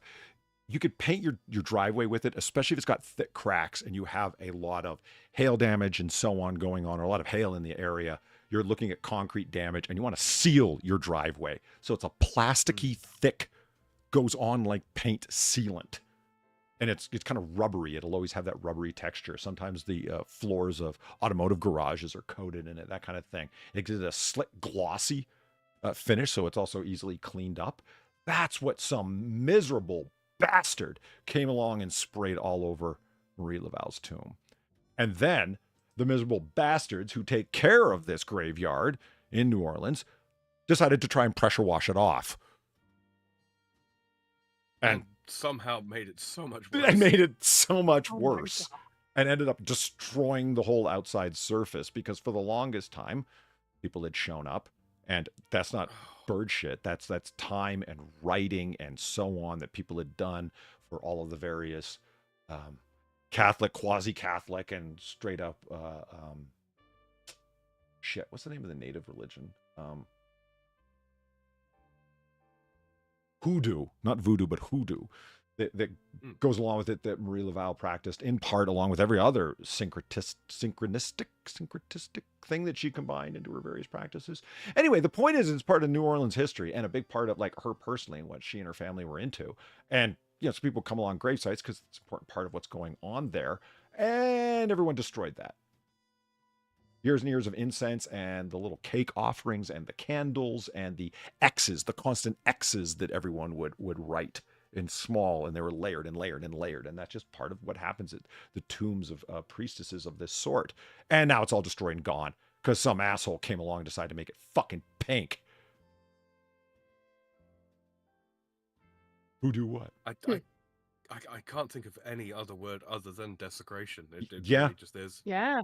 It looks like a fucking outdoor water closet. I think the story that I love it because it's so bad. Like, how much worse can it get? Oh, they tried to pressure wash it off. Like, oh my God, it got worse. Like, the people who were trying to fix it made it worse.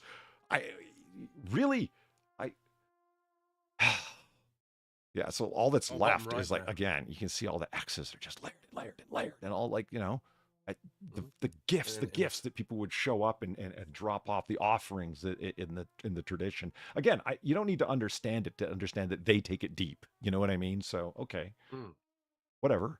In the top right there, I think we got the post pressure wash situation. Top Scroll up. right. Yeah. Right here. No, down to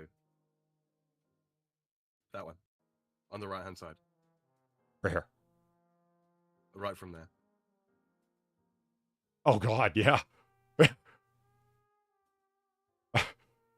Right, because the plaster's gone right off down to the stone now underneath. Yeah. So what ended up happening post that? As I kept reading into it, because then it's they ended up just whitewashing it. They replastered it and whitewashed it. Yeah. And then closed off that because it used to be a very old and public cemetery where lots of people were married. Lots of people were buried. Often above ground. Freudian slip. Yeah, I guess technically it would be entombed because there are grave sites there indeed, but a lot of them are tombs and mausoleums, small ones of this sort, because it's New Orleans. You dig a hole deeper than 5 feet and it fills with water. So yeah, above ground. And this was one of the grave sites that really smart internet people were showing up at FAR and collecting the bones and selling them online, you know? Yep. Yeah, the Benghazi. Yeah. So, anyway, that's what this reminds me of. Did you plasticize the entirety of the inside of your home? You think, because it's the shine off of it that makes me think that, right? It just... Easy wipe home. Yeah. It's just awful. It's just bad. This is supposed to be a Barbie thing. Yeah, we wouldn't want 2 Barbie homes in a week in a row. Oh, I see that hallway. Oh, God, what the fuck? It's somehow Why are there worse. so many lights down the hallway? There are 4 lights. Yeah. There shouldn't be any. It doesn't need to look like this. Like, those are big, beautiful windows, nice light, etc. Why have you done this? I know what I'd say if I was the realtor trying to sell this.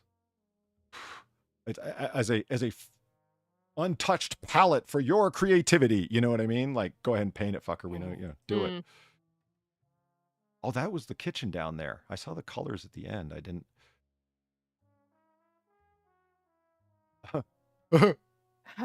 Why? Is that a cloud they've tried to paint up there? Oh, yeah. Maybe that is what's going on. This looks like what the inside of that onion house should be. Wait a minute. Why is this reminding me of the Simpsons kitchen? Oh, you might be right. Yeah, why is this reminding me so much of that? Huh. Oh my God. I mean, the blinds are the same. I mean, oh, good. The No, curtains are on fire. No way. No way. No fucking way. Really? It's not exactly 1 for 1, because they have a dishwasher, and the dishwasher in the Simpsons kitchen is blue, but and the tiles are slightly different. You're trying to tell me the cupboards are purple like that? Yeah. Huh. Yeah, they are. They are brown and purple. The oven is green as well, and it looks like the more I look at those curtains, the more it looks like it's a kind of close enough replica of the curtains. Holy shit, you're right. Yeah. Good Look lord. at that. That is the exact image I looked at as well, by the way. I was like, it? wait a minute. Yeah, it's the exact same one. But yeah, compare them. Look at them. I mean, that's the curtains. Yeah, it looks like they're attempting that. Yeah. The little pineapples or carrots are on them, I guess. Yeah, carrot. I think it's corn, Oh, okay. actually. Yeah, I think it's cobs of corn. Of course it Of is. course it's corn. Yeah. They put corn in everything. Yeah, even on the curtains. Goddamn. But yeah, I think that might be kind of the aesthetic they're going for, at least in this room. Wow. That's incredibly weird. I mean, if not, that's a hell of a coincidence. Yeah, there's too much going on for it to be a coincidence. Just to me, right? Like that's Well, no, to me as well. Oh, come on. Yeah, it's corn. Yeah, It is! yeah. Exactly. That seals it to me. That's corn. Holy shit!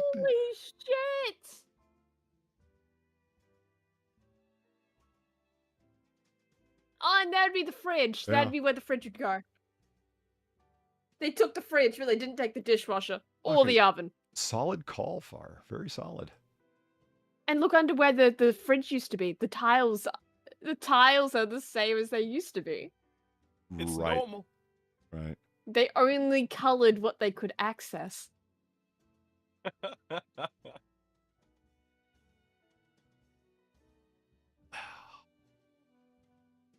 So what the hell is the rest of it supposed to be? To have such a plan Excellent and then everything fucking else to be just question. crazy. I don't know. It's from a movie that I'm glad I haven't seen.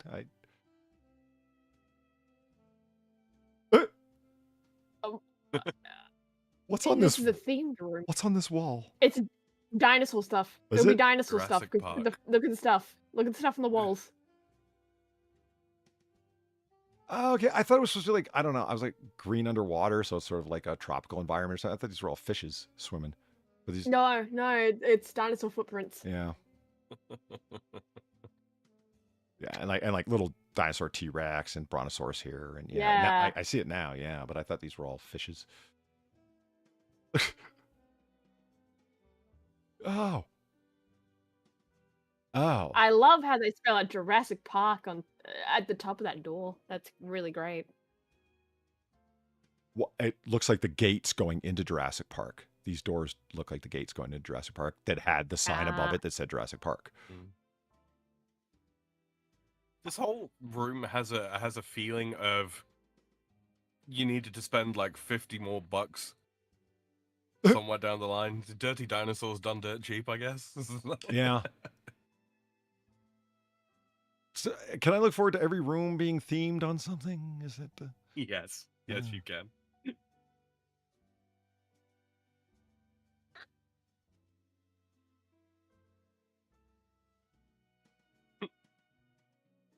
Bricks and dogs. Okay. There's a letter slit in the toilet. I saw door that as well. letters. Yeah. What's that supposed to be? I got no idea. And there's a dog staring straight down at you from the ceiling when you're drinking a shit.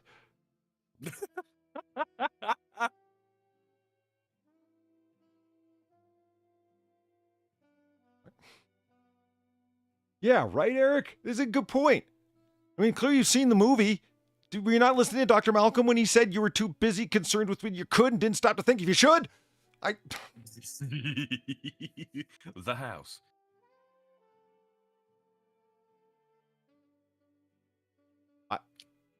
The Harry Potter room. It is? Yeah, that's the Hogwarts coat of arms okay. in there. Like, was it supposed to be a moonscape? I thought he was like moon rocks. It's like, oh no, like castle walls kind of thing.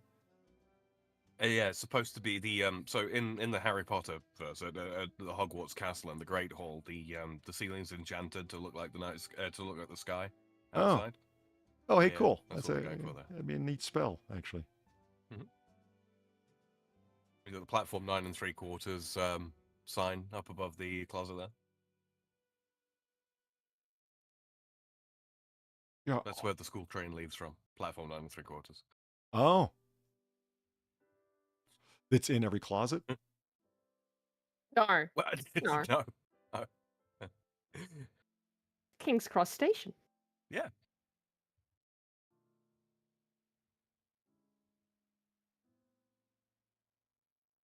Do they not want to show us the tiny little bathroom with the... The curtain. Yeah, it does not the draw curtain, not a door. Oh my god, that is so cursed. God, and I thought we were bad for having a slidey door for a while there in our bathroom, but no, they beat it. Slidey doors They are fucking fine. beat it. Yeah. No, slidey doors suck ass. Well, here's the tiny little bathroom. It has why? What? Why what? The fucking wallpaper. Well, books. It's like a wizard's home. Yeah, in the bathroom. Where else do you need The a quick absence of read? toilet roll. I mean, I sure as shit like to read things when I'm on the John. You know, it's obviously. I'm surprised you're not more offended by that mirror. The wallpaper is what grabs you? Yes, the wallpaper is what grabs me because no. You see, wizards like books. They write spells in them. Yes, I understand that. I just don't think this is a good look. I just don't. No. No, I don't think it's a good look either. Shadow Wizard Poopin' Gang. We love casting spells. Our old school telephone booths, the thing in Wizard Potter, Oh, and Harry Potter. I think this is Is that supposed to be the entrance? telephone box. Yeah, to the Ministry of Magic. Yeah. I think that's what that's supposed to be. Oh, and I get it. It's look at the glass here. It's the stall, the shower stall. Mm. Is that clever for you guys? The box escape to the whatever to the Ministry of Magic is you actually a shower stall? Is that good, or is that stupid? It's kind of stupid. the whole thing's stupid, Polly. What the fuck? Whoa. Oh, I did see the dudes, the minions. Oh my god. Oh god. It's why is there a blockbuster in there? I choose to believe that says something else. Cockbuster? No, Duckbuster Far. What? Get your mind out of the gutter. I see there's more clouds on the ceiling too. That's great. And shitty clouds at that. You trying to tell me Michaels couldn't provide something better? Joanne's Fabrics, when it existed, couldn't have provided something better?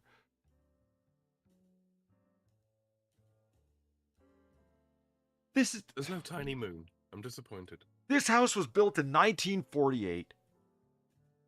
And they've done this to it. Yeah, I feel like They made a room filled with minions and cockbuster written on the wall. I mean, this is a fine old house that has bricks on the outer walls. It was built in 48. I feel like somebody's decorated grandpa as a Christmas tree and we're supposed to think it's good. You know? It's like he's a human being. What have you done? Like, you know, this is undignified what I'm looking at here. You know? It's terrible. Like someone shot a corpse in the wrist. To prove some point that no one's ever going to read.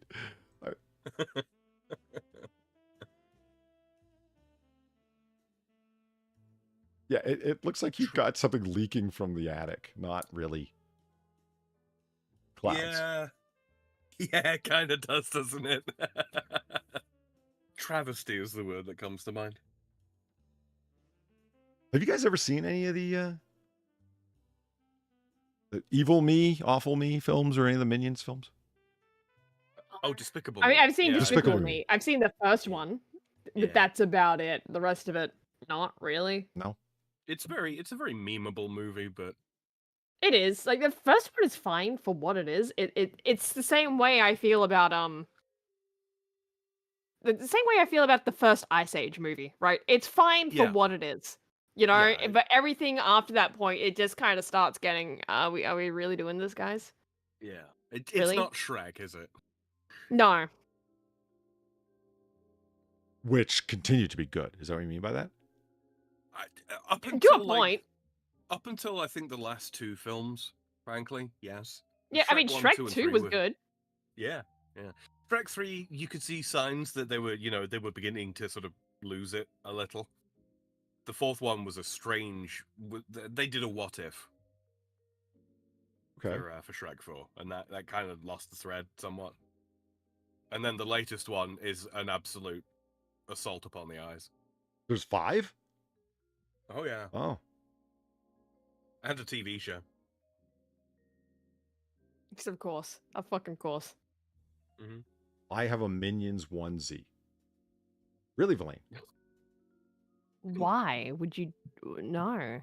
It's because she's small, and she wants to let everybody know. Okay.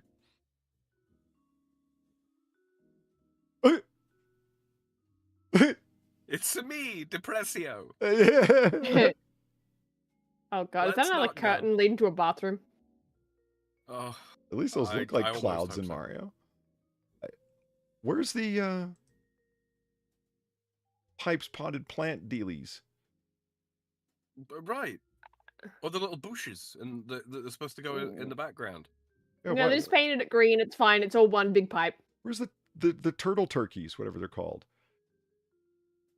Turtle turkey? Yeah, what are they? Koopas. Koopas. Yeah. What? They got a turtle shell and a turkey head. In the original, they do. Yeah. Koopas. And sometimes they got little wings. But in 2 and 3, because I was going to say, they also fly. They're in 2 and 3 too, I think.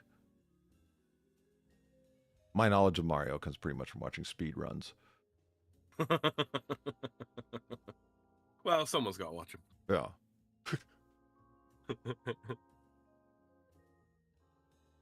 Oh, are those okay. just blinds It's covering just patio curtains. doors? Looks that way. It's kind of odd to cover a view outside with a view of outside. It just feels like it just needed a little bit more money spending on it, and it might have been okay. Well, yeah, everything does strike me as like the main goal seems to be the general look and then wall stencils. Or the general color, I mean, and then wall stencils, whether it be books or dinosaurs or a couple of Italian plumbers, you know. And for some reason, Woody Woodpecker. But holy shit! That's what it looks like. No, Anyway. that is Mario again. Is it? He's standing on something red, yeah.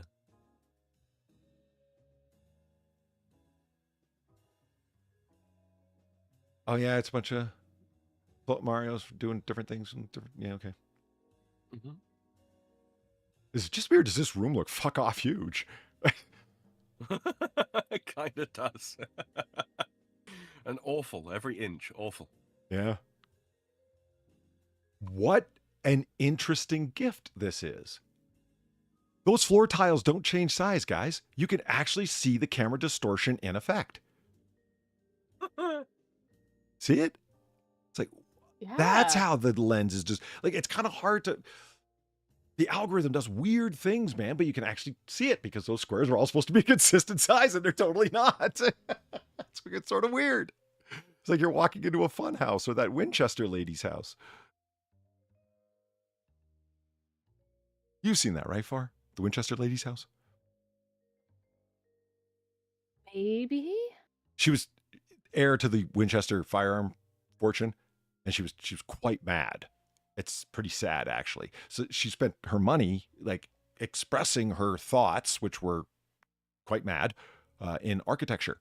So there's hallways you walk down that are physically foreshortened. So if you're staying at one end of the hallway, it looks like a hallway until you start to walk towards the end and the walls and the ceiling start collapsing in. Huh. And by the time you get to the end, it's a tiny little hallway that isn't half as long as you thought it was. It just physically got smaller.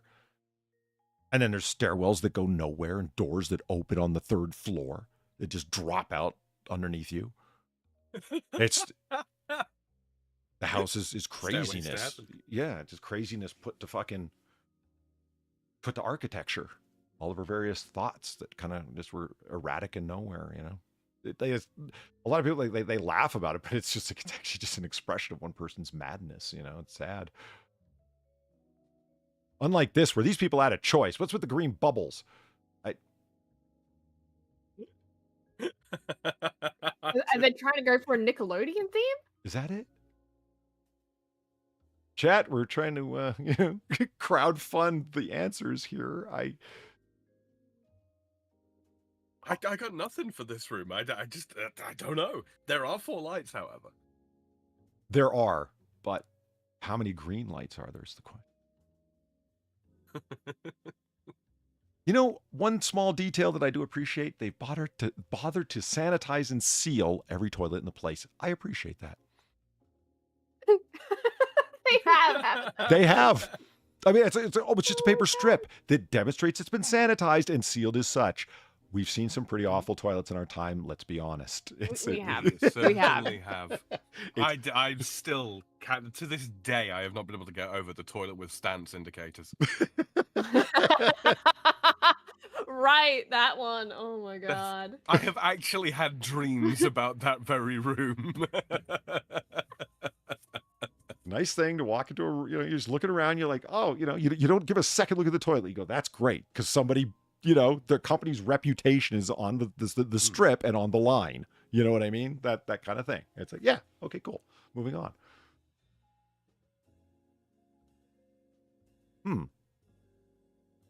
Anyone? That looks like Bumblebee on the far wall.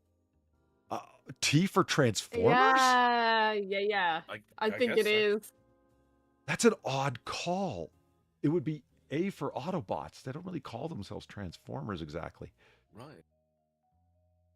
Oh, could you imagine a mirror that was made up in the like the head sigil of the Autobots? That would be kind of cool. Why didn't they do that then? Right. That'd make more sense.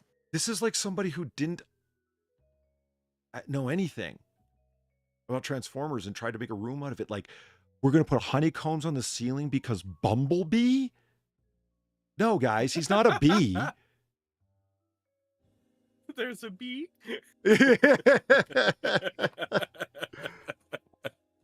It's like, so why the caution tape around the outside? Well, he's black and yellow. Because he's not a bee, guys.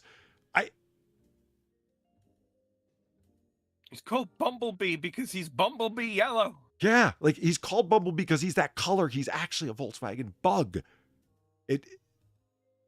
Wow. I mean, if there were a Bumblebee triple changer that also changed into an insect, I guess, but there isn't. So what the fuck?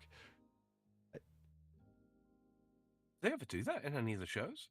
Not that I know of. They could have been Beasties, that weirdo 3D animated one. Because everything was an animal, of one sort or another.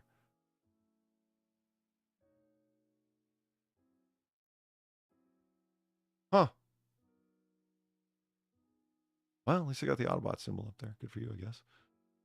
Yeah. Is this like the saddest put your kids here Airbnb ever? It really does feel like it. I'll quit showing this room off.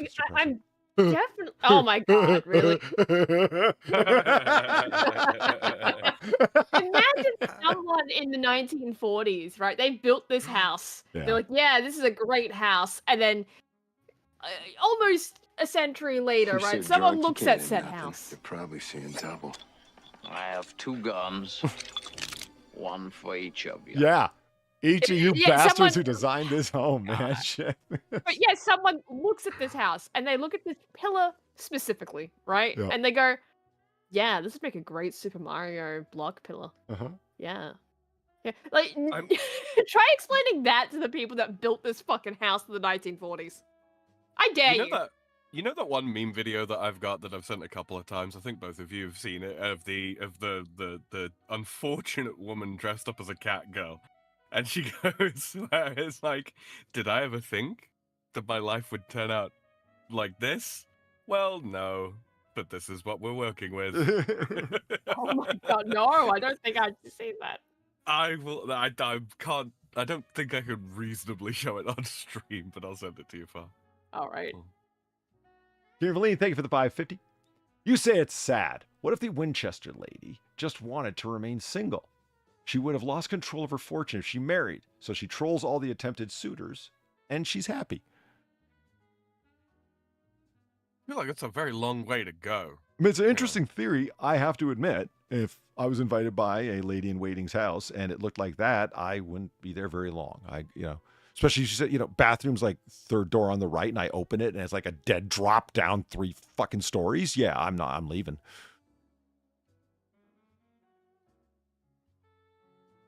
Either she wanted me to die or wanted me to piss off 3 stories, and either way, I'm out.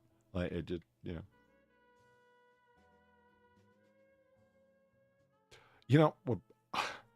I like this picture the least because I can see what you've done to the garage in the background. Oh god. I like how awful the ground is there. Yeah. It's How it's all really chipped bad, away. isn't it? Yeah, no, how chipped away it is in some places. Yeah. It's a concrete slab. It's party time. This has got to be an Airbnb day home for kids? It's party It has to time. be, like, oh my god. It's in Mario Party font and everything.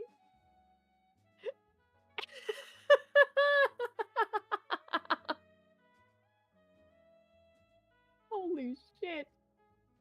I mean, I look at this and I imagine it without these colors, right? And I think this is a house built in 1948. So this is like a backyard barbecue area. You know what I mean? Like, nice, chilling place, nice, relatively high brick walls. You know, you got a little bit of privacy, little green space back there. And they turned it into this Technicolor fucking nightmare. Yeah, even the roof boards. I know. I get a feeling that that's a really old, outstretched awning. Not awning, but, you know. Extended roof. That one's right. Is it? Right.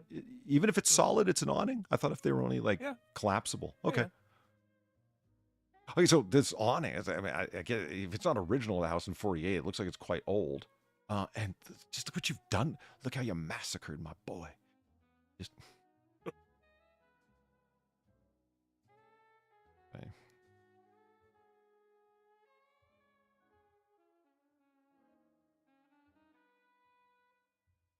Paint every little area that we can with clouds or some kind of shit. Little astroturf here. Don't need real lawn. Yeah, lovely. Really adds to the Mario Party vibe. It really does, doesn't it? Are those more fucking minions there's down minions. there? Yeah. Yes. What are minions doing here? This is Mario Party time. And then there's the she shed. Oh god. Oh, that's a princess there, isn't it? Yeah. Yeah, it's a princess. Yeah. It's in your DMs for your viewing pleasure. Yeah, I did mark? see. I did yeah? see. Yeah. Her Okay. suffering Yeah, I get it now. electrifies me. Oh look, it's just a pool. That's just a pool. Above There's ground nothing wonder. weird about it. Well, we don't know that yet. Hold on. It just... Is the inside just like all painted bright red or something? let's not assume that the pool next to the princess barn is normal. You know, What, you don't like Princess Peach's barn? Your princess must be in another barn. On it. Where else is one to source oneself a fine young filly? It doesn't look like a princess would be here at all. Oh, What they good just- God. Oh my god! It's a chicken shed. What is supposed to be happening in here? What was your Yeah, plan? what the fuck? Chickens. You put nesting boxes in here. What, in your Airbnb? Sure, why not? That room must smell wonderful. You know, you come down for breakfast. The owner of the house is there or something. You know, may I offer you an egg in these troubling times?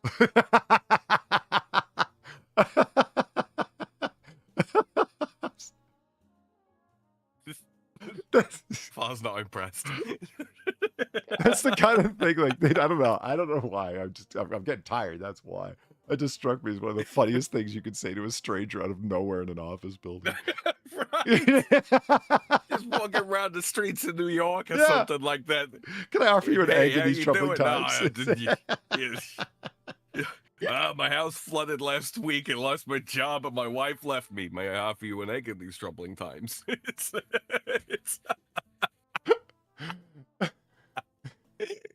like an old McDonald line, isn't it? Okay, well, it doesn't really look like it's going to be standing for very long. It doesn't look right. How can you make water lean? Put cough syrup in it? Like this. Hey, man. You didn't paint this poor dying tree to match the wall, did you? I think they did. I think they did. Maybe that's why the tree's dying. Maybe I'd like to think there's no water in that at all. That's, you know, that's me. Nope.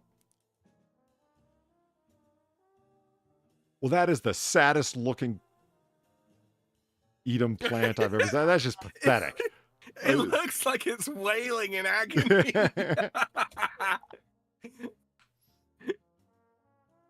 That's end my suffering. Yeah, this has got to be AstroTurf, right? Yeah, I think it is. Yeah. That is an extreme. Well, yeah. Here's like lines. Yeah. I thought that those might be. You saw the grass out front, didn't you? Yeah, I did. It's like maybe they've just only been taking care of the grass out back. Because if so, it's like golf course manicured, man. It looks gorgeous, but doubt it. A piranha plant. Thank you. A piranha plant. Yeah, that does not look like a piranha plant. It looks like it wants to die. Okay, at least they got the Bowser chasing Peach thing kind of right. Is that the art? Have they used the artwork from Super Princess Peach? Looks like it. Also, Ah. Nintendo is going to sue this house. Yeah. They are. And that's why they're selling. They're trying to get out from the litigiousness. Nintendo's been after them for years. Yeah, they did use the artwork from Super Princess Peach. It's the joy vibe. That's what's on the fucking wall. Why am I able to spot these things in this house? I don't know. Super Princess Peach and Simpson's Kitchen.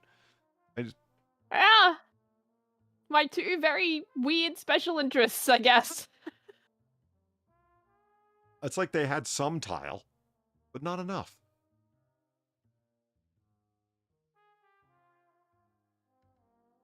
This is where they ran out of just inspiration for their crazy shit. Oh, your neighbors must love you. Oh, God, look at the bottom of that God. Yeah, it's pretty green. Oh, that is wow.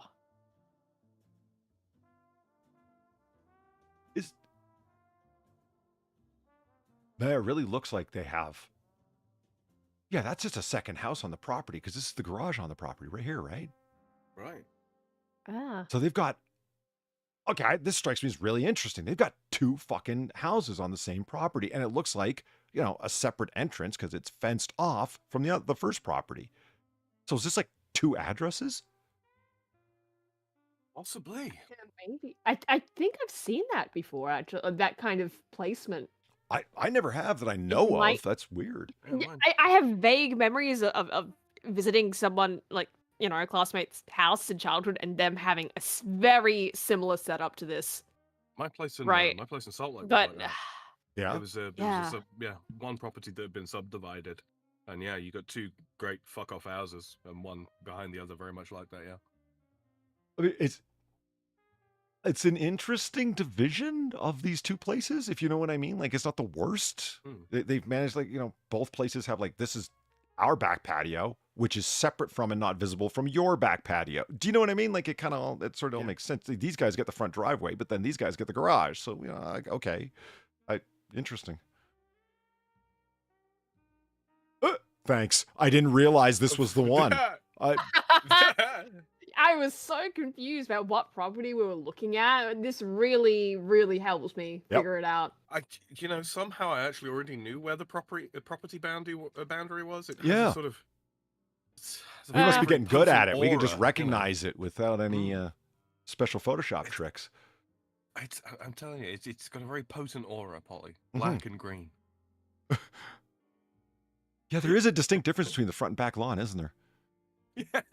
Yeah. I should have said brown and green. That would have been funny. It just looks like the house has like sucked all of the life and the color out of the lawn. Right? Yeah. It's really some sort of pathogen surviving parasitically on the homes around it, drawing their life force in. It's that, or it's lead-based paint. So this place next door, is this like, it's all driveway up front, right? And this car or truck looks like it's parked under this. This is like one of those drive-through car ports. Looks that way. Also looks like they've got a couple of rusters just sat at the side of the house. Oh yeah, it does, doesn't it? Yeah.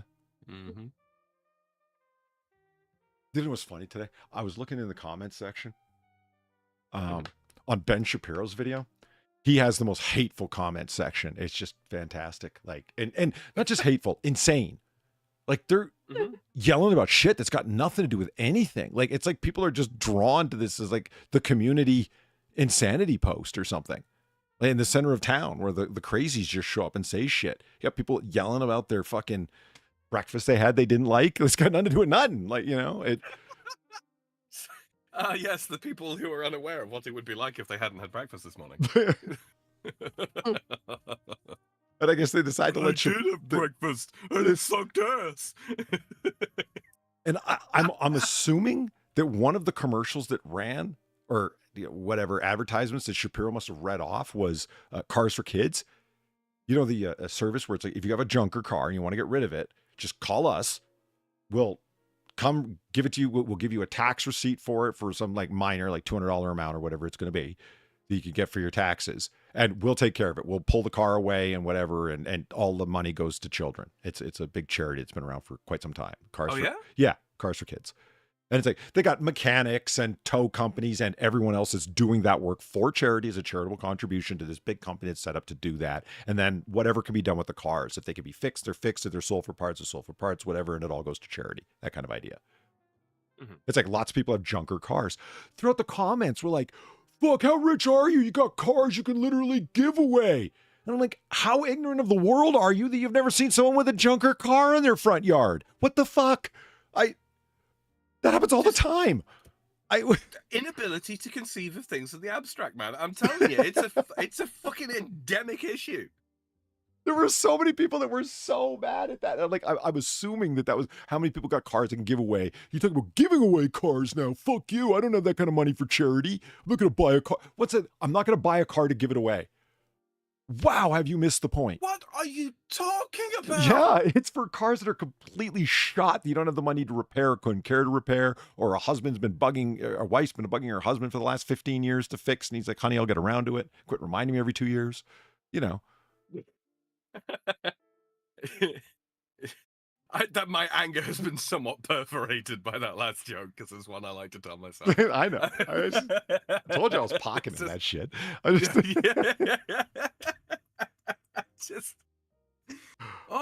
telling you, how do these people manage to succeed at being oxygen thieves? Because they seem to be too stupid to breathe. It bugs me because it's like, you really must have just, either you live in a very rich area and always have, and have never seen anything else, or just you're not looking. Like, people have, like, and they're not necessarily true rust buckets up on cinder blocks in their front lawn. Sometimes there's just cars that are parked there forever, or with a tarp on it forever. And eventually a guy needs to get around to accepting that, I'm never going to fix this car that I always wanted to fix up. I only paid $2,000 for it. It's going to cost me X amount to fucking tow it away, and I don't even know where I'm getting it towed to. That's the point of a charity like that. Do you know what I mean? It's like, they'll figure it out. And since everybody's volunteering their services, they can afford to just send a tow truck to your house, and they know where to send it because, again, that's what they do. Blows my mind that people they don't understand that there's services like that for people like that. And, Mort says, like, some people will, like, buy a new car and their old car is a true junker on its last wheels, let's say. It's like there was no trade-in value. They knew that. It'd be more of a pain in the ass to argue over it or whatever. And they were completely financing their new vehicle anyway. So fuck it. I'll give my old one to charity. Like, why not? Some people, fuck. Yeah, if there's any value left to be extracted, let the kids have it. Yeah. Again, I just picture it was either like really sad 40-year-olds or ignorant 13-year-olds who are writing that. I can't decide which. I think they're showing off how nice it looks from above, like trying to, you can do something with this. The neighbors are subdivided. You got the whole house, and look, the roof is intact.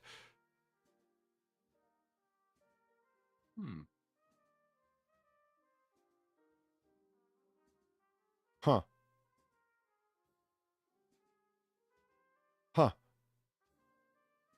Oh, okay. Is the next picture from orbit? Satellite image. Well, they're trying to go for the Simpsons intro. That's what's happening. See, if I could only force upload pictures to this server, I'd put a little nuclear power plant here and a tire fire over here, and yeah. The kitchen wasn't enough. They had to replicate more.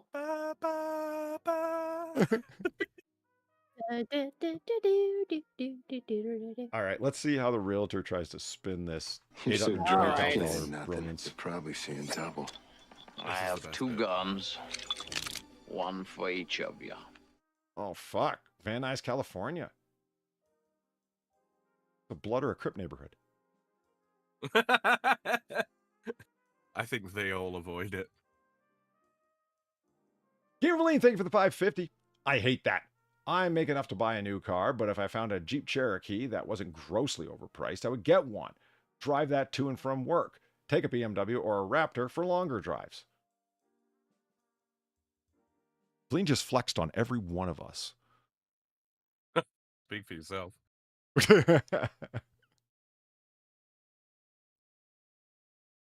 I decide whether or not I'm going to drive my car wherever I'm going. And if it's off-road, well, I'm not going there because my car will stay there and I'll have to walk out.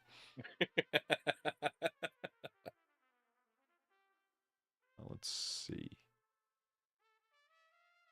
What's special? Oh. Curb appeal. Disco guest suite. No, I don't think we saw that. And a rainforest bathroom. The Harry Potter one? That's not right. There was no rainforest bathroom. There was a white room with some green splotches on it. Yeah, the Nickelodeon room? Oh, I got nothing. Maybe the bubble room was the rainforest room. If it was, that's Theme rooms. confusing as fuck. Yeah. What stood out to me though, probably before you get into this description, is the way that it's written. I heard your salesman pitch voice in my head as I was reading it. It's got that kind of cadence. So if you would indulge me, I would be delighted. Theme rooms, big returns, and endless possibilities. Welcome to Stansbury. Ever walk into a house and said, wait, is that a rainforest bathroom next to the disco guest suite? Well, you have now. Jesus Christ. You see what I mean? You got balls who wrote this, man. Wow. Formerly home to one of the most creatively leased rentals in this valley, this 3-bedroom, 2-bath home was earning $800 per night through theme room rentals, and yes, the decor was part of the charm.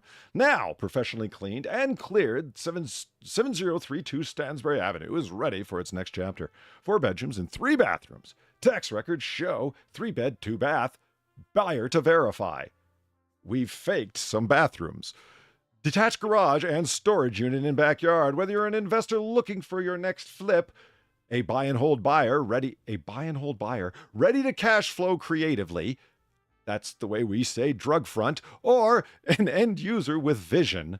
This property is full of potential. The layout may support an ADU, pad split, or multi-generational setup, buyer to verify, and the solid bones and curb appeal give you a great head start. Located in the quiet residential street of Van Nuys, where all the most lethal gangsters have been off to prison already, with easy access to the freeway studios and shopping for a quick getaway from whatever drive-bys you're planning. This is a rare opportunity to turn a viral rental into an add-on winner.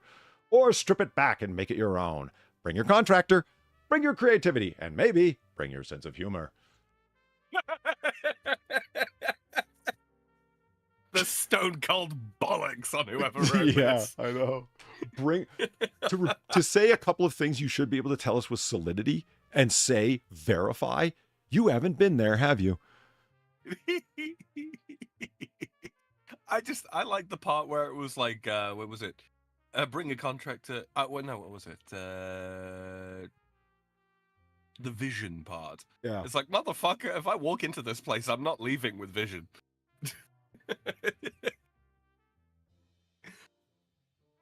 Yeah, it was earning $800 per night through themed room rentals when we could rent it.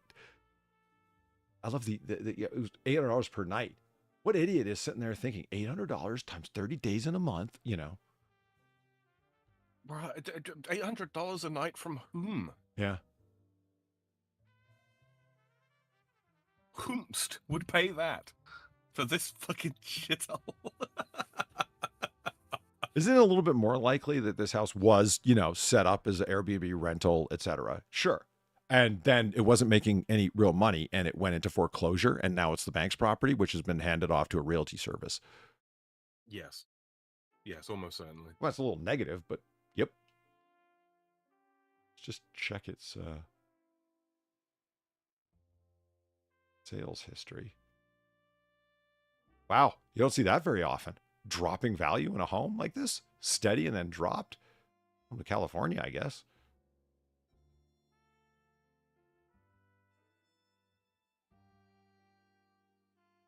Huh.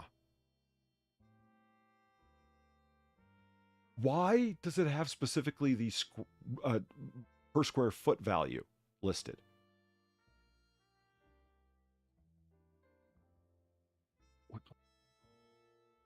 That's a good question. I've just never Maybe seen that's that on an a Zillow optional listing thing. before, so that makes me suspicious. Yeah. Times 1602. Really? $3.5 million.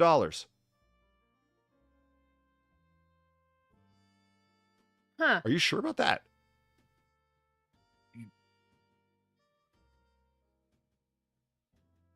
Doesn't seem right, does it? No.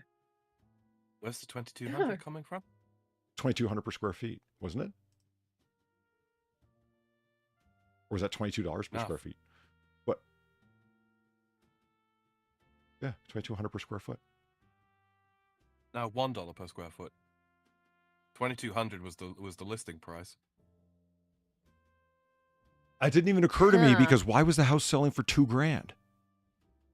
Oh no, it's being rented. Look above it, listed for rent, 2,200. Because the one Oh, you're currently okay. looking at there was listing removed. If you click show more, it'll probably show the that there was a listed for rent below that as well. I see what you're saying. Listed for rent, listed for sale. I've never thought to look at the price history to see listed for rent before. $2,200 a month back in 2013. Yeah, that's. I don't have any way to judge that. I don't know if in this area that's a lot or a little. I mean, being California, like nowadays that would be pretty cheap. In 2013, Would it? Yeah. probably fairly expensive. I mean, I say that it's only 12 years ago, and it was a Bamna.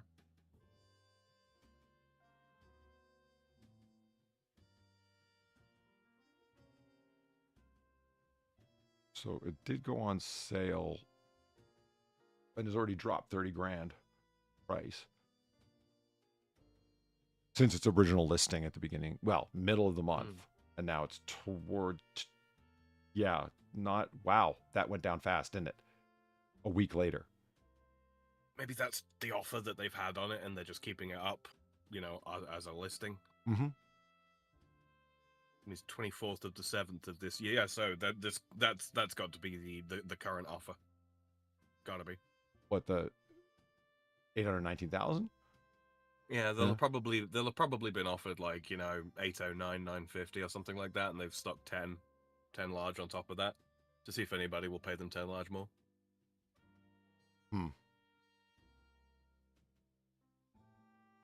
Yeah, I mean, I don't really think it's the kind of house that I find it difficult to believe that somebody would buy this house as like their own keeper.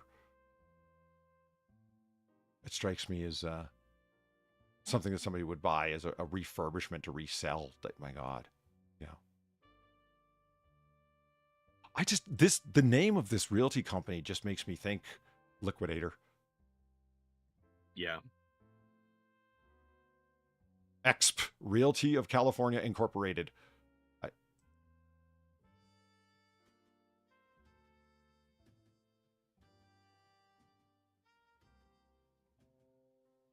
Damn.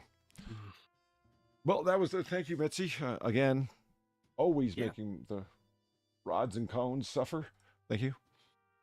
Yeah, thanks for that. She does a great job. So we got to see a brown onion house. It was odd on the outside, cool on the inside. A dilapidated island with two dilapidated houses on it. One hidden, but bigger than the other. Go figure. And then the what? Cartoon IP theft house.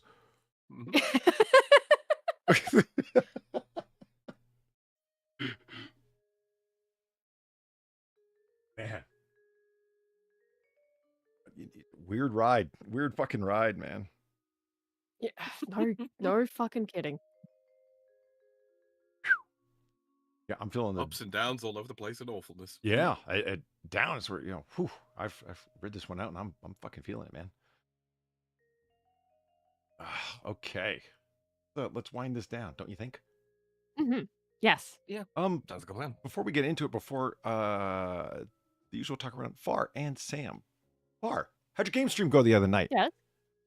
It went fine. Well, I know I want to show up for the next one. Fuck, cool. Yeah. I am very great at advertising my shit, and yeah. Look, she plays cute RPGs. Go check it out. It's always a good time. Also, Yeah, and you talks will more be shit able than a to little distract bit. her. It's fun. Yeah.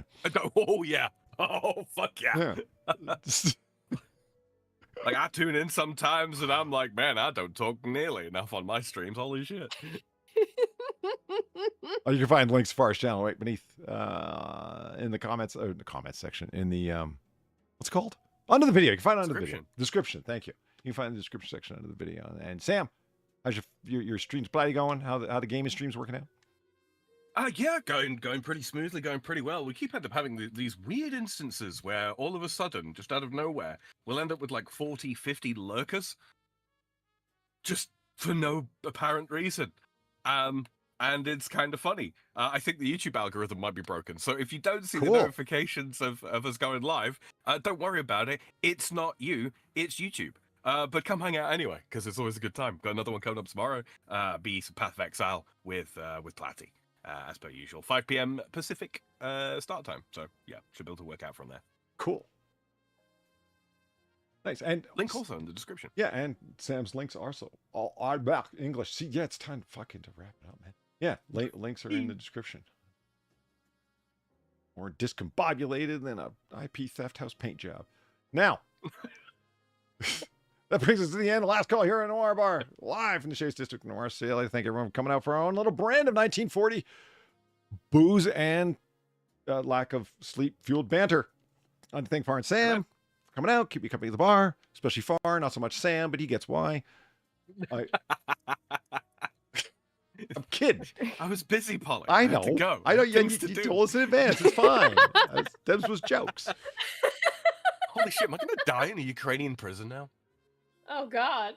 I sure hope not. Not unless you try and escape the Hungary on a bike. What are you talking about?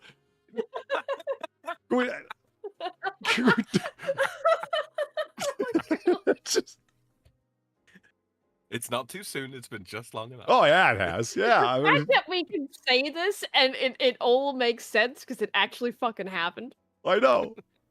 It's like the real world is so much stranger than fiction. it really fucking is. I find it bizarre that that my world temporarily collided with that guy, man. Fuck. I just right. You are separated from an international incident by 1 degree. I should tell that story at a conference. Here's how not to exfiltrate yourself from a nation that's a current theater of military operations. Don't try to escape on a bike after you told them you're doing so on the internet. I was going to go, well, yeah. Okay, you say that like somebody didn't try it, guys. Let me tell you a story. Oh, God, yeah, he wasn't exactly Steve McQueen, was he? No, he wasn't at all. It was not. There was no hopping over, German-built fences on motorbikes looking super cool. Not at all. No. See, that was a movie reference, chat. I do those too sometimes. Yeah, a good one. That was a damn good one. Steve McQueen's the man. So finally, I'd like to thank all of the very cool people who tipped the bartender. That'd be me. Your generosity is greatly appreciated. It's how we keep the candles on, the fire burning, and the cots paid off. Yeah, thank you very much, guys. You rock. So, as we always say about this time, got to go home, but you got to get the hell out of here. And so do we. PG, thank you again for this comment. This is fucking hilarious. I just saw it again. Why would anybody randomly fuck with a guy online? I don't know. It sounds like a degenerate thing to do, if you ask me. Oh, are we still going? Yep, we're still on. Yep. I just got one come through. Thank you, Valine, for the last-minute $5 news. They just found a massive oil reserve in Poland. Sounds like Europe needs more freedom. Good luck taking it from the Poles.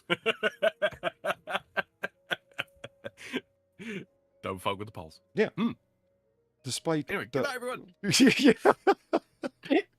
Despite some of the anger in Britain and Poland to the contrary. Yeah. Boom. Look at that. All right. So, like I said, everybody, have a good night, and we'll see you again next Friday. In the meantime, check out Far and Sam and the other stuff that's on my channel. And have a good night. Good night. Oh, no, almost hit the be right back button. But we won't be. I don't want to lie. Oh, yeah. Close the screen. There we go.